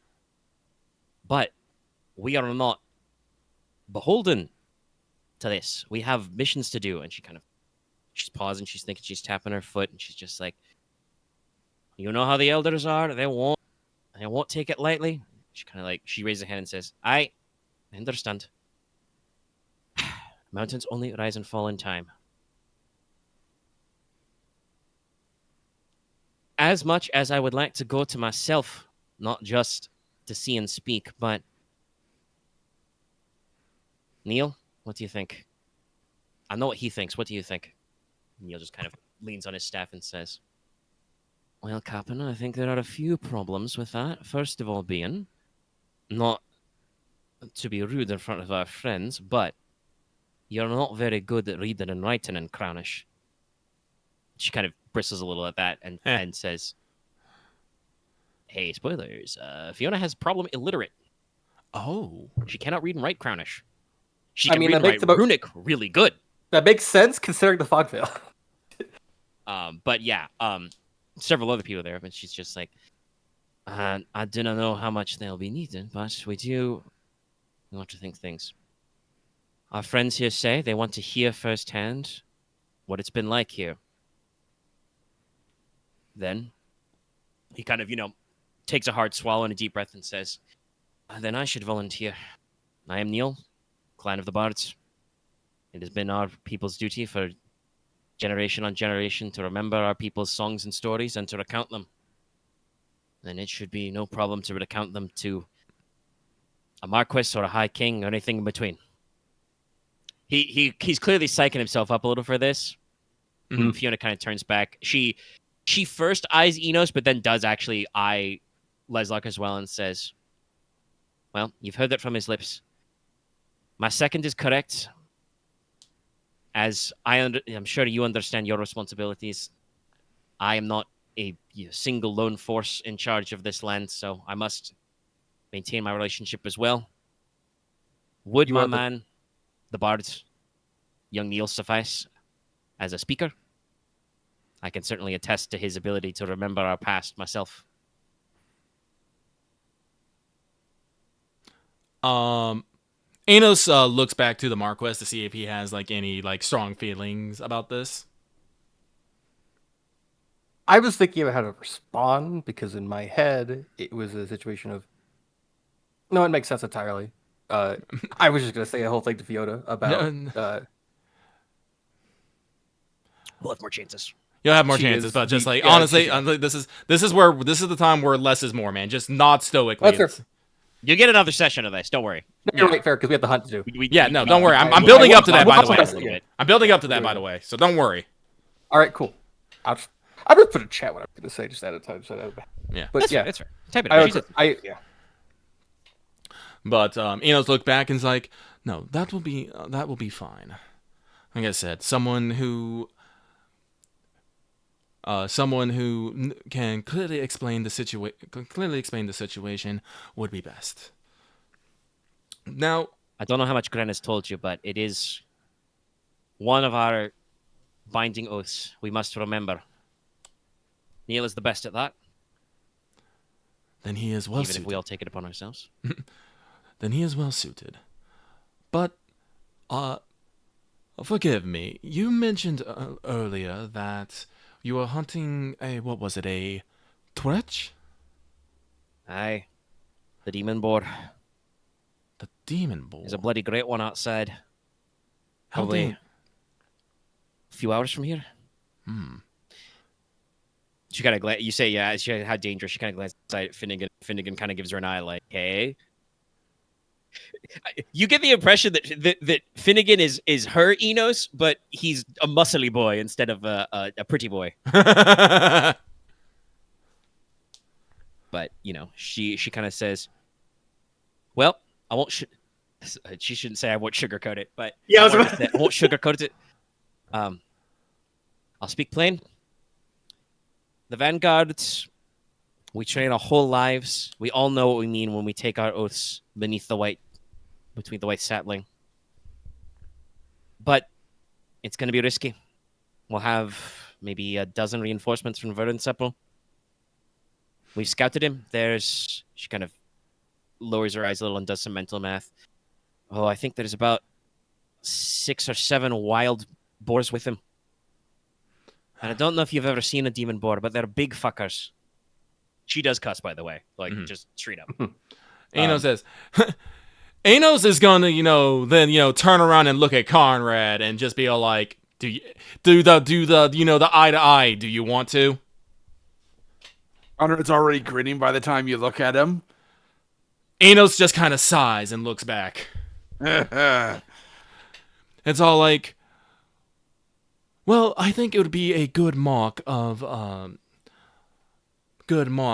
new relationship, our friendship, even, if we were to add a few more reinforcements to those numbers, if you would not object.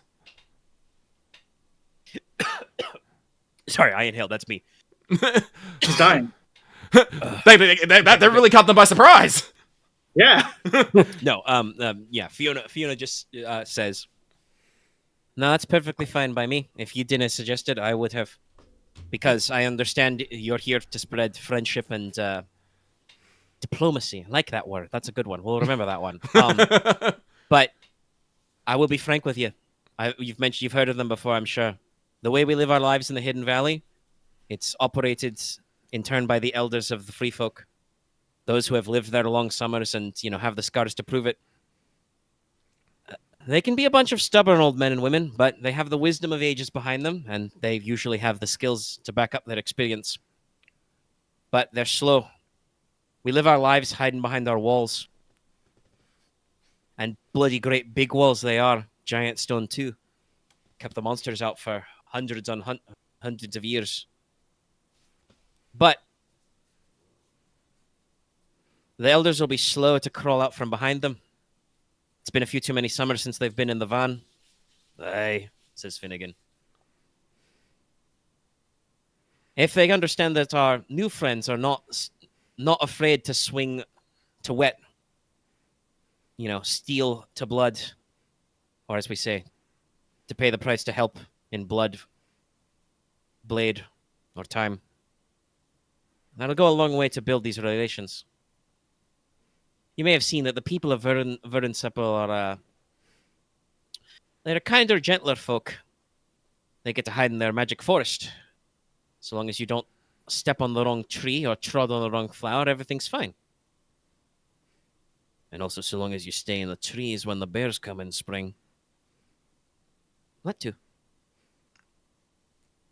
But if you've heard anything about the other sanctuaries, they'll have their other opinions. I admit, I am somewhat well lacked in the Hidden Valley. If I don't say it, I'm sure Neil or Finnegan will boast about it, but she kind of gestures to the... Actually, you speak Runic. Yes. Inos. Anybody else speak Runic? Good? I do. I like So the does book. Konrad. One of the runes literally on her face is Thunderer. It's the rune for Tempestus. Cool. She kind of like rubs a line on it and just says, I was born favored by thunder, as they say. So they quite like me. But they also did not do just what I say. I have sworn my oaths under the tree and written them in the runes just the same as anyone else in the van. As you know, my grandmother, my father's mother, is of the Verdenseple. And don't forget, your mother's sister currently sits in Irontown. My aunt is in charge of Irontown, but the Irontown folk are their own way. And quite frankly, I think she's always been a little bothered that my father ran off with her sister back to the Hidden Valley. But that's a question for a different time. Bastion and Frostvad are their own places. But there are things out here. I will say, my sister Neve, when she saw you, she had a thought which, I admit, I'm not much convinced of. It's all well and good to say that we're favored by stone and sky and born under thunder.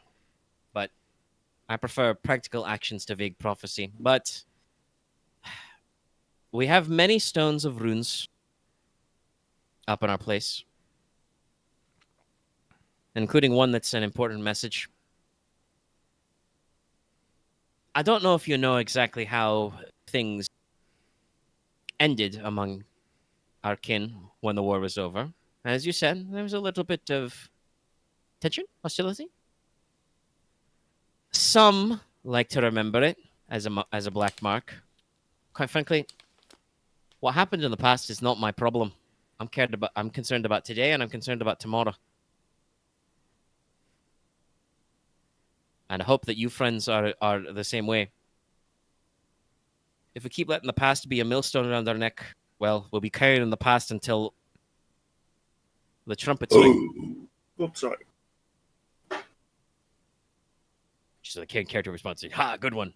But But no, Too much wine. Fuck, I want to ask about Help I really shouldn't. well, she said. So she says that the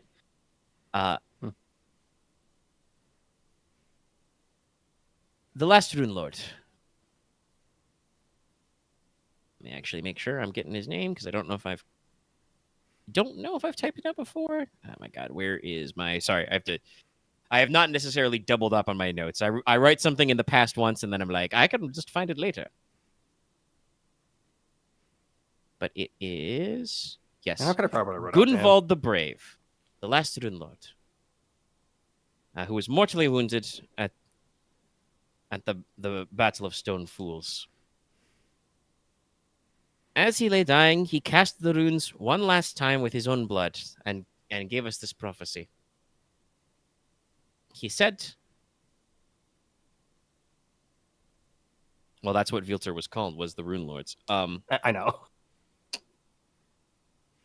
He says, when the white tree and burning tree bloom over Torknock, when the cries of the ghosts in the forest of bone are silent, when Guthrum's bones are cast into the fire and mother's tears are dried, when the lindworm's treasure is freed, when the Lady of Thorns repays her misdeeds, then, on the eve of the great winter, your brothers and sisters can return from the clouded hills to sunny fields.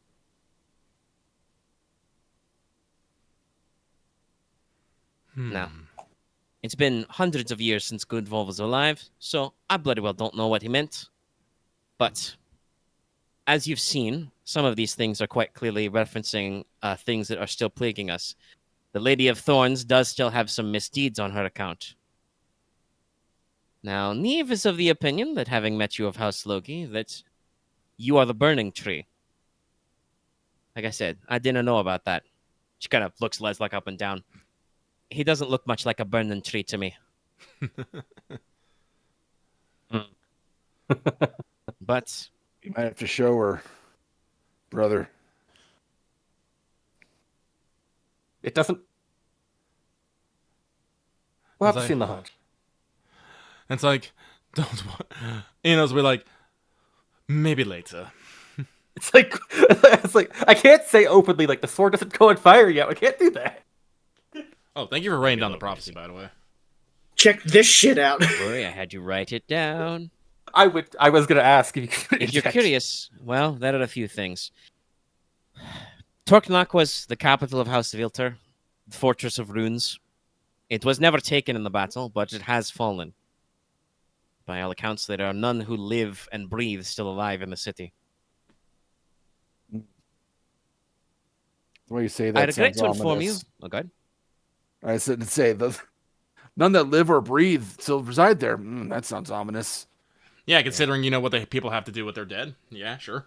Doesn't Irontown have to deal with a bunch of like living dead in their tunnels? No, those are just devils. No. Stone wraiths are different. Those are spirits of unrestrained, greed and gluttony that dwell on the earth that come out to get you if you dig too deep. They're literally made of rocks. I said iron demons kill those all the time. Not all the time, but they've probably balanced some stuff out. Iron But Demon, yeah, Iron Demon mailing is a lot more religious sometimes. So Fair. You guys definitely do probably make sure to pray to Dea Tacita before you open a new mine shaft. yeah, It's kind of like how I mentioned earlier. The elves are real picky about when they eat meat because killing animals is a big deal to them because their guy is the animal guy. yeah. Getting closer to You're pretty sure that the mountain kin have a particular way they handle quarrying stone. The Harpuya definitely have a very interesting relationship with the sky. I did say earlier that I locked in lizardmen are going to have rain sticks. So that's cool. Yeah. Oh, the whole thing about like the rain cycle, yeah. Fiona will continue. I regret to inform you the Forest of Bones isn't a forest at all. Once it was a mammoth graveyard where dragonkin ate the big fuckers. Oh, But the great. mammoths were all driven into the sea, and the valley became a site for dragon hunts. Now, unfortunately, since the Night of Fire, we call it the Swamp of Bones now because boiling springs and poison water have filled up with caustic mud. We have a fucking Dark Souls poison swamp. That's right. There's a poison swamp full of dragon bones and mammoth bones. And maybe ghost dragons and ghost mammoths. Guys, I'm not surprised because Lily said he thought that was cool like months ago. I didn't think about it. Yeah. Yeah. Well, I know. I'm pretty sure Omega talked about there being a poison swamp, but we didn't actually know what the poison swamp was. Yes. Swamp of Bones. Yeah. So there are supposed to be ghosts there. Yes.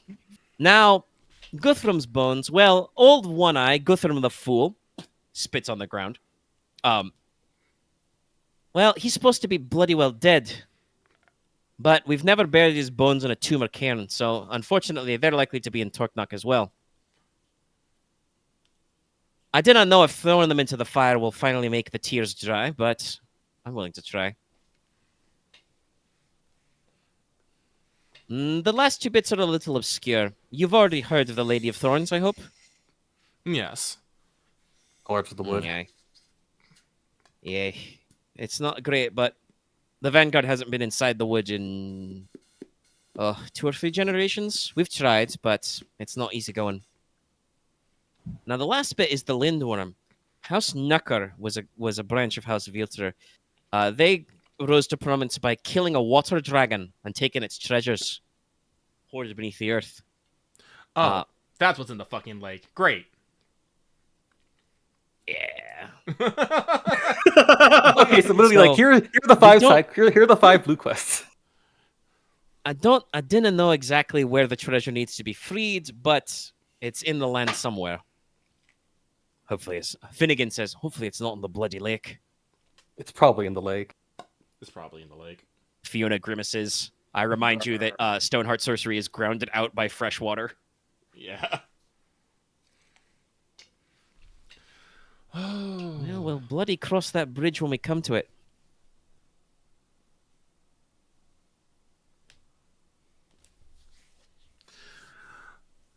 But Well- that's just one thing. I didn't mean to lay too much on you at once. Like I said, Neve hasn't been able to shut up about it, so it's been on my mind. Well, honestly, even if it may be prophecy, but one should not discount such things. And they do speak of several things that are causing problems. So I think it's safe to say that all of these things bear investigation. Particularly But- happy that it mentions Fimbulwinter, though. That worries me. Well, Aye, that one's not great. it mainly says on the eve. Eve could be years. Who longs and how long that eve may be.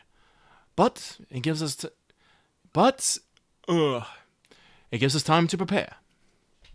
One step at a time, one problem at a time. And the first I problem, feel like Lane Fishgrief in the back is just kind of like, you're not preparing for Fimbulwinter all the time? Remember, hers is the house under Aig, which is at their northernmost coast, and basically they do nothing but stare north in case of frost giants. it's like, yes, our preparations are you. No. Is that It's like is that a frost giant horn? What? I guess I was like really say it's like Must that's have been the not a wind. conversation for now, but we could talk about that later. And if we want to be real, this is Enos' preparation for Fimbulwinter. Yeah, that's fair. I mean, to be fair, yes. Hey, guess what? The Fogvale's due north of you. That's a great Fimbulwinter buffer. Yeah. The Fimbulwinter catchment zone. Huh. The Fimbulwinter barrier. But I need that new Flood map. barrier. because Like it's I kept thinking- this is lucky thinking meta knowledge, but if shit goes wrong, those calamities might come back. I will say this. I kept imaging the fog veil as like the west to southwest end of the country. No, it's north. It's No, north. it's northwest. Northwest. Okay, Also, because You guys are all the south. Yeah. because Also, I'm used to seeing like the silver tower is like our northwest Yeah. corner. Where did we go through to get here? We went through the Shadow Pass by the Silver Tower. But what were you saying, Dallas? I'm sorry. I thought Dallas was saying something. Again. Oh, yeah, he's I typing. didn't He's mute typing. it He's up typing. again. He's typing. Okay. Yeah, the current big map we have, I want to say, is the Silver Tower is at the upper corner because it cuts off at the mountains, but you can also see how it starts cutting off House A. It does not quite catch the whole bit, but we'll Okay. we'll get out there. Also, Okay, I didn't understand that it was something north Yeah, of the it's cropped. Okay. also to answer I- Dallas's question, this book says that they can die. I hold up the holy book. Look at the seven. Well, I know. I think what Dallas / Nicola means is who says they stay dead when they die. Yeah, It's fair, true. that's fair, but But like I said, it will not be instantaneous, but we'll tackle these problems one at a time. Probably starting with the Lady of Thorns, as that is something, Enos just kind of looks towards the heart of the forest, closer. Fiona grimaces but kind of nods. Well, it's certainly closer for you. And I kind of Wait. say that it's great that it's behind my grand's place. Like, unfortunately, we'll probably be continuing to travel through either the Shadow Pass or coming around to the port, so we'll probably be moving southerly to a northerly direction in general. Speed of that depends on how much support we get and how much support we get. But Also, sorry to clarify, Axe saying that. No, Mother's Tears is the volcano. That's why that's capitalized. Yeah. yes. Oh, okay. Okay, It was sorry. not I thought originally it was called. more- Actually, I was gonna say this right now, but I didn't want to break my character off. Technically, this would be the first time it was ever called Mother's Tears. They were like, Okay. "What the fuck did he mean by that?" And they're like, "Oh shit, the volcano, right?" Yes. Okay. They've Sorry, called it because Mother's Tears ever I thought since. it was more symbolic of being like family drama bullshit. No. No, we it's might about the we might fucking- have to literally take fucking, old Gunther and toss him into a fucking volcano, a la the Ring. Hey, that'd be fun. Ooh! Throw it into the fire! We hereby sacrifice this virgin to the It's volcano. Well, unfortunately, you know that Guthrum One Eye wasn't a, Yeah, Had a unfortunately. kid. but he was a loser bozo. R.I.P. Bozo. We sacrifice this bozo. That made But- his. I mean, made his literally, when false she advice. said his name, like Fiona spit on the like. I will say this at least, Enos, if you're thinking about how the people of the Fogvale feel about it, at the very least, you're of the opinion that the Free Folk also fucking hate Guthrum One Eye's guts. Yeah, no, they probably might have like differing opinions on the Iron Demons and their role for this, as people do. But everyone probably thinks, like Guthrum, he was an idiot. He did a dumb thing. He did a very dumb thing. He started a blood war. I mean, that's why they call him Guthrum the Fool now. They're like, that guy sucked. He really fucked our shit up. But as you may have noticed, the people of the Fogvale have a lot of pride and they take their oaths very seriously. So he was the Baron, so they're like, Baron, I swear an oath to serve you. And he's like, cool, do some village shit. And they're like, oh fuck, my hubris. Kidnap our neighbors. I didn't think about this. I want their secrets. My lord, I think this is a bad idea. Rune on your heart. Dungeon. Death. I'll take it under advisement. Anyway, Your complaint has been heard.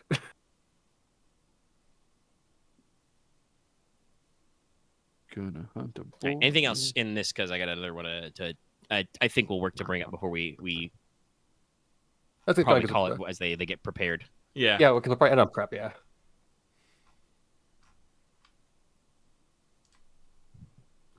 Well, I will say I was wondering if you're. Oh, excuse me. Sorry, burpee. Gifts as well. Oh yes. Yes. But so Enos will be like, well, they're not the intended use, but Enos will grab the pointers and set out like the steel tool heads. We do have some unfortunately, we did not realize that the settlement would be in the midst of a fairy forest that banned, iron and steel. So unfortunately, we cannot give these gifts to the folk here. But we have steel axe heads, steel spear heads, some steel star blades, and a few other high. I keep wanting to say high grade. I don't know if we can use actual high grade. You can. High quality. High quality steel tool heads here. I would actually probably heartily recommend giving the axe head and spear heads to some folk on the morrow. I to myself. This time it's actually Finnegan, the big guy who's kind of take back and kind of looks and says, "Oh, this is a kingly gift." And Fiona kind of nods and says, "Aye, well, we take what is given." Finnegan, she kind of gestures to have him like bundle it up, and she's like, "Find anyone who's got a loose axe head or a short spear. Not inside, obviously, but what we do outside the border, the great Blossom King can't complain about." She kind of nods back to Neil, and who's I should have mentioned probably, but it didn't come up until dramatically now. Whine about it though. He also has a big bundle with him, and Neil kind of steps forward.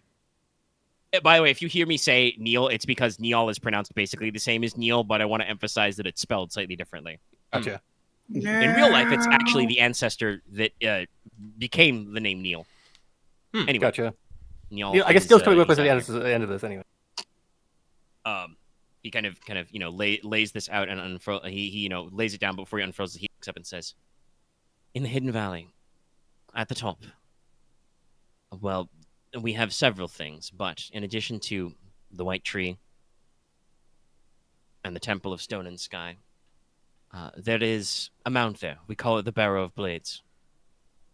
As you've no doubt heard Fiona say, we have, well, he kind of smiles a little, lots of rules, but one of them is that we don't take anything that isn't given. Something that you might say, we do not take what's not ours. As you have noticed, swords are a little hard to come by sometimes. So we keep a barrow of blades, where we keep stock of all swords and other high-quality weapons that have not been used. If one of the van falls, their body and blades should be recovered. Usually, we turn them over to their next of kin. Fiona actually, not like draws, but does kind of like take up and, uncover her sheathed sword. She, flips it over and you see etched literally along the line of the blade is a series of runes, which are proper names. And she kind of points them out and she says, at one end, she's like, Fiona, daughter of Kieran, daughter of a son of Char. And then the rest. It doesn't matter. She, puts it away. Mm-hmm. This also counts for blades we recover from our foes. Not even the cutlasses and axes from those brigands we melt down necessarily. Only our most hated enemies we would do such a thing. So we hold on to them, including these. We didn't have much to go on, mind you, as we do have several lists of accountings, but these were all the ones that we had that I believed Neve and I could trace to Logi. So he unfurls a bundle, and there are probably... Actually, jot down, I got in here. Yeah, half a dozen swords. Which are clearly of about 500-year-old make. They're not in perfect honed condition, but also they are not beat up or rusted. They have been stored in a giant sword warehouse. Sword barrow. And he kind of points out one that I think will be most appropriate. Oh, and I must apologize to the Lady Ache, but we did not know, and she just kind of waves it off. Worry about it later. But, he points out one. There is a large two-handed sword. It's a little more squared. It's not wave-bladed. But he says, by accounts, this is the heavy blade of Rainulf the Fair. And these, he points to a pair of long swords, were used by Isa Emberclad, third daughter of House Logi. I made sure to remember the stories if you want to hear them. At some point, I think we all would. Yes. Thank you. Maybe when we had have her having the drinks. Well, that I'm sure will happen later. Yes. Ike, would you mind taking charge of these blades for now? She kind of just nods at you and says, not at all. She holds out a hand. She's like, hi, Ike Wayland. Heir to House of Wayland. Clan of the Smiths. Kind of like, oh, I know we haven't been mentioning people. I haven't forgotten people are here. It's just... No, it's hard to do a lot. And that's why I like earlier I was like, oh, the NPCs definitely have thoughts about this, but I want you guys, the players, to get your thoughts and feelings out first. Yeah. But yeah, she will kind of return the bundle up and take them in. By the way, just to throw it out there to make sure everybody is noticing, that was Rainulf the Fair or Rainulf Heavyblade mentioned. Yep. That is Lady White's bow. He did fall in the Battle of Stone Fools. No, we might... I'm just thinking Leonardo DiCaprio point. Yeah, no, might take that back. Maybe she'll like it. Maybe... No, actually, no, she won't. It's a big steel weapon. What am I thinking? But maybe we can find a story. She might still want it. She is, Yeah. She is very sad. I kind of really want to be like, maybe we should just give them more weapons as a gift because I feel like they might just improve some of their conditions right now.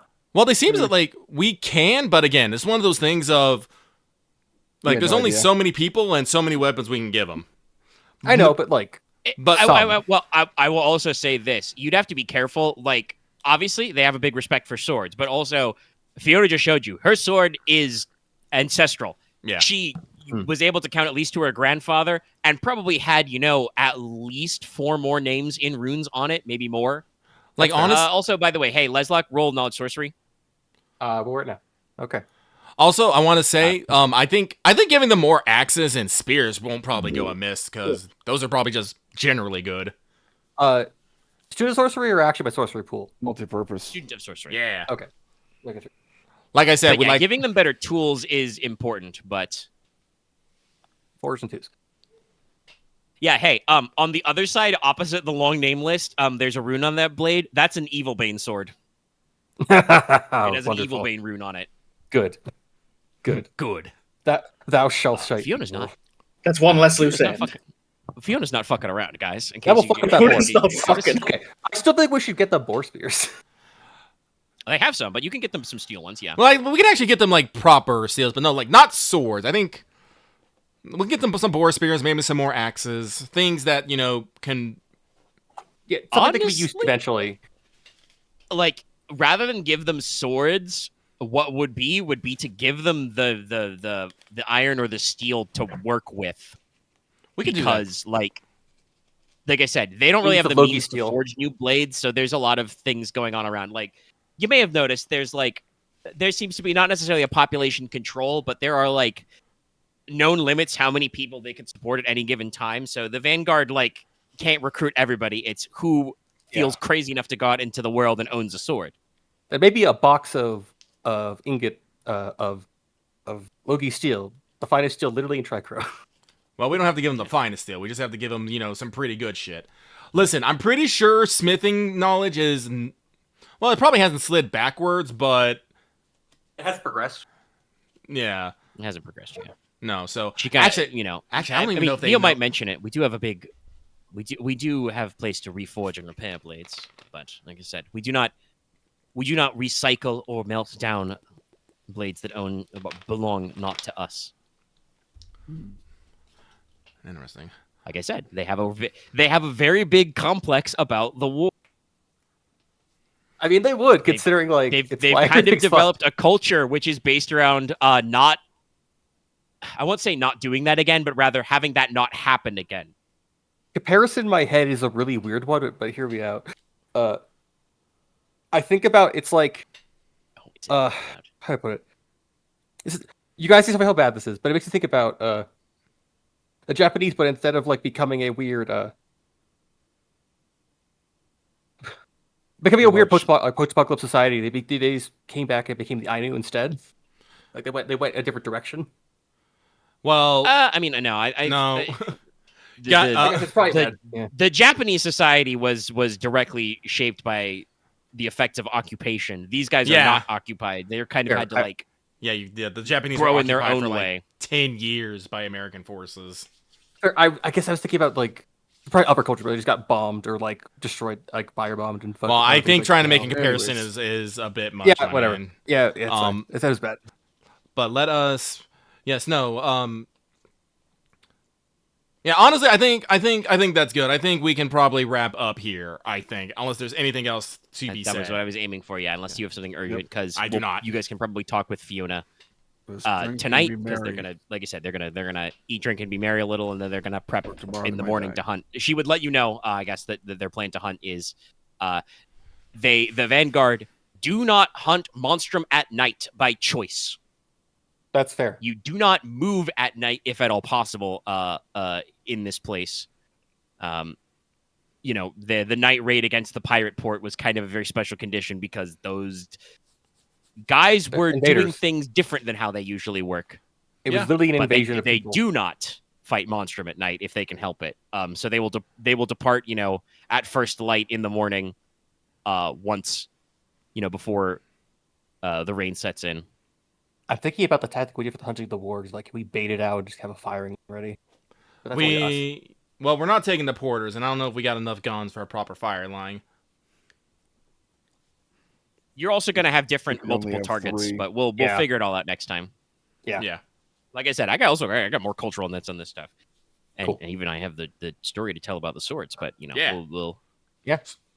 do that later. We're gonna- we're gonna- fucking 1:30. All right, okay. We're gonna camp out. I'm wrapping it up. Wrapping it up. Making the executive decision as the game master. I'm winding it in. Thanks everybody for tuning in. Don't forget to like, comment, subscribe on the video.